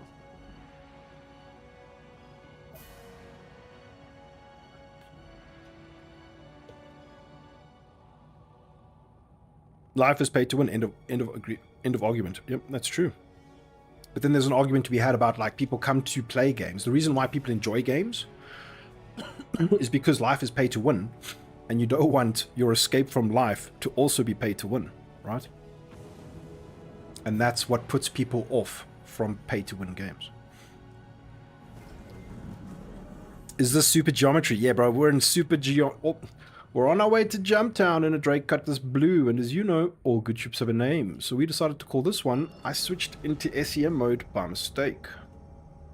Hammerhead, oh my fuck, let's go. If this Hammerhead is abandoned, I'm just going to go play Elden Ring. I'm joking. We're committing to some maze now, boys.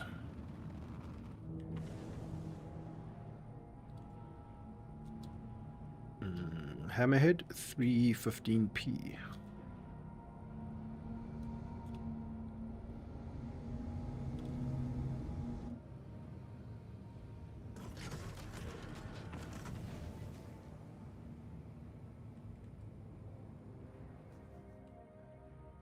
Man, I miss the days of like landing next to somebody while they're busy loading maze and you jump into their cargo hold and wait. Good fucking times.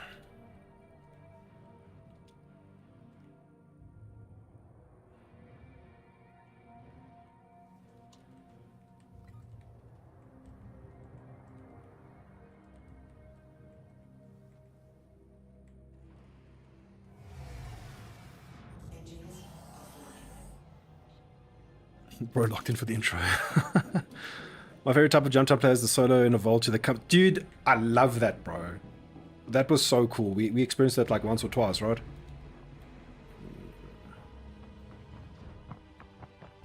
JT, dead game. Wait, we're being reckless, fellas. Hold on. And immediately we're distracted by the maze. Which is fun. We need to do this properly. Buy the book.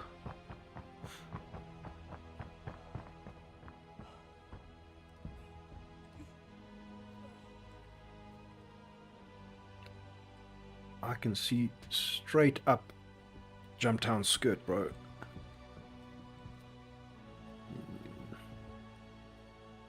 What am I even looking at here, dude? Who, like...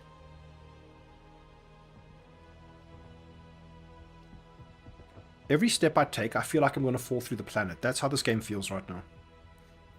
It's giving me anxiety, bro. I do love how this feels like Walla, right? There's bits of Walla on Jumptown right now.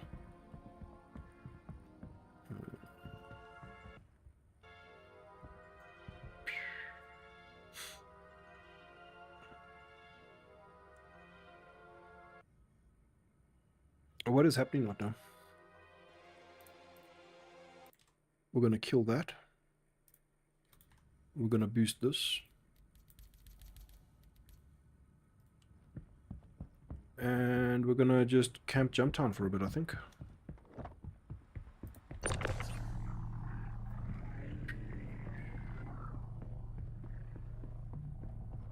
Like, there's something just so unexciting about Jumptown when each box is 10k. And we had this discussion earlier with Nerve, right? It's like, maybe 10k Jumptown is a lot in patch 3.24.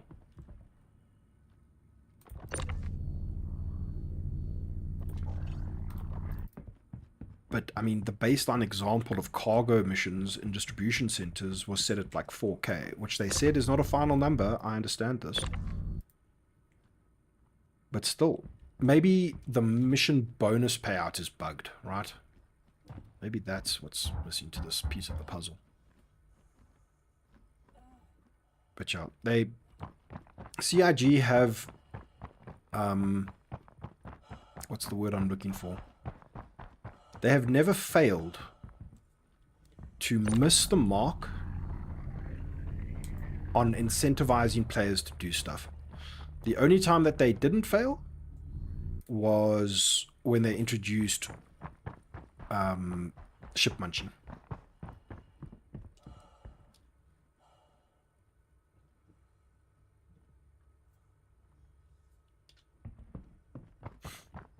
Yeah, I'm not the owner of this ship, so we can't even get into it. That sucks. Where is the cargo hold? There is the cargo hold.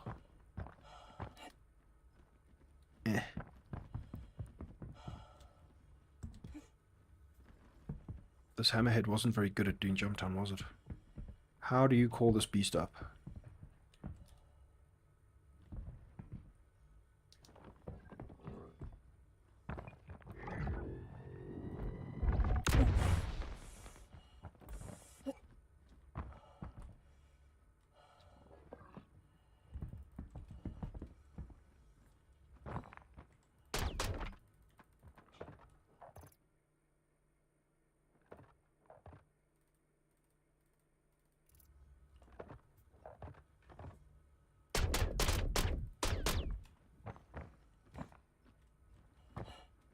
What is happening?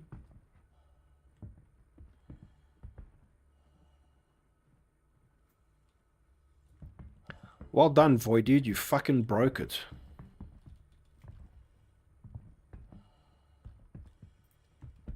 UEE engineering at its finest, ladies and gentlemen.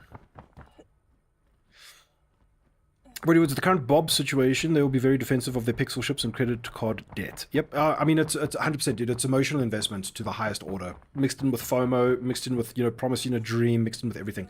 There is no gaming community on Earth as entitled in that, you know, entitled in the way that actually translates to like minute-to-minute gameplay than Star Citizen. It is crazy, bro.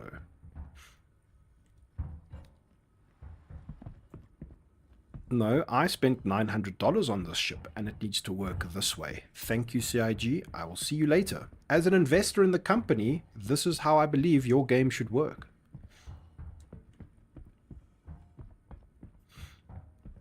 Make Maze great again. 1,000,000%, bro. Let's go make a cap.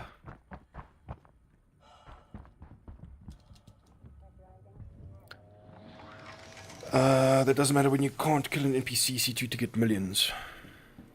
When you can kill an NPC. So this is the thing, right? One of the biggest points of balance is going to be in a 1.0 version of the game. And you have a formidable amount of NPCs which they said is going to be a struggle for them to get like NPCs running around moving cargo. But in a world where that does exist, do mongrel squadrons stop pirating players? Will NPCs never be more lucrative than a player? Will NPCs on average always be more lucrative than a player? There is so much nuance and so much stuff to consider. You know, will the loot table for the average NPC cargo ship be diverse enough that every time you hit an NPC, it's potentially really exciting? I've always sat very firmly in the camp that an NPC will never provide you with the gameplay that pirating a player will be able to provide you with. Excuse me. So, you know, one of the most exciting things in Star Citizen is I'm getting pirated. Oh fuck, what do I do? Cool, I'm going to quickly get out of my ship and EVA for a counterboarding maneuver. Will an NPC ever be able to counterboard me while I'm trying to board them? These are the questions. These are the things that make the challenge and excitement and adrenaline of pirating other players or engaging other players in PvP over stakes, over things that matter, over an objective that I don't think NPCs will ever be able to replicate, right? But during Xenothreat, after Raccoon and I took the bridge that one time, the NPCs maneuvered from throughout the ship to assault the bridge. I never saw that coming. That was one of the coolest things I've ever experienced in Star Citizen. So at the end of the day, I just hope that Star Citizen can surprise us all, right?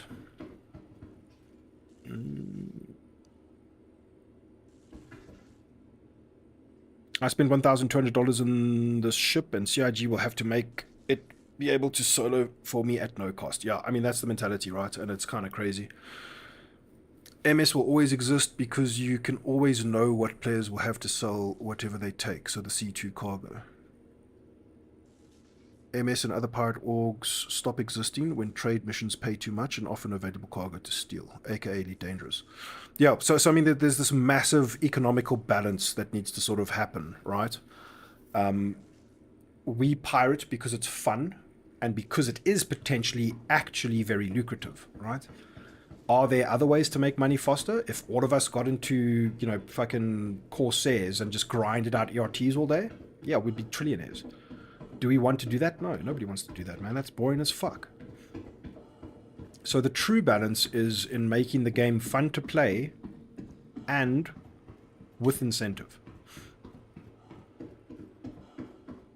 Because there's nothing more exciting, or there's a few things more exciting, but a very exciting thing is to go to Jumptown and every box or maze that you tractor that could be taken from you is worth a lot, and that dispensers are no longer working.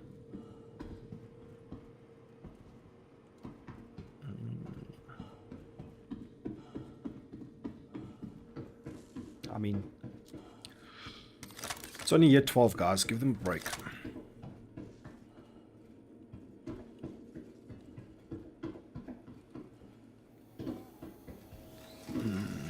Pirating, boarding, and killing equals great. Yes, and the fact that there's like a degree of skill to this entire gameplay loop is also an incredibly appealing thing for most gamers, right? My honest feeling is that gamers don't play Star Citizen at the moment. You know, a Summit 1G type of experience, right? Where his audience is guys who come from Counter-Strike, guys who come from DayZ, guys who come from your League of Legends, your Dotas, your competitive gaming space, right? Star Citizen has been funded by for fuck's sakes, people who aren't necessarily into those games. It was never pitched as a game to be like this. But gamers will see the appeal to this, right? And there's just an incredibly hard and severe amount of pushback from the PvE people who don't want the game to be dangerous and difficult and exciting and fun. Right? That's, to me, is the biggest, most perplexing thing. And to a degree, why I make the videos that I make, why I showcase Star Citizen in the light that I do, is to literally, like the reason I started the channel was because the first time I went to Jumptown was so much fun. I had such a good experience. I was like, oh my god, people need to see how creative and fun this game can be. And I think that's going to be appealing to a lot of people, right? It's literally DayZ in space with physics and infrastructure, right? If you do not see the appeal to that, then that's just not the type of game for you, and that's fine. But I've always seen Star Citizen as this, right? And the people who don't see it this way will get their gameplay. Let's not kid ourselves, right? CIG need to take care of your majority casual PvE-centric player base, because without them, there is no game. So ultimately, we come full circle back to the acknowledgement that balancing the entire universe of Star Citizen is going to be an incredibly difficult thing to do. Is it impossible? Yeah, probably. Let's sell some maize.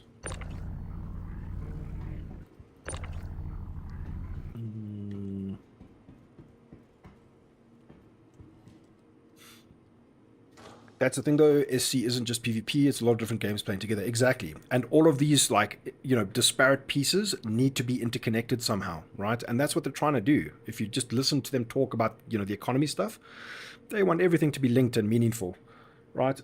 At the moment, you know, you can isolate a feature like, oh, cool, they made Copions a thing. Copions are these animals that exist and you can kill them and steal their horns. It's an isolate. You might as well log into a different game, play the Copion game, then log into the other game, fly your ship, log into the other game, do some PvP, right? The magic of Star Citizen is interconnecting those three separate things into something that can, like, correlate or interact with each other or emergently create gameplay off of one another. That's the magic of Star Citizen, man. Oh, wow, you can equip stuff from there. That's cool. Why doesn't it work? Oh, I've got no shit in my backpack. So yeah, JT dead game, dispenser's broken. Very cool. Same as you, my content is a mix of normal PvP, then legal bounty hunts against players, and also illegal stuff to show how you can get PvP in a variety of ways as you wish, but also how to avoid it. Yeah, dude, I think distribution centers might be that thing that truly provides the PvPvE experience that I think is one of Star Citizen's most exciting, you know, points of capability, right?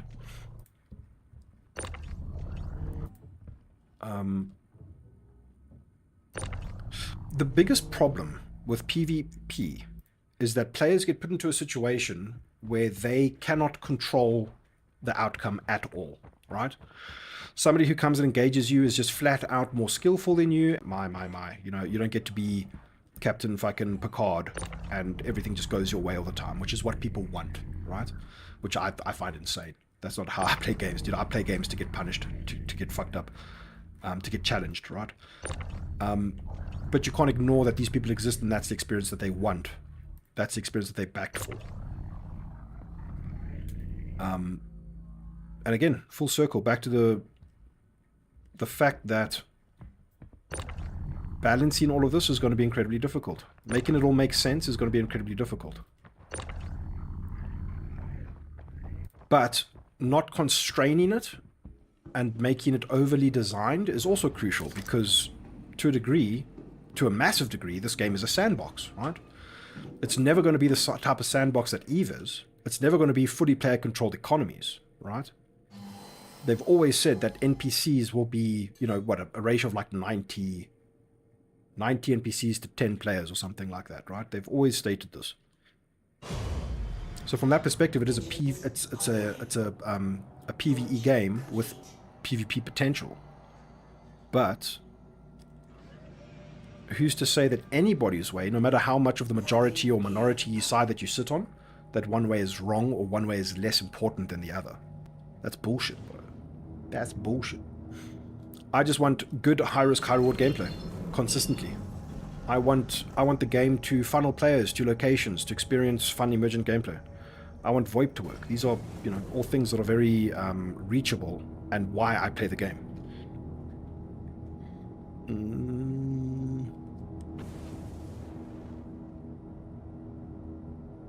Yeah, and Smuck, that's an excellent point, right? Sadly, yes, you rock up on someone in a blue with a buddy, 9 out of 10s, that player is done, 100%. my true and honest hope is that with enough gameplay systems, that player doesn't get completely fucking smashed. That even if he's not into PvP, right? He's played this game for years, he's always had great PvE times. One day he gets pirated by real players and he panics, he doesn't know what to do. He's got a cargo hold full of valuable stuff that he's invested the last week into getting or something like this. I don't want that guy to have zero chance, right? He came prepared, he's not in a noob suit. Engineering is a thing, so maybe there's something there that he can do. You know, as long as that player has tons of options to deal with the situation, make it 5 out of 10 times that player is done, right? That's what I want, and I think that's incredibly difficult to get right.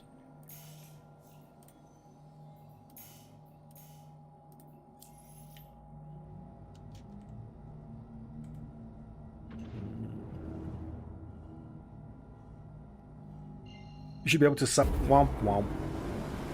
The guy starts to self-destruct after they board, then leaves. He loses his ship and his cargo potentially. He can recover some of it, and he can steal one of their ships. Wow, that's exciting, cool emergent gameplay.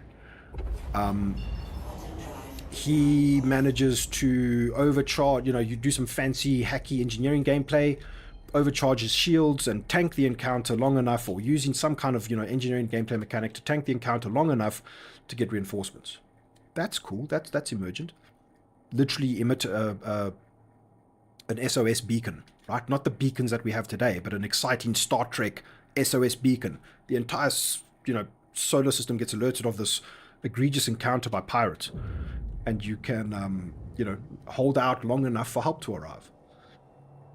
He gets creative and uses the engineering thing to, like, tactically expose parts of his ship to space to try and blow the guys out as they board.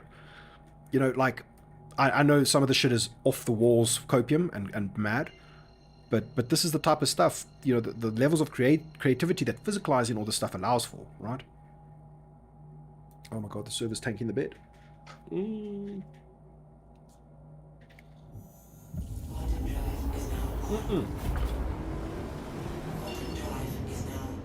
My fuck, dude, just go to Bajini.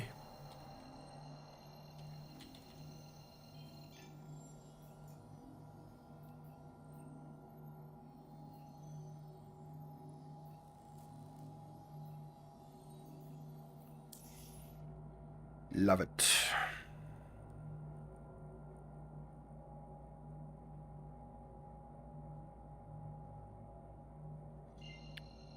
So you could fix that by reducing the friction between players to contract and group with... Yeah, 100%, dude. And I do believe that that's on the cards, right?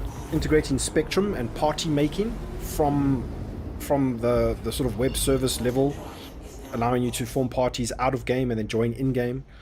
These types of things have all been discussed and sort of referenced in the past. Make Hating a bit more functional. Exactly, dude. Like, once all the communication stuff starts to come online, and if players are incentivized to use it, or if it's just really good, or if that just becomes the standard, I mean, dude, you're talking about Star Trek and you know, the gamified Star Citizen Star Trek experience that everybody kind of wants, right? Or like the Star Wars experience. There are so many things that will impact this type of stuff.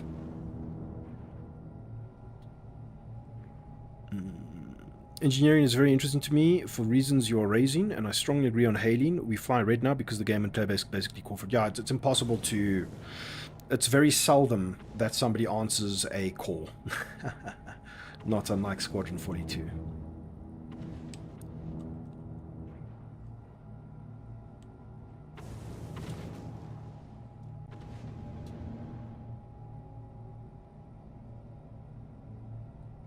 How much maize do we have? Do you know what we're going to do?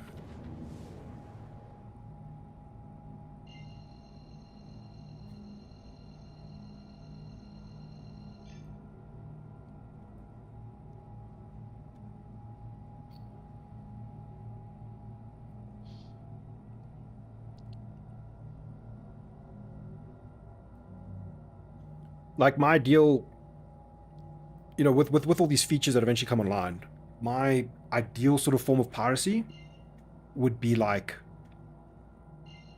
Cool, you capture the guys, you talk to them, and you say, listen, this is a situation. You're outnumbered, you're outgunned, or you're not, right? Or there's a degree of bluffing that you can do or whatever, you know, before the boarding party comes in. Either you negotiate, they send you money, you square off, you leave, go your separate ways or whatever. Or there is the boarding gameplay encounter. Holy shit, the server's fucked. And then there's some like fun interaction there. The pirates want to steal some of the cargo, not all of the cargo. That'll take too long. Reinforcements might show up. You board them, incapacitate them, shoot them, get them to put their hands up, have that VoIP experience, however risky that may be. Lock them in one of the rooms of the ship. How do they get out of this locked experience? They need to you do some hacking gameplay or whatever. But then you've literally you haven't killed anybody, you haven't committed any like really harsh crimes, because killing people is severely punished somehow in the game. And while they're incapacitated, locked in a room somewhere, you have time to move like the cargo that you want, and then off you go. That to me is like really fucking cool.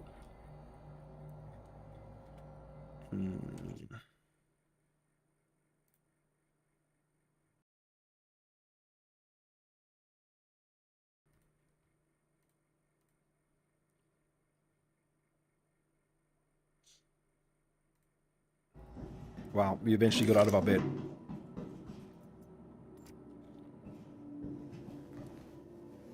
Mil-spec components in 4 Omni series cannons, Taskmaster, Pioneer missiles, ballistic on the turret.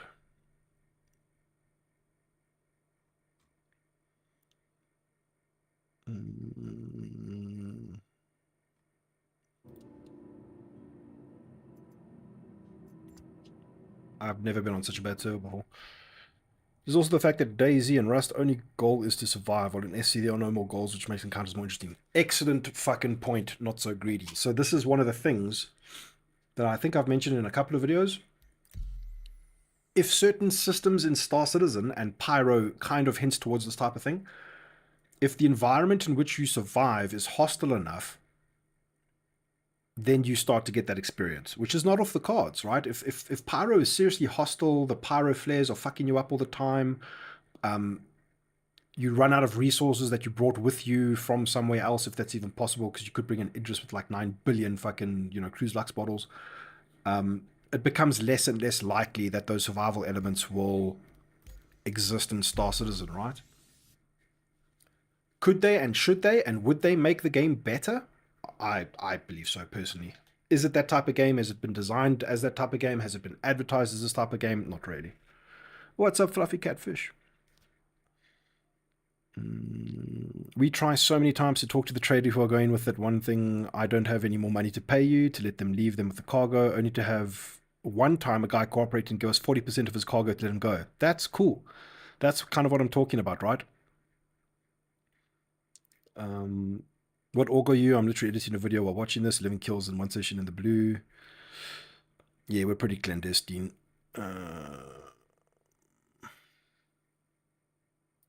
How quickly can the advantage be mitigated is what matters to me. Yes, dude. Like, I want, as long as the players have lots of valid options, right? And I think this is what they mean when they say, oh, Star Citizen is not going to have a meta, right?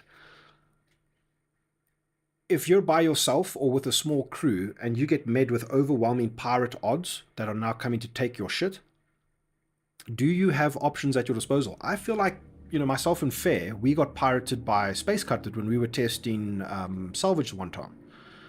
And that was still today one of the greatest experiences in this game, right? We immediately left the ship, counterboarded, got up to all kinds of shit, and had an epic fight, like one of the most epic fights, while they managed to like steal the ship, get the cargo out and do some loading and stuff. But we, even though we were horribly outnumbered, we managed to really like fuck up their piracy op, right? We didn't have many options, but options did exist. Oh my god, there's a bot in chat. Holy fuck, that's insane.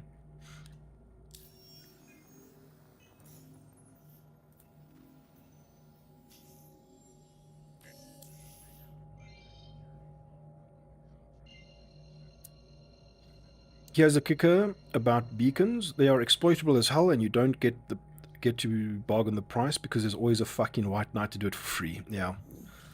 I mean, hopefully as this, you know, the whole game space opens up and we get server meshing and they balance the economy correctly. Because this is the thing, right?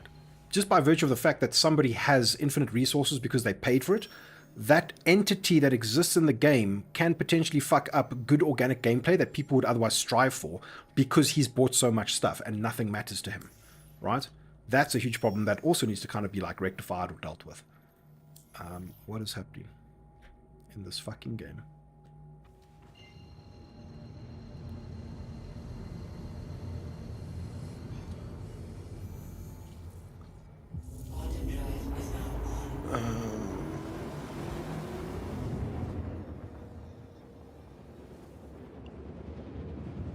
We hit back as hard as we could with what we had. Yeah, dude. And it was fun.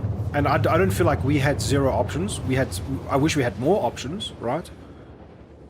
You know, will we have tools to obfuscate life signs? You know, like, will we have ways and means to, like, hide, right? So, like, oh, all the pirates are, you know, an overwhelming pirate force is now boarding your ship that you have valuable cargo on. Can you hide somewhere?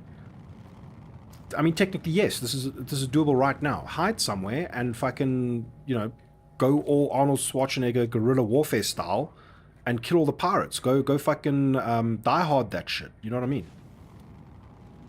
It's not likely you'll survive, but it's possible. And again, this is what makes DOS potentially so fucking amazing.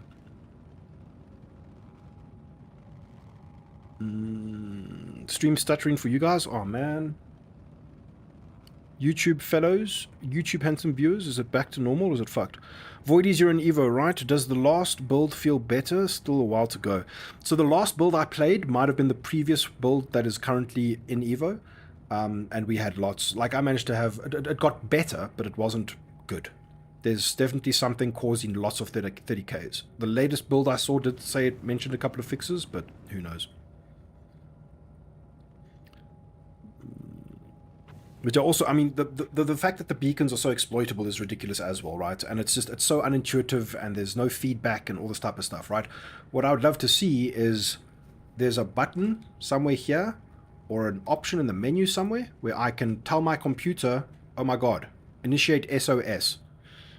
And everybody in the system will get alerted, or only people within a certain range that, you know, can meaningfully get there within a certain amount of time get alerted, right? This makes way more sense in a server meshed world because you'd probably have more, you know, a more spread out player base across systems, but who knows. Again, so much potential. Like this Andromeda that we're approaching right now, he needs to set out an SOS beacon. And a Hornet, yeah, it's all abandoned.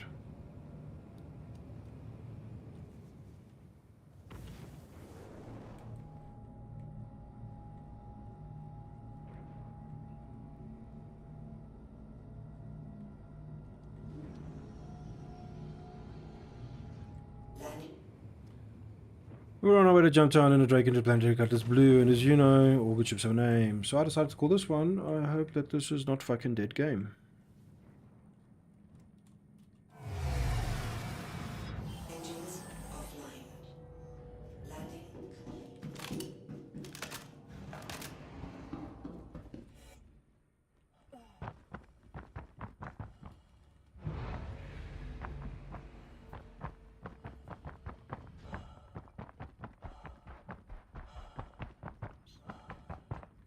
Imagine doing Jumptown.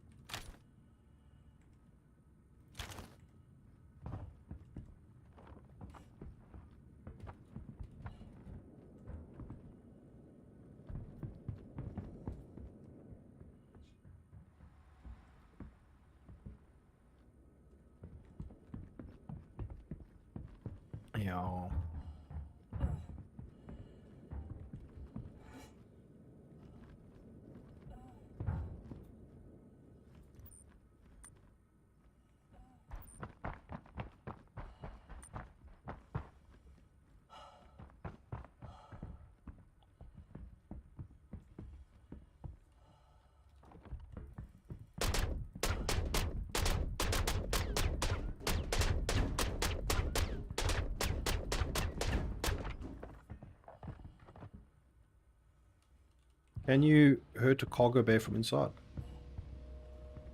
Oh shit, we did it, boys.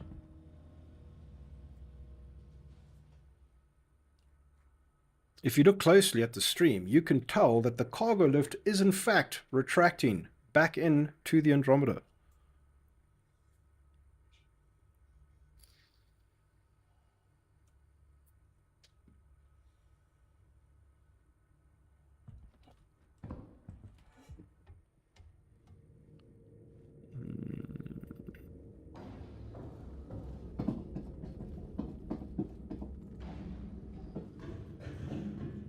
Oh, dude, what happened to Jumptown? That's the question of the fucking year. YouTuber uses in-game event Jumptown to fucking start his channel. No one knows why. For some reason, I thought this was a phoenix.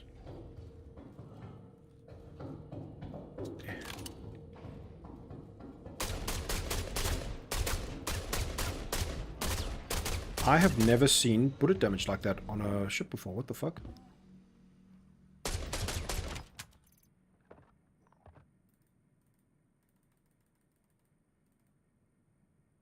Codapara AO3 sniper, get the fuck out of here. Why would they make it look the same as S71?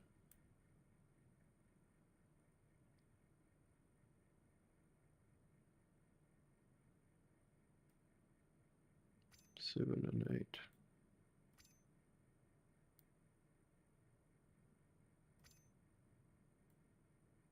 Wow, it's not even leaving the inventory. Oh man, we'll give it a bit. Surely somebody wants to come and make tens of thousands of credits.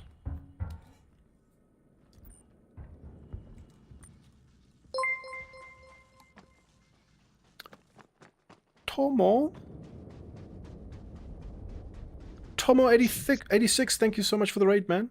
Nickum00, thank you for the follow. I missed you earlier. Tomo86, what were you guys up to earlier today, man? Thanks for putting in. Hope you had a good stream, brother.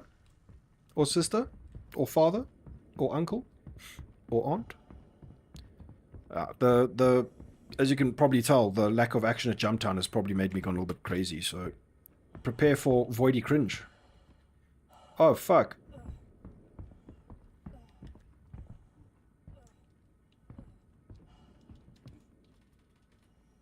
That'd be amusing if you could climb up that way. Keep you out of jail, Void, dude, really. Oh yeah, epic park, like Jumptown parkour, man. It's the way to go. Ooh, we didn't check out that. GR122 light years 2020 underscore aka underscore right card. GR122 aka Rycard, thank you for the follow, man. Cheers for putting in.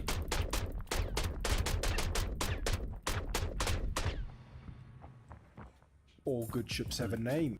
Qsarin2. Qsarin2, thank you for the follow.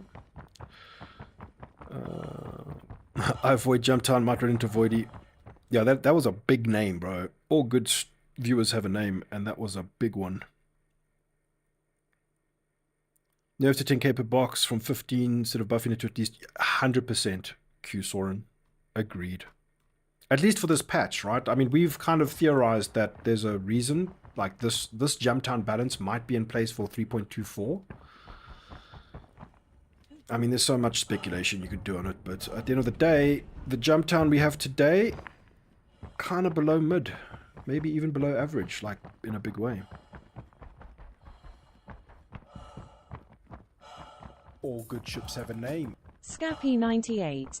Scappy98, thank you for the follow.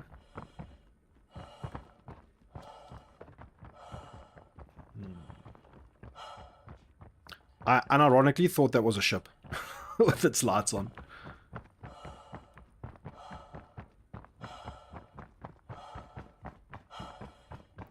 One is my Twitch and another is what I sometimes use in other games. Sick, bro. Mathematics. Some of my org mates are there with you, Void Dude. Either you or they are invisible, but they can see each other and they are not sniping. Just wanted to let you know.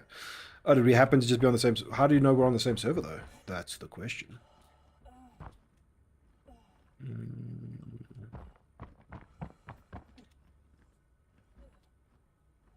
Bro, I've never noticed those twinkling crystals. I thought that was sniper glint after you said that your org was here.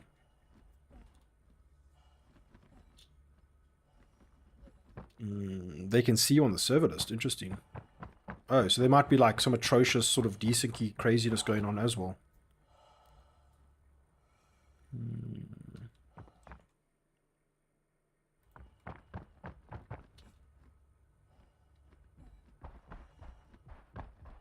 Yeah, I mean, the side effect of this type of thing is also that it makes me feel very demotivated, you know what I mean, to like smash my face against Jumptown, because there's no Jumptown to smash my face against, man.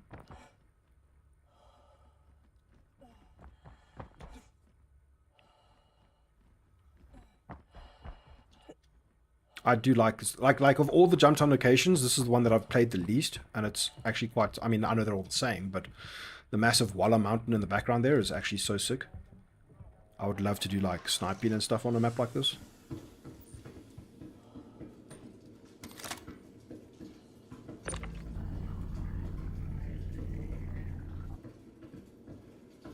Where is my blue?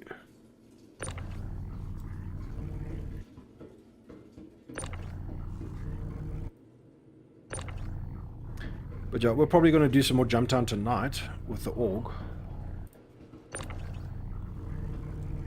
Which is always exciting times. Well, most exciting times.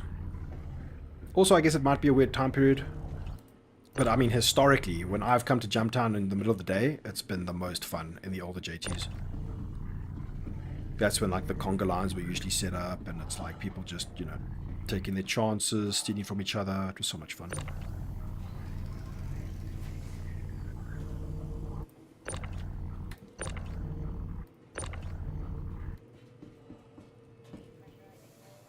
I wonder if Maze will persist now, like after the event, was it like a mission-generated thing?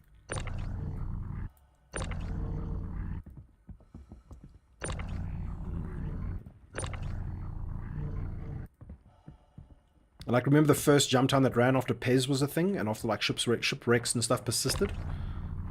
Man, that was crazy times. I remember there were so many Reclaimer wrecks and 890 jumps and shit.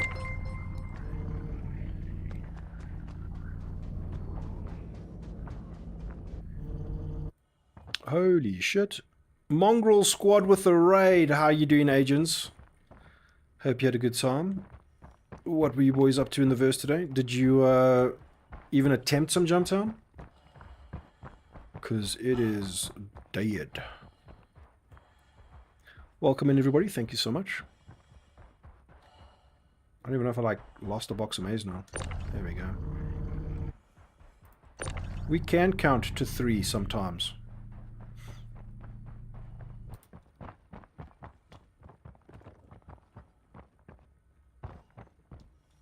Also, who watched the Avenger Squadron video on the last Idris or whatever it was?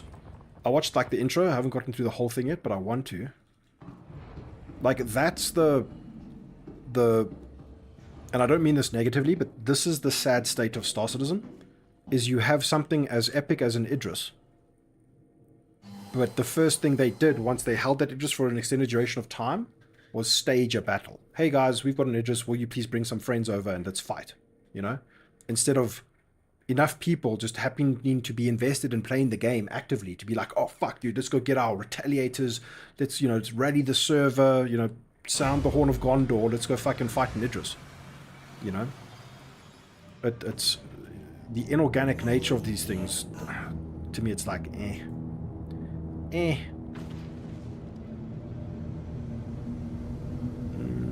Hey man, went to JT, destroyed a Corsair, killed 2 guys inside, watched the Pisces spear itself into the ground. Sounds like Jumptown, man. All round solid at Jumptown. What are your thoughts on the price nerfs, agents? Salty watching your vid reactception. I mean, Jumptown's dead, we might as well do it.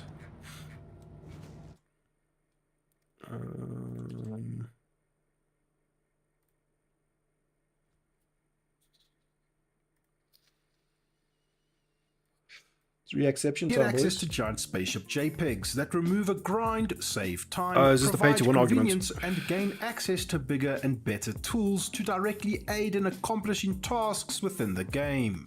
No matter how you spin it or how much nuance there can be to this conversation, and there is a lot of it, the pay-to-win element of Star Citizen is abundantly clear. Check out this video that goes into more detail if you're interested. Today, I mean, he's level-headed enough to appreciate this, I guess. 3.24 update is changing the game in a way that I believe is incredibly pro-player and quite meaningful in the way it makes the game. I mean, that's a bit of an exaggeration. I should have said that it's like a little slice. Criminal gameplay that our ludicrous space game has to offer. The type of handsome viewer who tuned into Summit 1G, pouring countless hours into attempting to extract actual legitimate fun out of Star Citizen and thought, the game is jank as f. But there's potential here. Everyone knows that the best gameplay loop in our ludicrous space game is to hang out at their favorite trash heap, wait for a ship to arrive. I hope you can appreciate the levels of irony and sarcasm. SpaceX eggs, brutalize them in the shadows, it just isn't a working game. And sell the hard-earned contraband. Oh, it's so frustrating that they nerfed the payments, bro. Okay, I am a little worried. Is this Voidy's first foray into Evo Cody? Yes, it was. I think this might be Voidy's first round of Evo.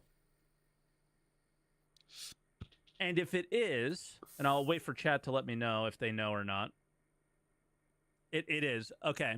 Evo Virgin. So because he's an Evo Virgin, I think he's probably looking at what he sees in Evo. Now, it's an 8-minute video. I'm putting a little words into his mouth at 1 minute and 25 seconds here. But the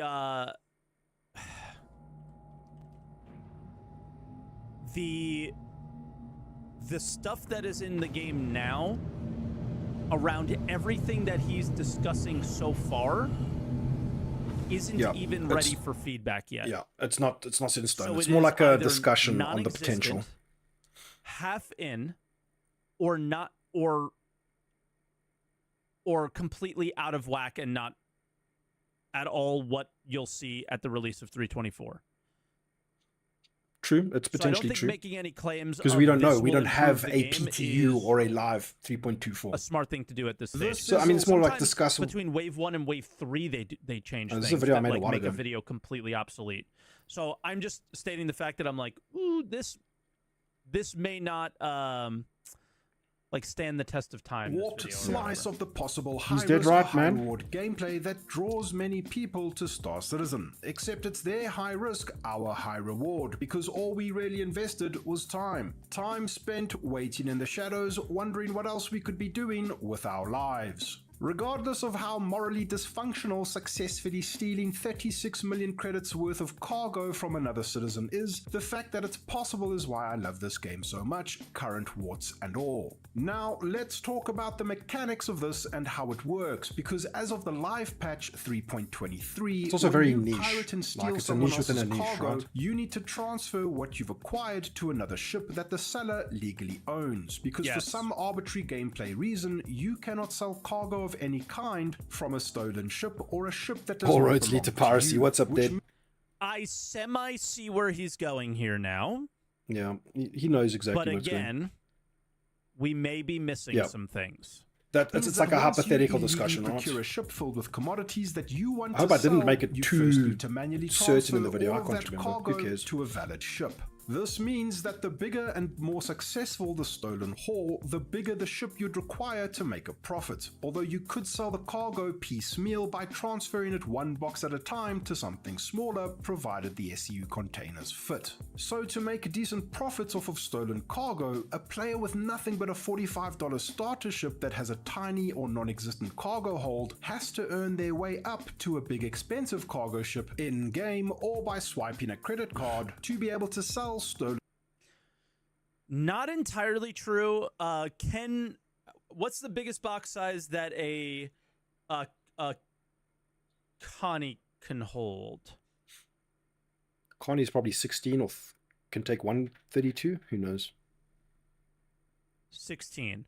So you're still missing out. Yeah, maybe it's true, but it's frustrating that they nerfed the payments since it's the only motivation. Yeah, I mean, may be more. It's crazy. It's more. That's the thing, dude. Now with the new update than before. When Jumptown runs for 2 weeks, it should be a fucking gold mine and blow every other method of making money out the water.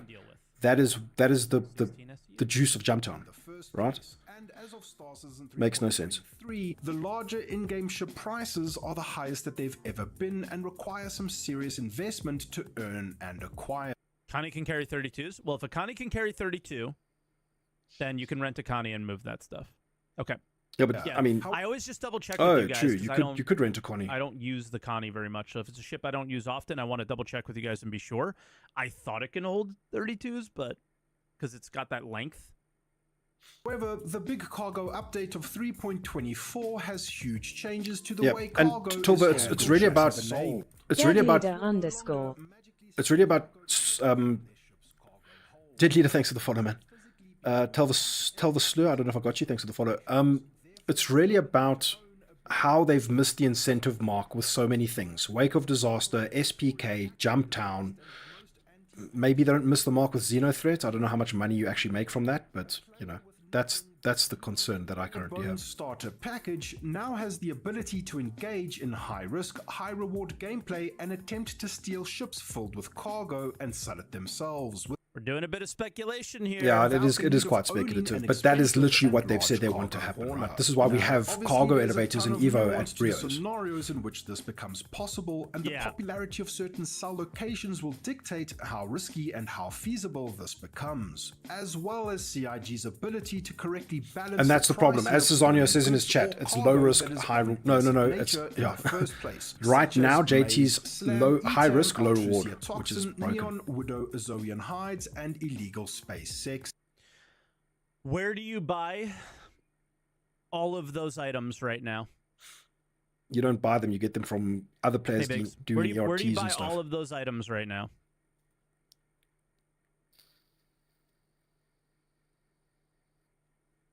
You buy them at drug labs, things like that, right? From orphans. As of the time of this recording, none of those labs have freight elevators.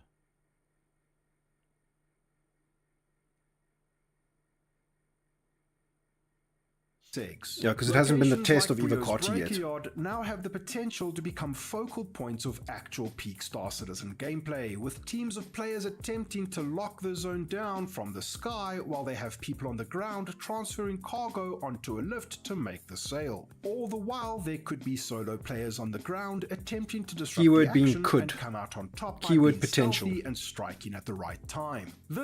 He's saying potential.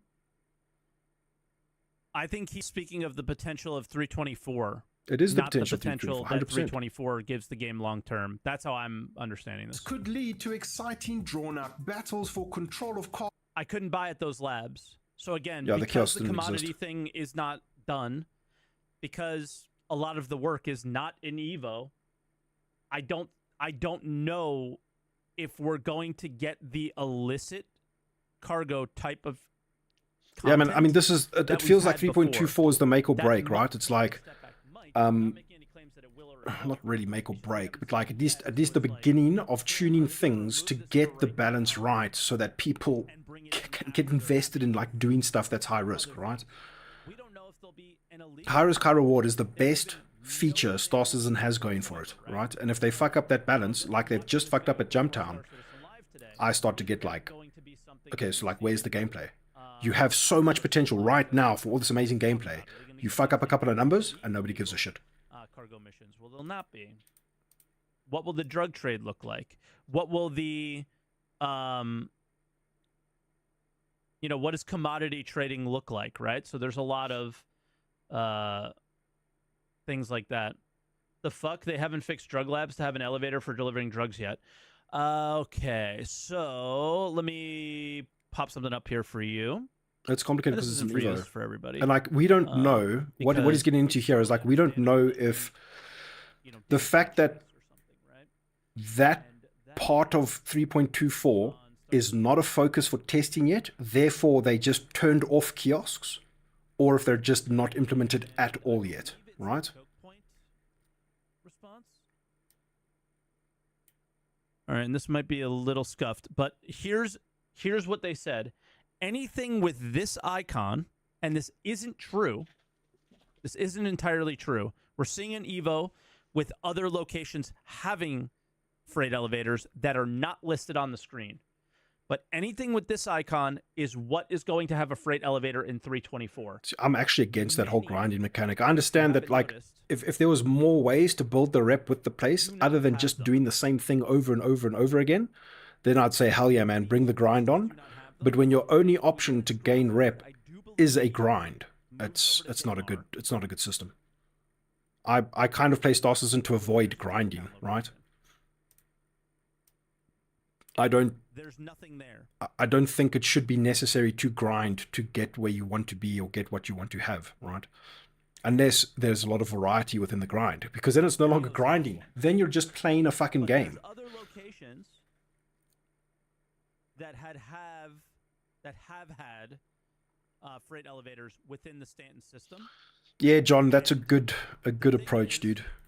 I still haven't seen it yet, but I do believe that Jumptown at Daymar has one right now, through the guys who play Evo in my Discord who've played. That's interesting. I was unable to confirm that because the fucking mission wouldn't take me to timing. Jumptown in Evo. Because of their ability to like get lucky and get out of their hangar, unlike me yesterday.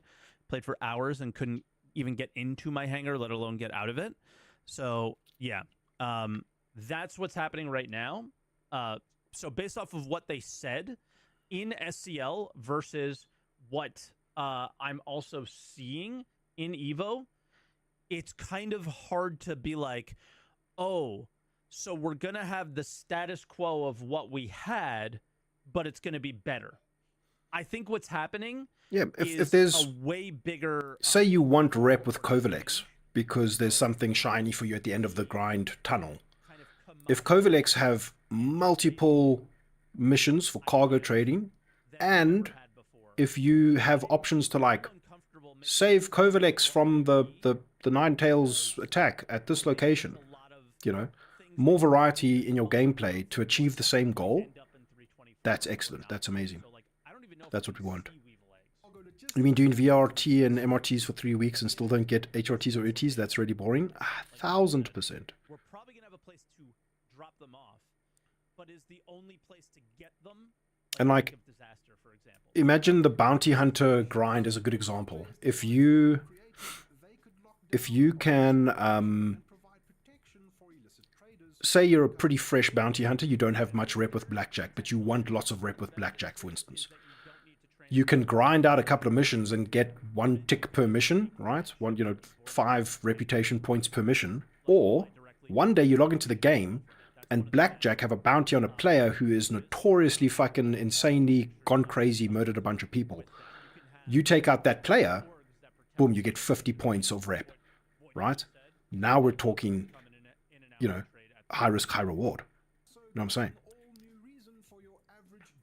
A2 Moab enjoyer to drop bombs at cargo elevator hotspots. Man, how exciting. I know that a lot of this sounds great in theory, and in practical terms it amounts to what your average Spectrum poster would consider griefing. But again, this type of potential gameplay is exactly what makes Star Citizen exciting, fun, and worth playing in my book. If someone or some group can potentially lock down a location and cockblock you from selling your haul, you always have plenty of options to deal with the situation. Get off of Spectrum and scout ahead in another that was ship to Cornholio. make sure it's safe, or unironically attempt Was it to hire an Cornholio or was escort it for the assist. The literal best case scenario is somebody that else? I they can't might remember now. backstab you and you'll get to experience some true emergent gameplay. Or join an active org and lock down one of these locations for yourself. And if none of this is possible, just go somewhere else or simply try again later. I really hope to see large groups of players engaging over Brio's breaker yard, fighting for control long enough.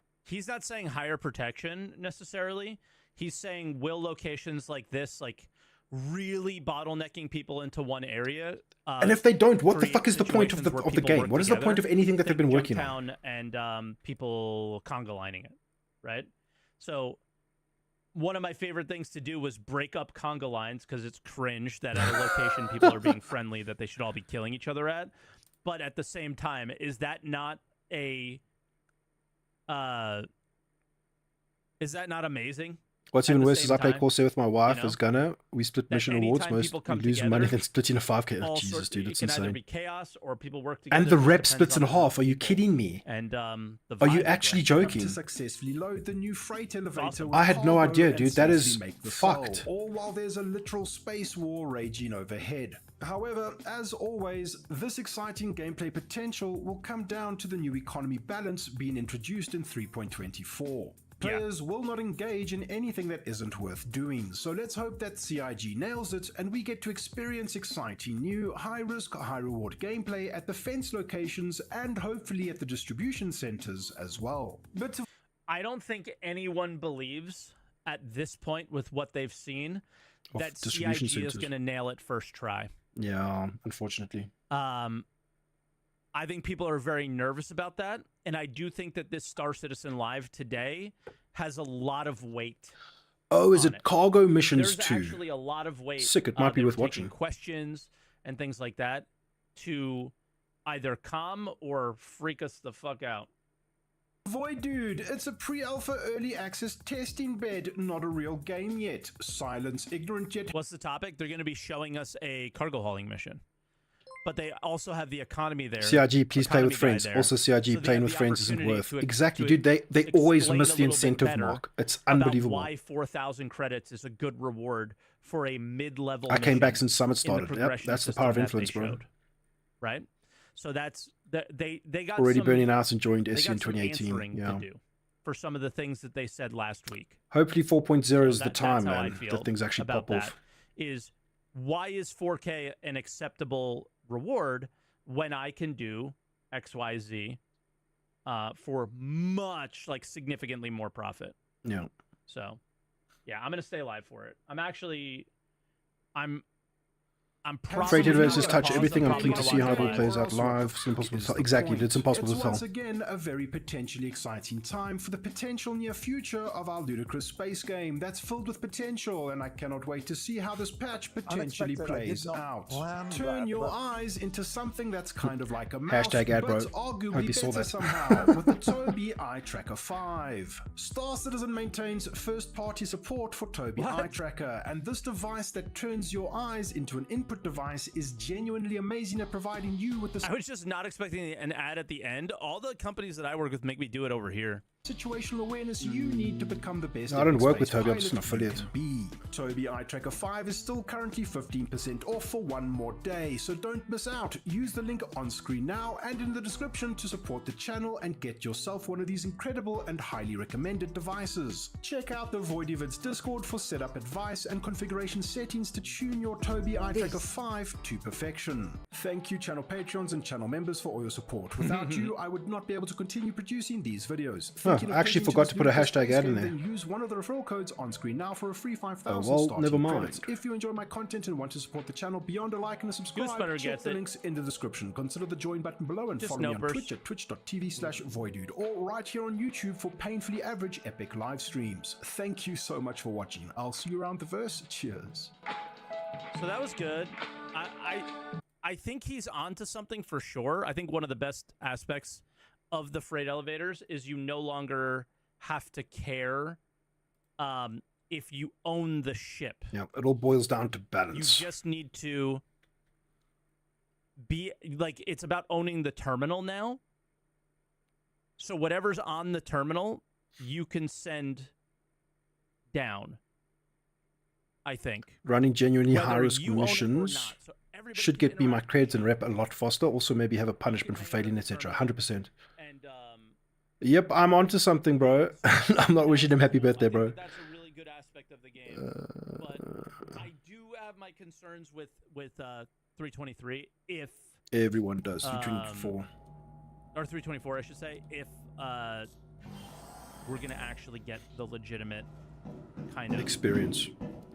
perfect next version of what we already had. I think we are kind of taking a few steps back while simultaneously. I always like, love, dude. two steps It's back so on weird. some- Like when I started making content and people started to react to me, it was such a kick to watch that, dude. I think DG360, if you guys know of him, he was the first guy to react to some of my content, man. And I sat there, I called my wife. I'm like, check this out. This guy watched my video. It was so fun, dude. It was such a wild trip. Let's do a server hoopy hop. Expat Brat would be EU.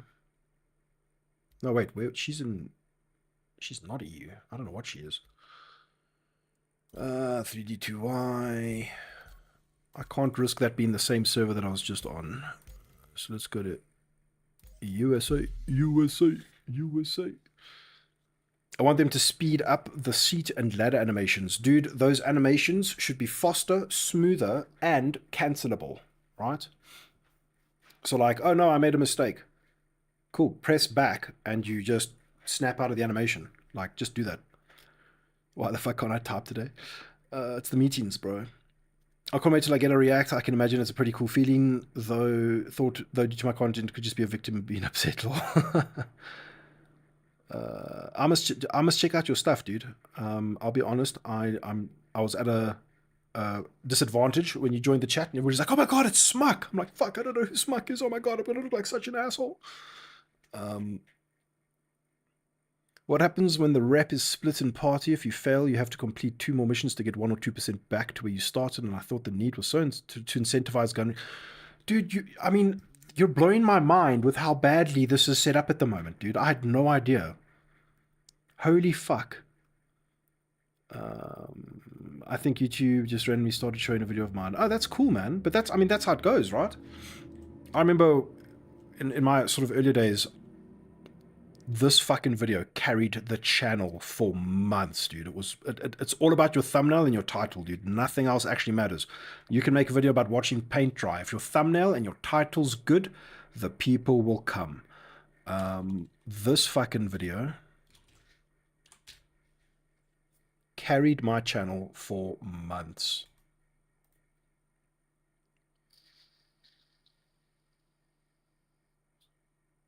Where is it?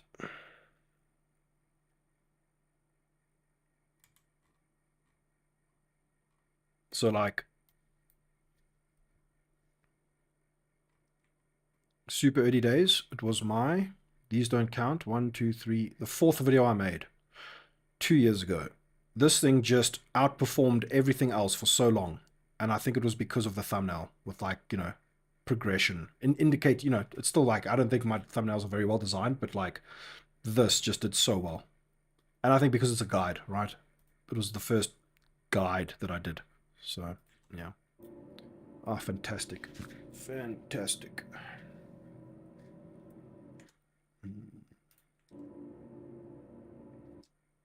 Yeah, the bunker looting vid. I do YouTube stuff as part-time, as part of my work, unrelated to gaming, and it's vastly different in terms of audience, but same thing applies. Titles and thumbnails make it. Okay, cool. So you actually work in YouTube as your full-time job. That's sick, man. Yeah, I'm trying to sort of transition into a more full-timey type of thing with the YouTube and the streaming, but we'll see how it goes.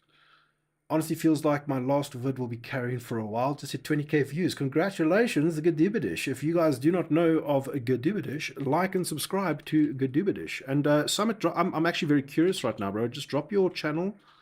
Or wait, it's probably going to get blocked. What's your channel's name, dude?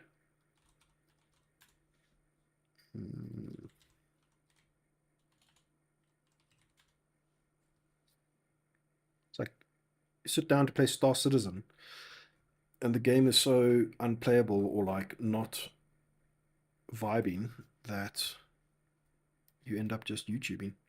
Yeah, guys, like and subscribe to Gadu. His latest video is popping off. I'm in the railgun. I'm in the railgun. Was this when I had control of the Idris? Goodbye, Gadu. Now, you may be wondering how I got this was a very well done video, dude. Guys, check out Gadibadish. He's a ton of fun. No, I'm designer consultant, but I have YouTube, which is where I built my brand. Okay, cool, bro. I think what I do is banned in Australia, actually. Okay. If we share any reasonable laws with EU... Well, yeah, I mean, your Star Citizen channel, bro. I'd love to check it out sometime. But the server error is gone, and we have maize to procure, allegedly.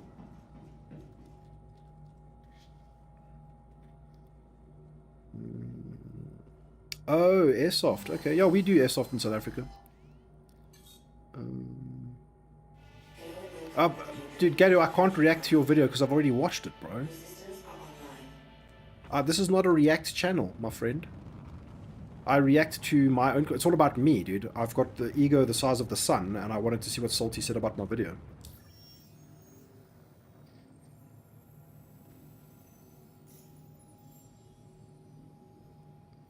I would totally react to your video right now if I hadn't already watched it, right? Remember, it's only organic, real content on Voidy Vids. None of the staged bullshit, bro. Oh, now we can't go to Jumptown because the mission will not load. Fuck me, dude.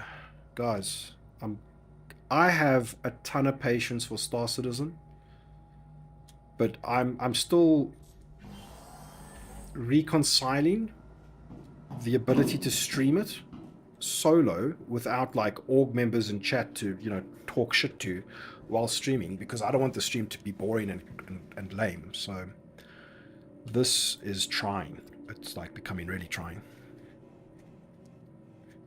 I think this is why Salty Mike has succeeded as a Star Citizen content creator, because he realizes that gameplay is not where it's at, man.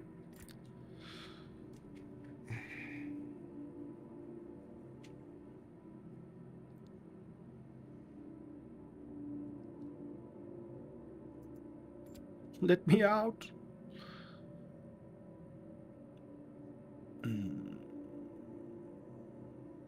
Yeah, but I mean, I don't want to hang out on a server that's crashing every 5 minutes, dude. Stephenson, but yeah, that's good advice. So if you want Voidy to react to your vid, make it about Voidy.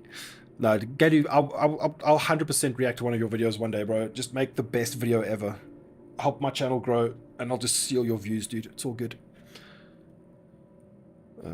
Have you seen any of my videos I did with the Uncle Joe show? He's a creator who's new to the game, and he's a real riot. You'd love making content with him, I think. So dude, I've actually Cozy recently proposed a collab with me, and I was like, I'm so wary of collabs. I did a collab with Backspace a while ago, and while I enjoyed the final product, I enjoyed the process and everything, the commitment and the time and how it impacts my schedule is just not like just playing the game with guys. Obviously, yeah, I mean, that's fun, like organize a collab or whatever, but actually working on a video together, it's a different ball game, totally different ball game. And it was just so like difficult. Like, I didn't want to let anybody down, you know what I'm saying? And I already struggle with the schedule. So to work on a video together with somebody is just like, it's something that I've realized is not something I want to do, because it gets in the way of like what I need to achieve. So yeah, because I'm terrible at like managing my time. I literally underestimate every editing session that I've ever done. Oh, cool, I'll just whack this out in like the next 2 hours, and it's like 6 hours later, you're like, oh my god, what have I done with my life?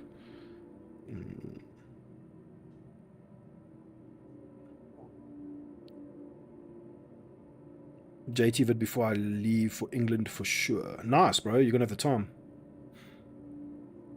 Isn't putting casual players the meta for Star Citizen content? Pretty much, dude. Pretty much. We don't like to call it bullying, though. We call it griefing here, apparently. Okay, I'm going to give it one more honest shot, gents and ladies.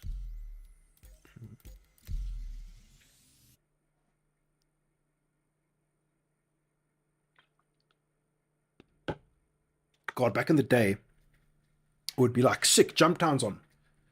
Spam Jumptown for like a week straight, non-stop. Get all the amazing content. The videos wrote themselves. And now it's like, server error.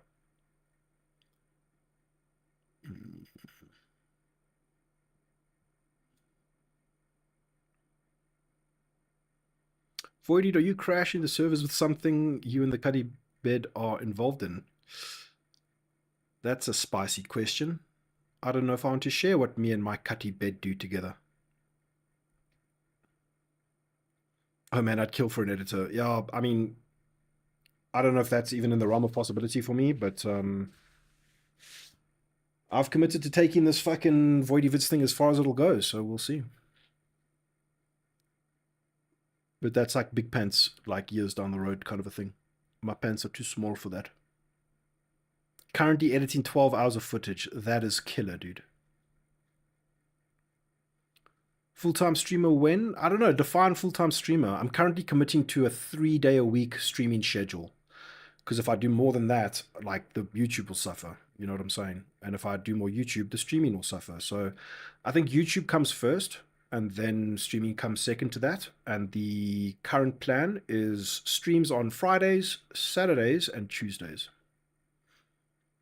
To be full-time streamer, I don't know. Quick creative question. Where the hell is everyone getting music from for their videos? I, unironically, and this may make you laugh, use YouTube Music. Like literally the music library on YouTube has got some gems, bro. Aside from that, what I've used in the past is Envato Music. They sometimes have freebies, or I just buy if I need a particular song, which I don't really make content like this anymore. But if you guys remember such Voidy Vids classics as where the fuck is it?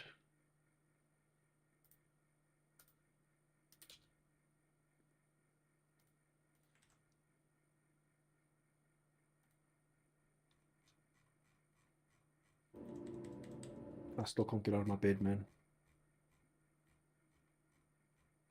It's like something like this.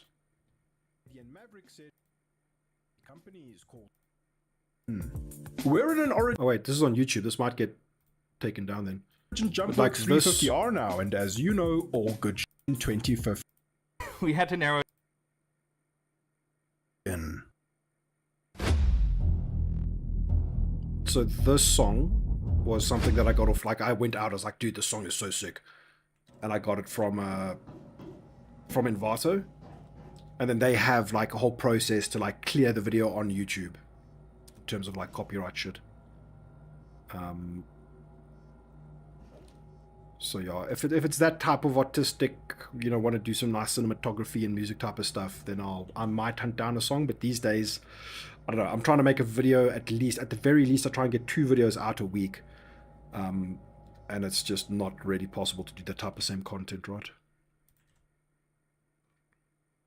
Which are Envato, E-N-V-A-T-O audio library. Just Google these words and you'll find the place. It can be expensive, but it can also be very cheap.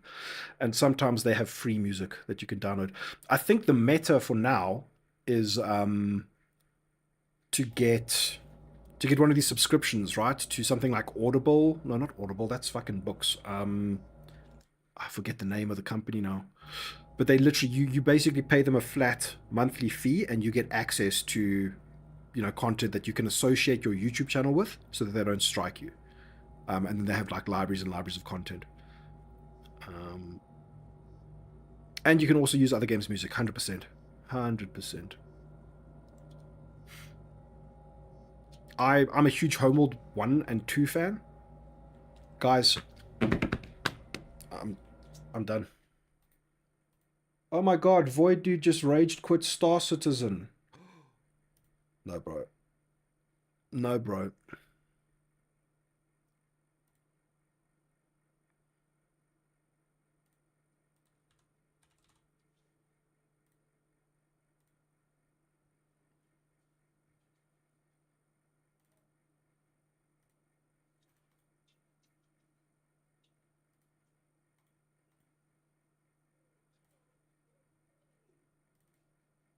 Cool. I'm going to take a quick body break, and we're going to jump into some Elden Ring, man.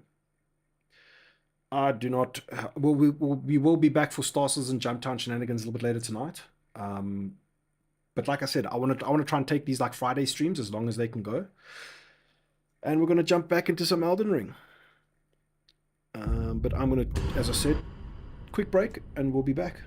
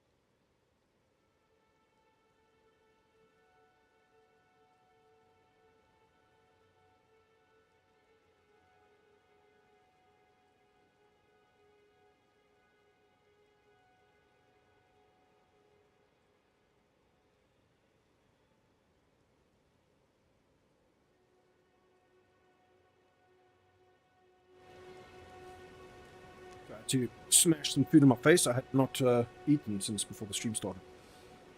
Or for the whole day, for that matter. Just escaped Klesha yesterday, go straight to Jumptown. Nice one, bro. I escaped Klesha to go to Jumptown, and Jumptown wouldn't let me. So now we're playing Elden Ring. I hope Voidy gets absolutely bodied while AFK. Dude, I'm too powerful to get bodied by this game while AFK. The game's too scared of me.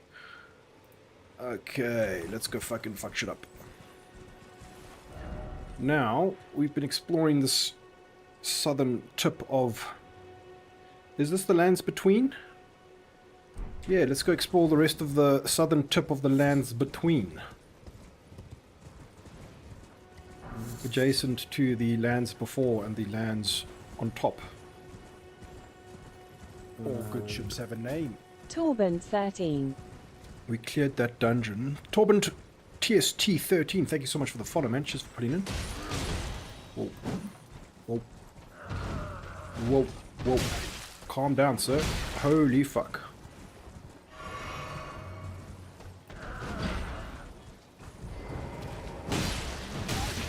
Jesus, dude, block.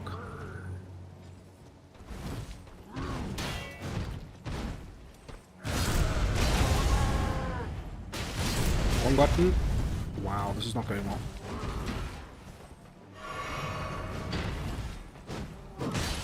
Dude, these guys are insane. What the fuck?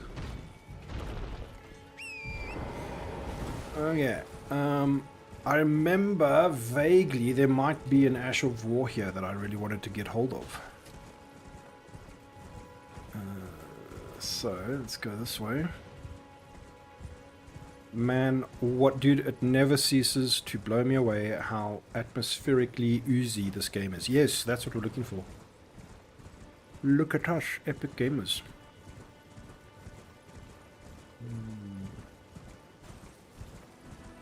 It's a merchant, okay. Well, there's been an age since I've seen a customer. Already? Why is my sound balance so bad? End of the earth, bro. Do we have any dupes? Let's do this. And this. And then... No dupes there. We got a dupe and we got a dupe. Sick. Okay, this guy... Oh, he doesn't have ashes. Fuck, what is this? Lost Ashes of War. Used to duplicate an Ash of War. Okay. Zweihander. Yeah, I used that on the first playthrough, man. It's... Oh, there's the lantern. While its light is dimmer than that of a torch, it has the advantage of freeing up the user's hands. Done. Should we buy these? I think so. Are these like very limited in a playthrough? And we're poor. Contains info about the Wandering Asylum. I don't think we need that, but we're collecting everything we can, so why not? Rob the Merchant. I wish I could, bro. It's not that kind of game. You got to choose one. You can either choose a game where you can rob merchants, but the game never works and it always crashes and the servers are terrible.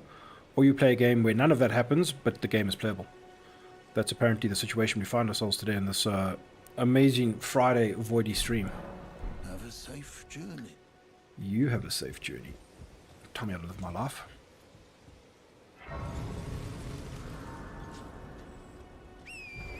Unless it's Baldur's Gate 3. True, dude. True.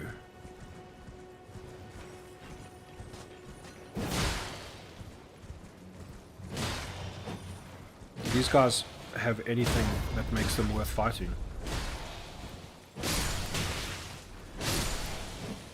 Probably not. Are they worth anything? Probably not.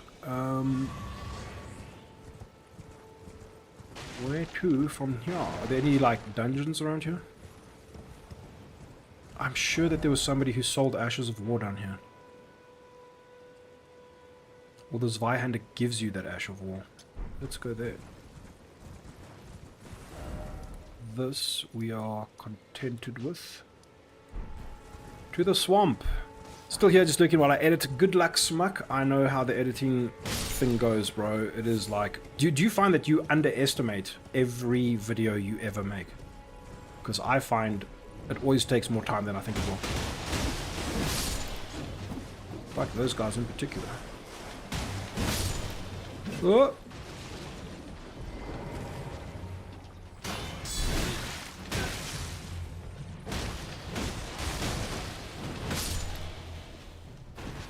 Sick. Yeah, I need new, like, I need more Ashes of War. Oh shit, we're getting poisoned. That's not cool. Is there a stinky cave? What is this? I do not remember this at all.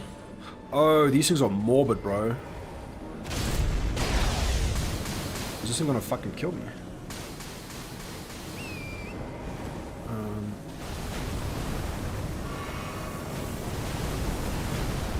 Okay.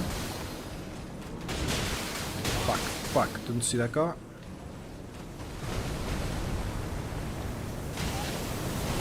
Fuck.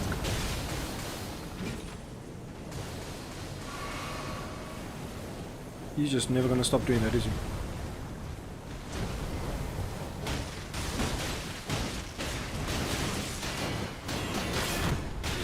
Holy shit. Have a name. Retro Gamer 102030. Retro Gamer, thank you for the follow. Cheers for putting in, bro. Hope you're having a good one.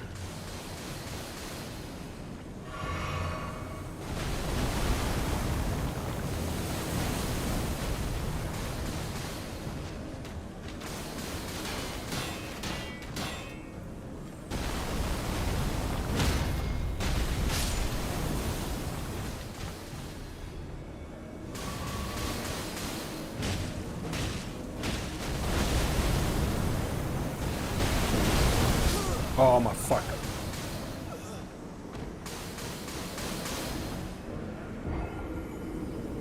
I think on my first playthrough, having a big ass sword, you just like, this guy wasn't even a problem, dude. It was insane. How dare you betray Chris and play a game other than Star Citizen? I know, dude. I know.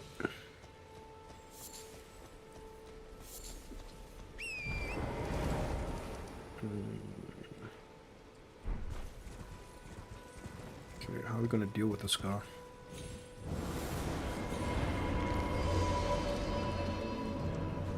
Oh my god, use the weapon.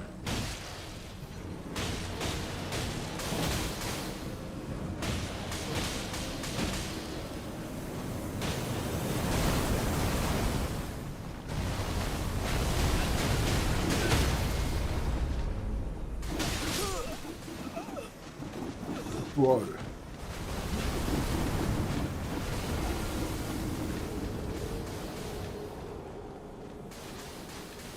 Okay. Okay. 100%, I think I just had a quick fight, surely not a long edit, but then I remember I do my videos with 5-minute buffer replays before short form content, then I have to string them together. Currently doing a video for the wrong side of the lore playlist, which is 11 or so kills across 12 videos. Oh shit, dude. Good luck, that sounds intense.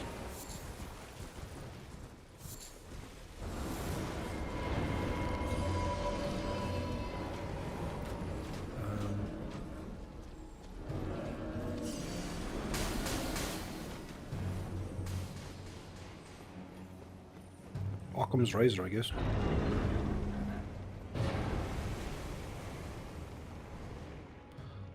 I have no memory of this place.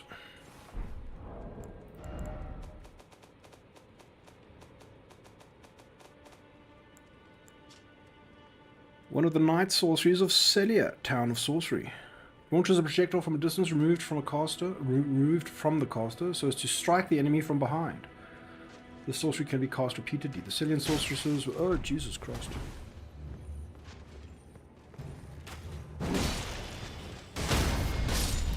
I like this flail. I think it is upgrade worthy. Marionette Soldier Helm.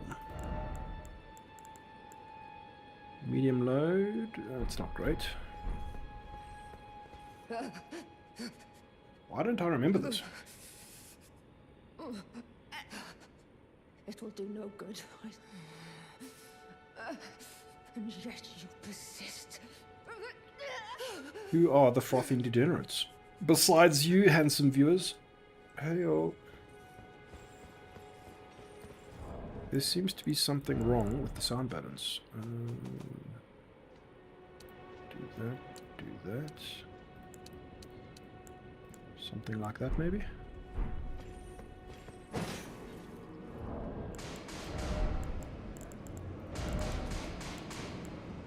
Sound effects 8. Oh, Jesus.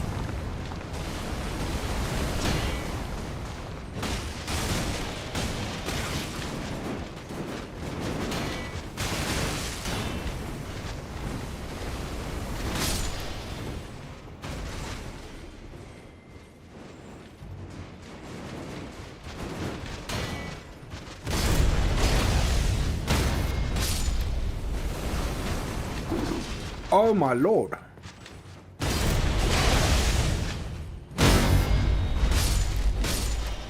Bro, I told you this game is easy as fuck.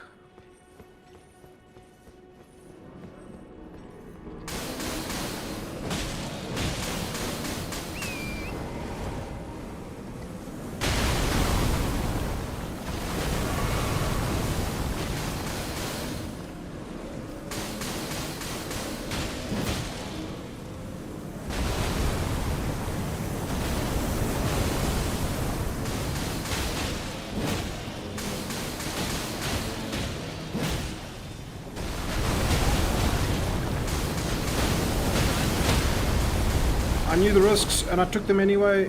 Why did I do this?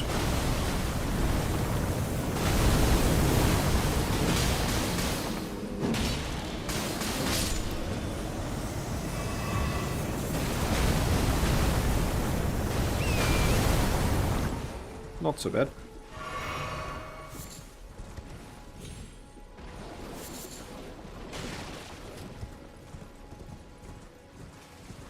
Okay, so yeah, we want to maybe see if we can get some armor from these guys.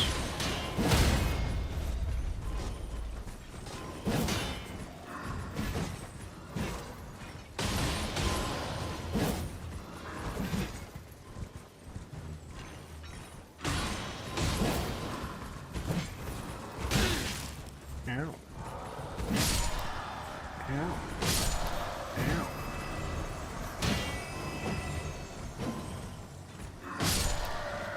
Bro, drop something cool. What the fuck?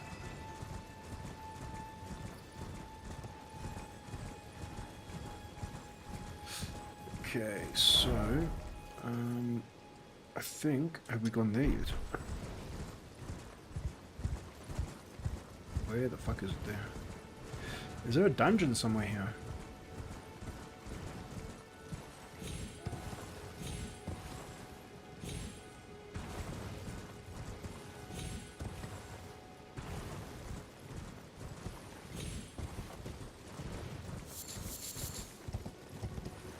Cool, and for those of you who despise any other game aside from Star Citizen, we will be returning to Jumptown in a couple of hours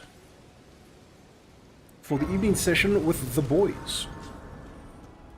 I don't think much maize is going to be sold, but we'll probably get into some fights.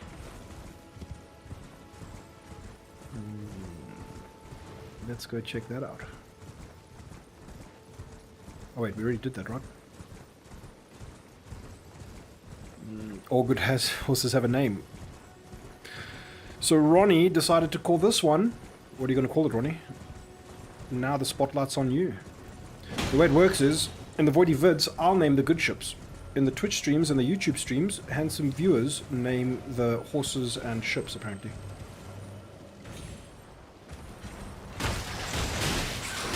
Oh fuck, oh fuck, oh fuck.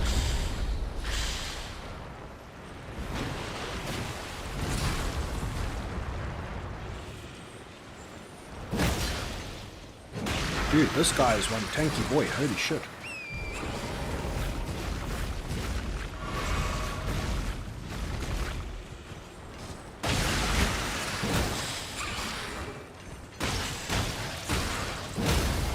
Nice.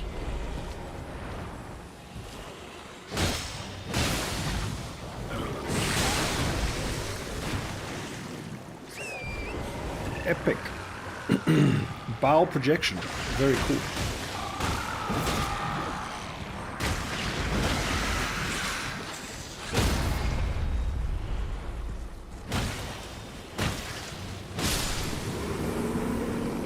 Is that a decent amount?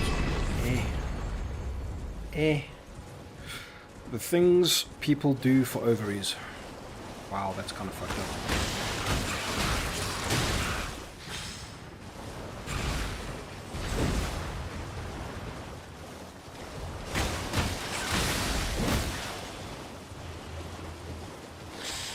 Bro, the timing on the stamina regen is all off.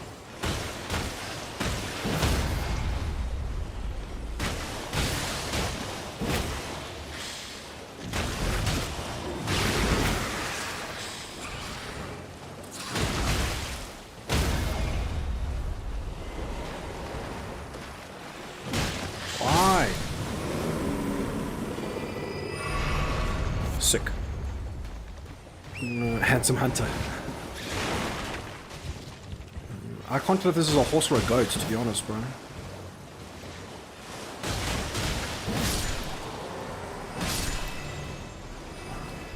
What Voidy isn't playing Star Citizen? What fresh hell is this? Yeah, man, Star Citizen gave me toffees, so I gave it lemonade, and then we loaded up Elden Ring. Because I'm actually very interested in playing the DLC, but I wanted to play through the game one last time before I actually purchase the DLC. That poor penguin.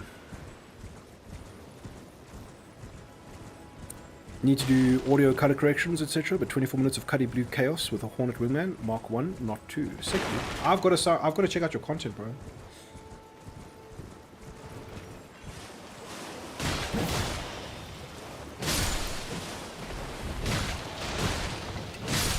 Okay, this feels... Oh, shit, that doesn't look like a waste of time. Can we deal with this in a big way? Oh god, what have we done? We made such a huge mistake, it's unbelievable.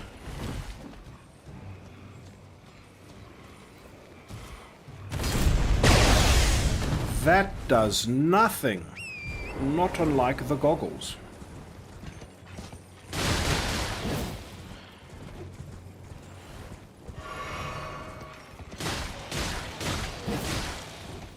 Yeah, this feels like a waste of time.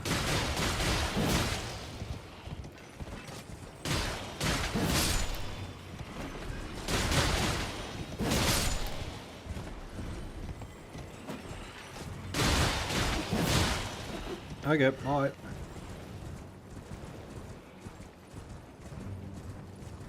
I kind of want that Psyhander.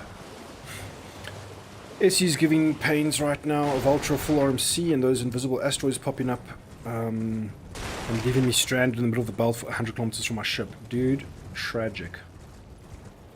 But in a better universe, if that wasn't caused by issues and was caused by some kind of gameplay, that kind of, you know, it's a kind of cool scenario that leads you to, oh cool, can I get fetched from another player? Or, you know, with a beacon system that doesn't kind of suck. This type of thing, you know? I look forward to the day where you can like get stranded on a planet in Star Citizen, and that in and of itself becomes like an emergent adventure, right? With like meaningful gameplay in between. That is the dream, dude.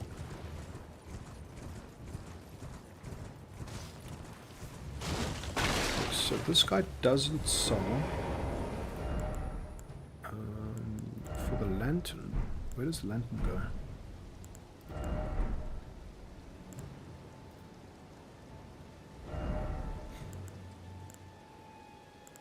Can we do this?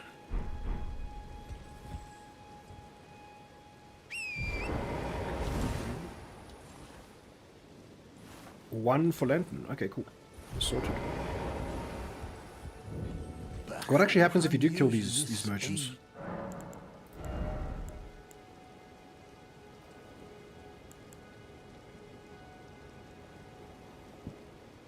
don't know if I'm gonna need to duplicate an Ash of War. These, however, yes please. Have a safe journey. Okay, is that literally all there is down here? We haven't gone to 1 yet. Let's go to 1. EVA for 100 kilometers at 30 FPS just isn't the game. Yeah, I mean 100%. But what I mean is like, when you're in a situation like this, when you're absolutely stranded, will the game eventually have options for us to deal with this situation meaningfully without having to wait 30 minutes, you know what I mean? That would be kind of cool.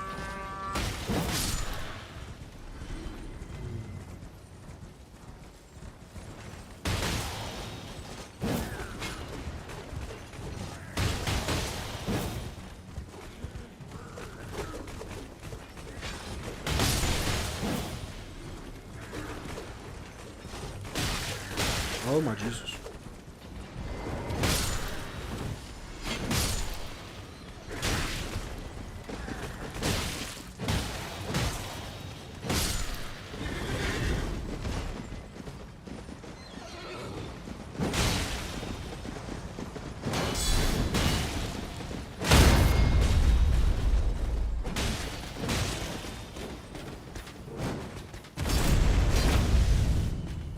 What is the point of that ash wall?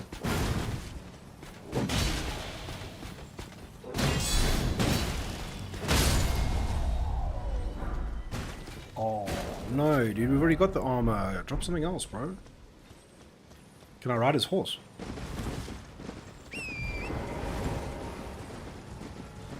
Close your eyes, chat.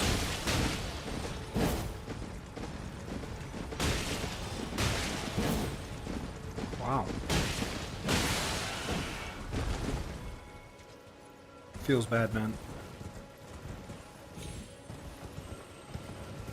Ooh. Health. Why would I want a health ball? Okay, I feel like we've done everything there is to do here. And we did it all without dying once. Man, we're actually incredible.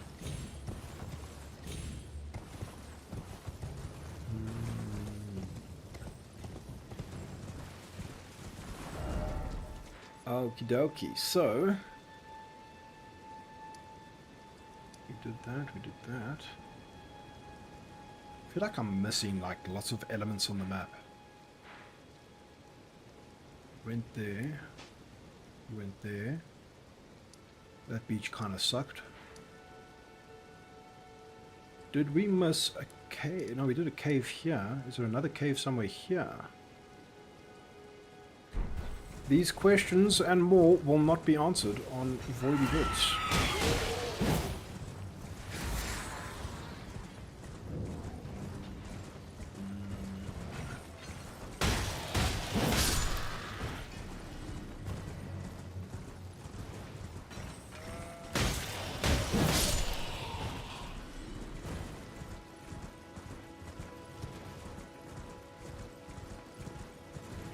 Oh, I'm so immersed in Elden Ring right now. Holy shit. Peter would like a word.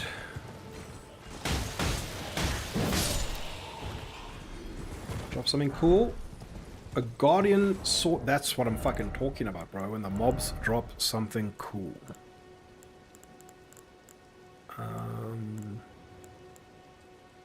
Guardian. Oh, it's a halberd. Interesting. More strength in dex. Sea scaling on dex. It might be right up our alley. 170 is a downgrade, but with an ash, that might be pretty sick. No bleed. I kind of dig it, man. I'm not gonna lie.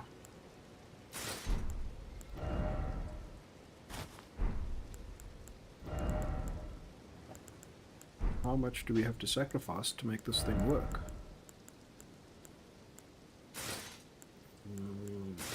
Like that.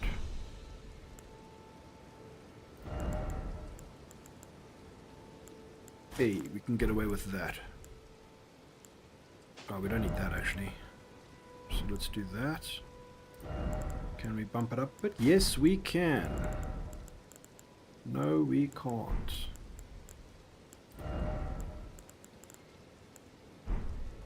Okay.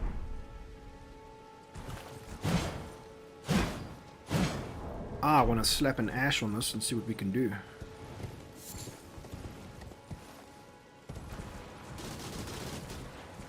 Strange, it's a halberd, but it's a spear. But it's a halberd. But it's also a spear. What is up, my home slice? Does this mean that I've already done the dungeon? Yeah, I remember this.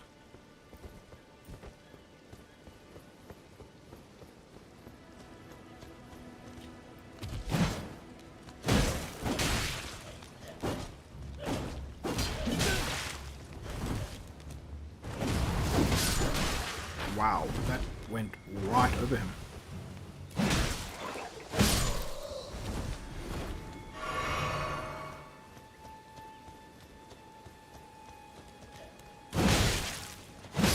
Dude, this thing has a weird animation set.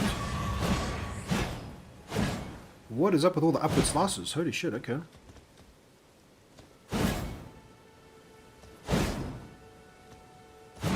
What's the crouch poke? Quick slash. That's nice. Wow, it's like only one of these moves actually pokes. Okay. And then can we... Okay, no block poke action. Wow. Okay.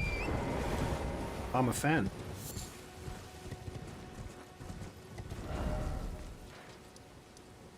Castle Morn. Did we go back to... I think it was somewhere here. What's the crouch attack? It's an actual poke. On New Game +3, after beating the DLC on my old NG2 character, taking it slow, no missing the side stories and hidden quest. Nice, bro. Yeah, I'm one of those guys who just takes his fucking time from the get-go. I kind of started NG2 like a while ago, but I never really sort of carried through. So it's a fresh playthrough and into the DLC for me. Yes, I remember this now. Now I must go back to the dad. Oh wait, he's already here. Oh shit. Greener. How could this be? My daughter deserved better. He sounds like a voice actor from The Witcher 3. With me. I chose duty over my daughter's safety. And that is how fate has answered. I'll find them. The foul wretch is responsible for this. I'll hunt them down and exterminate every last one of them. Rest assured. I'll find the foul. I think this guy becomes a ball. What are those like bell bearing like type of enemies that you fight later? Okay, so that's sorted.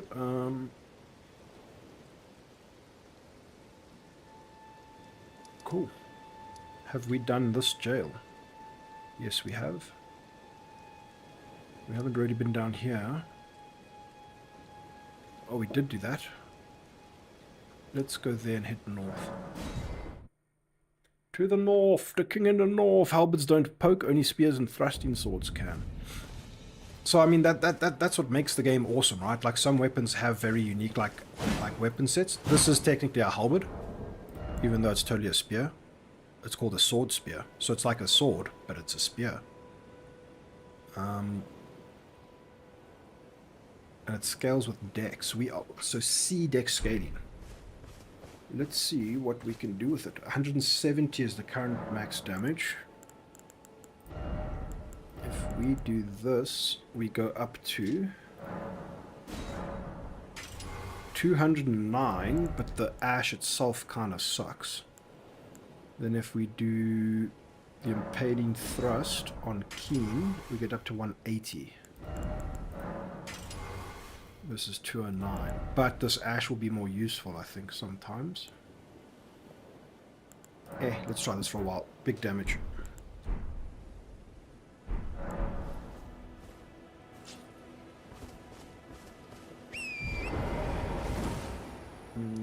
Did we explore there? Yes, we did. Interesting, you can't put the blood ash on there. Let's go to this guy. Oh, I kind of feel like we did all this. Third church of America. Yeah, let's go through the forest. I think there's a rune bear that we can try and kill now. Moved a bunch of boxes and furniture. It's fucking hot. Kyo sleepy. I've been watching you for 5 minutes without audio and just realized. What's up, dude? Thanks for putting in again. I hope the move's treating you okay, dude. But that is like some stressful shit. Why does my weapon suck all of a sudden? Are they resistant to magic?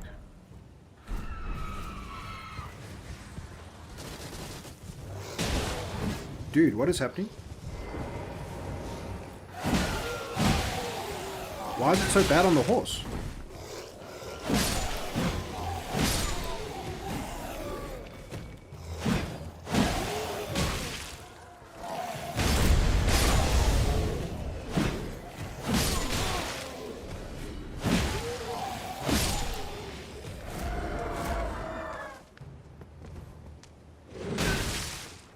What? I can't even block. Why is the horse damage so bad now? Okay, never mind.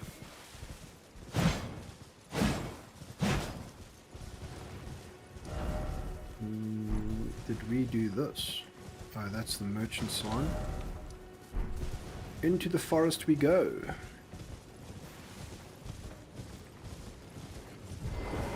Yeah, the crouch attack is that. But this is cool.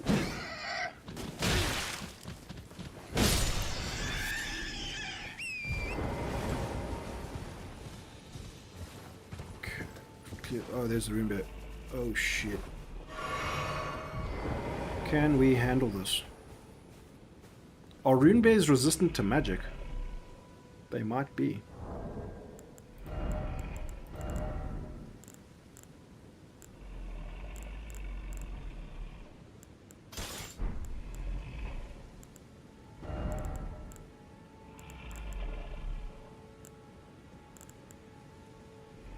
Are you serious?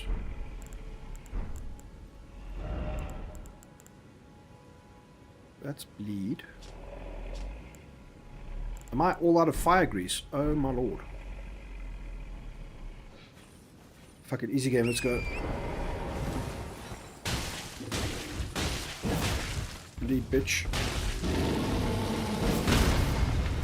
The timing is unreal.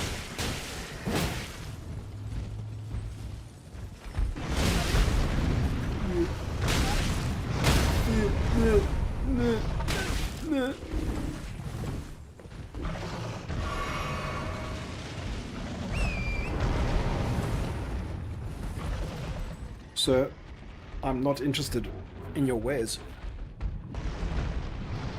Is this what it's like to have Jehovah's Witnesses rock up at your door? Can we get out? Can we get out? Can we get out? Fucking hell.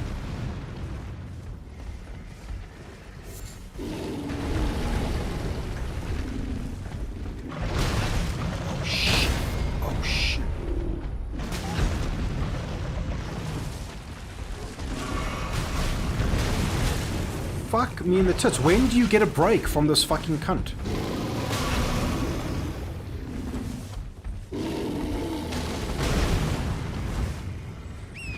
Bye. Oh, Jesus!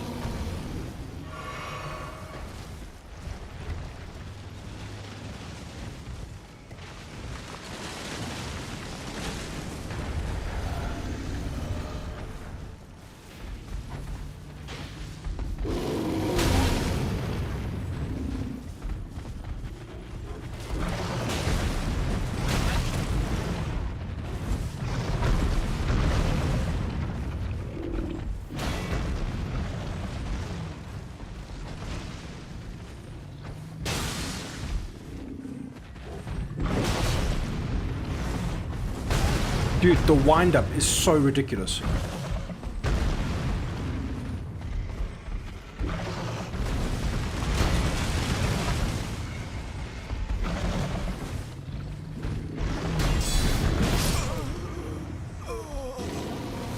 Rune bears, bro, they're no fucking joke. Holy shit.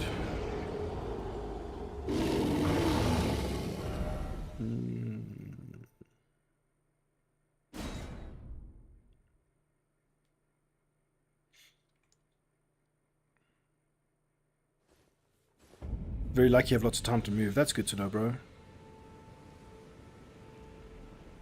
I own more things in Star Citizen than real life, so I need 4 boxes.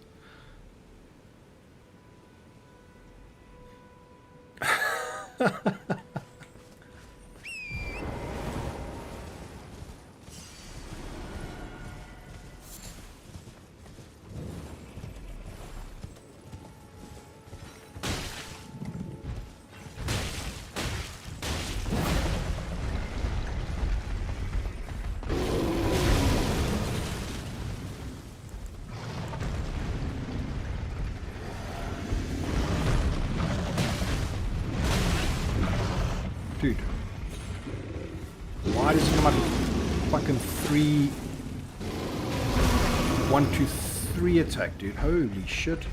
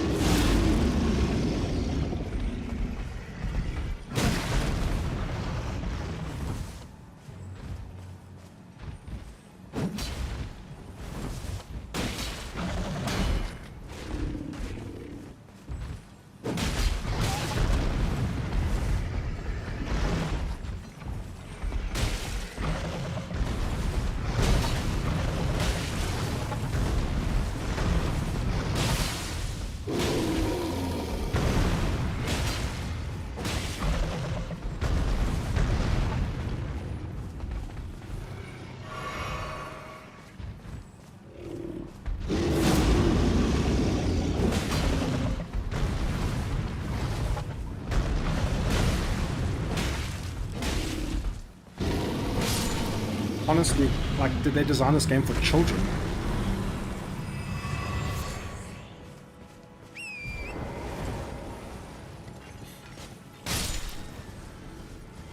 That deer, that's who they designed the game for.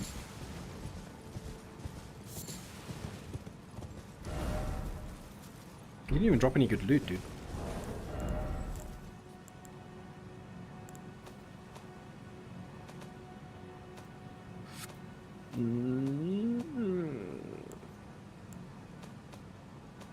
It was like beast blood and something else.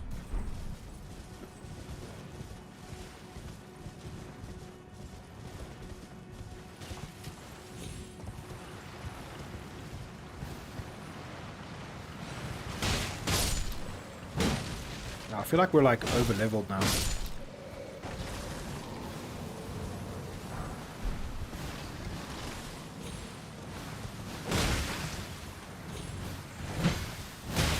So much poison. Wow.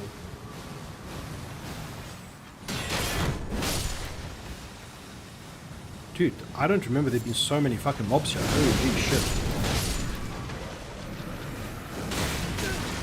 Oh.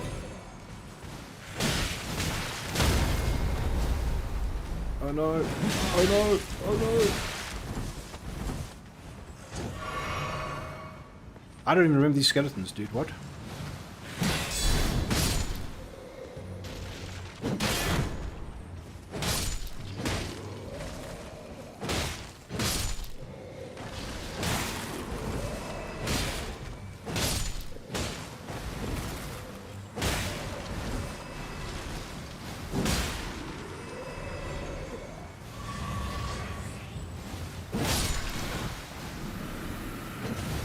Is poison really that bad? Doesn't seem to be too bad. It's not like Scarlet Rot.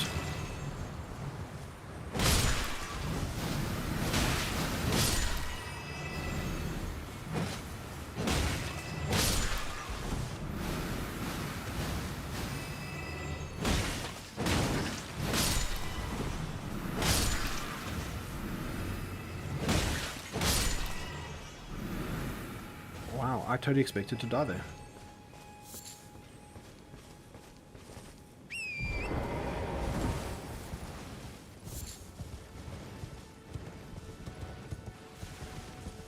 I think we're gonna bother with that shit.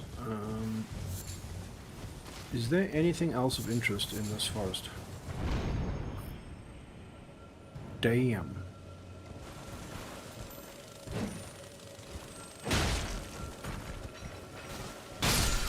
What you doing in the sky, bro?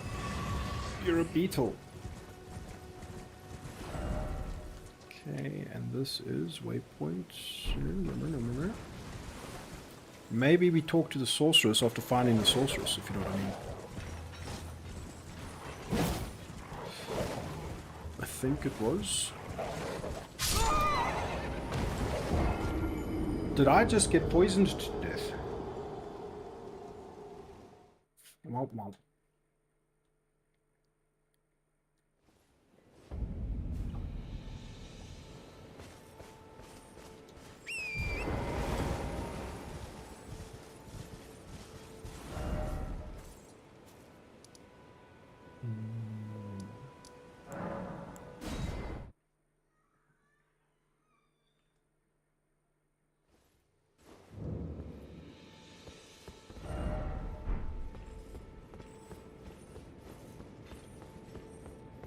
There you are, my apprentice. Shall we commence the lesson?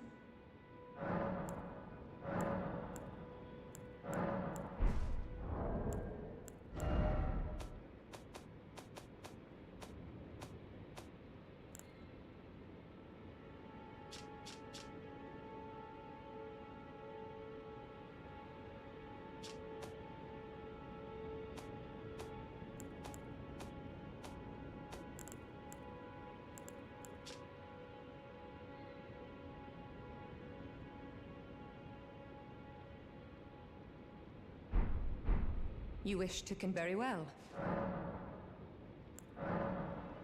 Is that a scroll? Yes, Takes it's a me scroll. back to my academy days. Very well.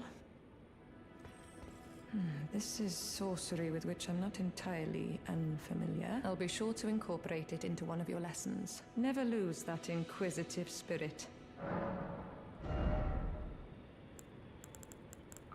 Wow, we are so poor.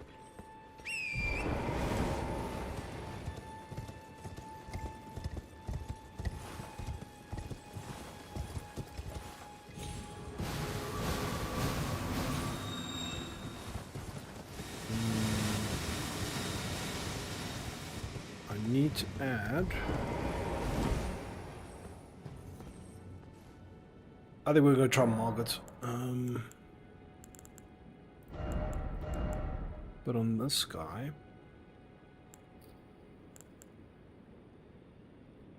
Fuck it, let's take it. We'll get the magic damage and we'll get the bleed.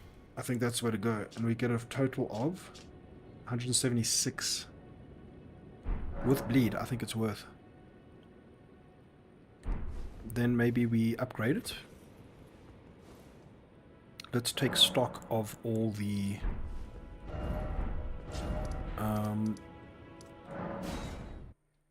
stones that we've got, the smithing stones, and see if we can get away with not totally, because I'm still not sure like what weapon I want to invest into. Well, I took you no matter its lay out your arm.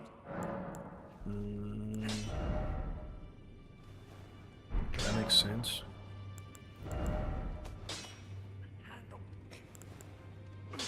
Will be lost on death in place of runes. That's pretty cool. We can sell this. We can sell one of these. Wow. So many falchions. Is it pronounced falchion or falchion? Okay, 48. Yeah, we can use some level 1 runes. Let's level up some shit. Strengthen armament. This guy. How many does it consume though? 2. Oh, fuck, okay. You need souls. That makes sense.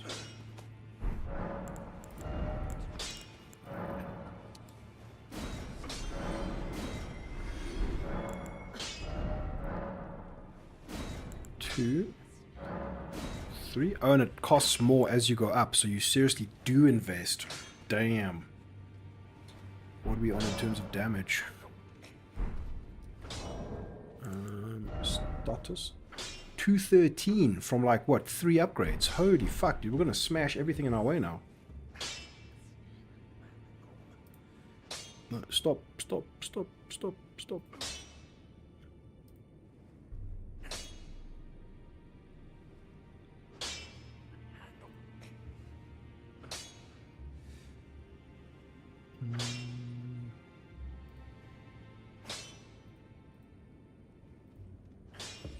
Okay, we're back at it, boys.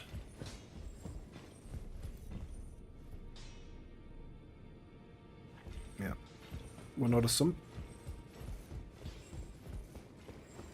And we do want to... Oh, we're too poor, so it doesn't matter. Okay, Margot time. Margetto. I suppose there is some more exploration we want to do up here. But we can kill Margot. And there's more ashes there, right? Yeah, we want lots of souls. That's what we want. We want runes. We want to play the game. We want to get power. Let's go get some power by killing the first boss. I did want to do story summons, but I feel like he's kind of lame.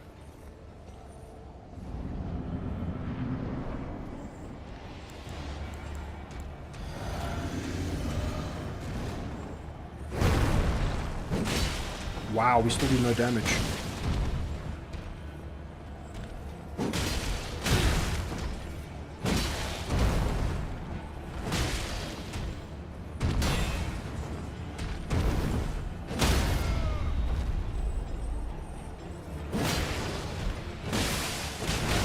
Wow, that fucks up. That fucks shit up. Well, thou art of passing skill. Warrior blood must truly run in thy veins. Tarnished.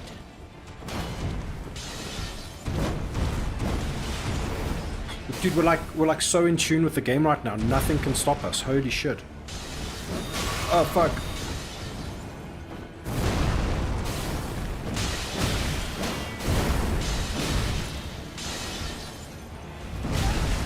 I love it when I speak too soon. I will never learn.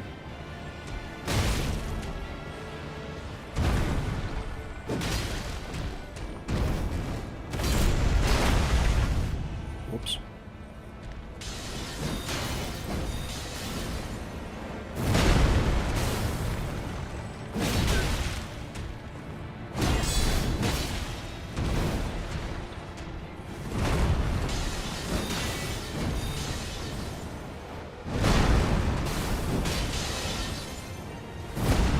Oh.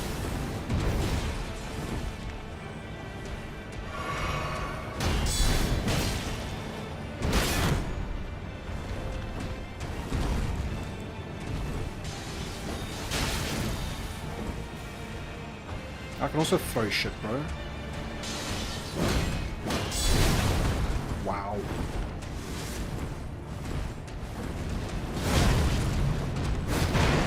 Please let me just, like, win this fight. Oh my god.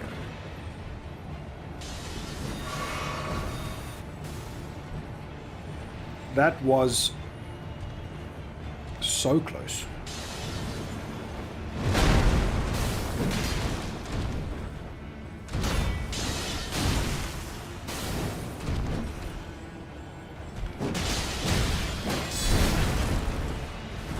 Idiot.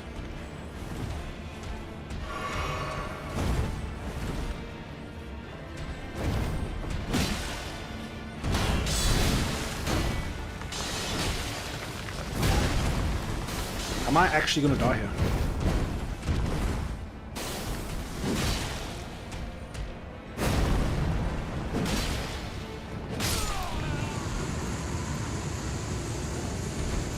I question the target audience for this game.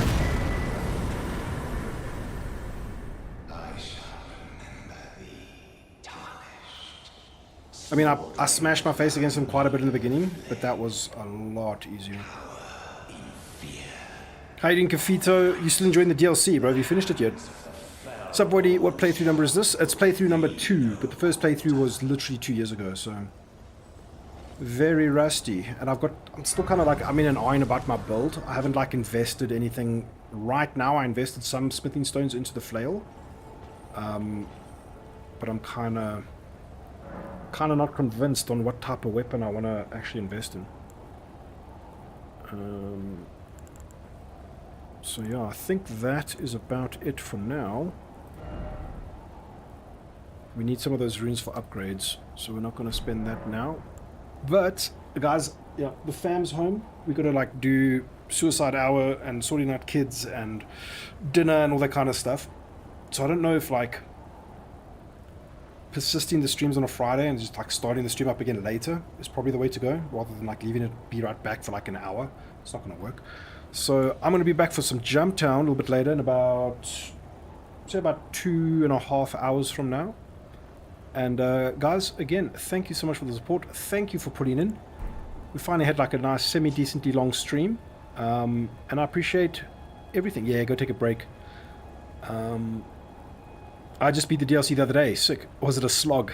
Was it fun though? Was it like good Elden Ring times? You know what I mean? But yeah, guys, I'll catch you next time. Cheers, cheers.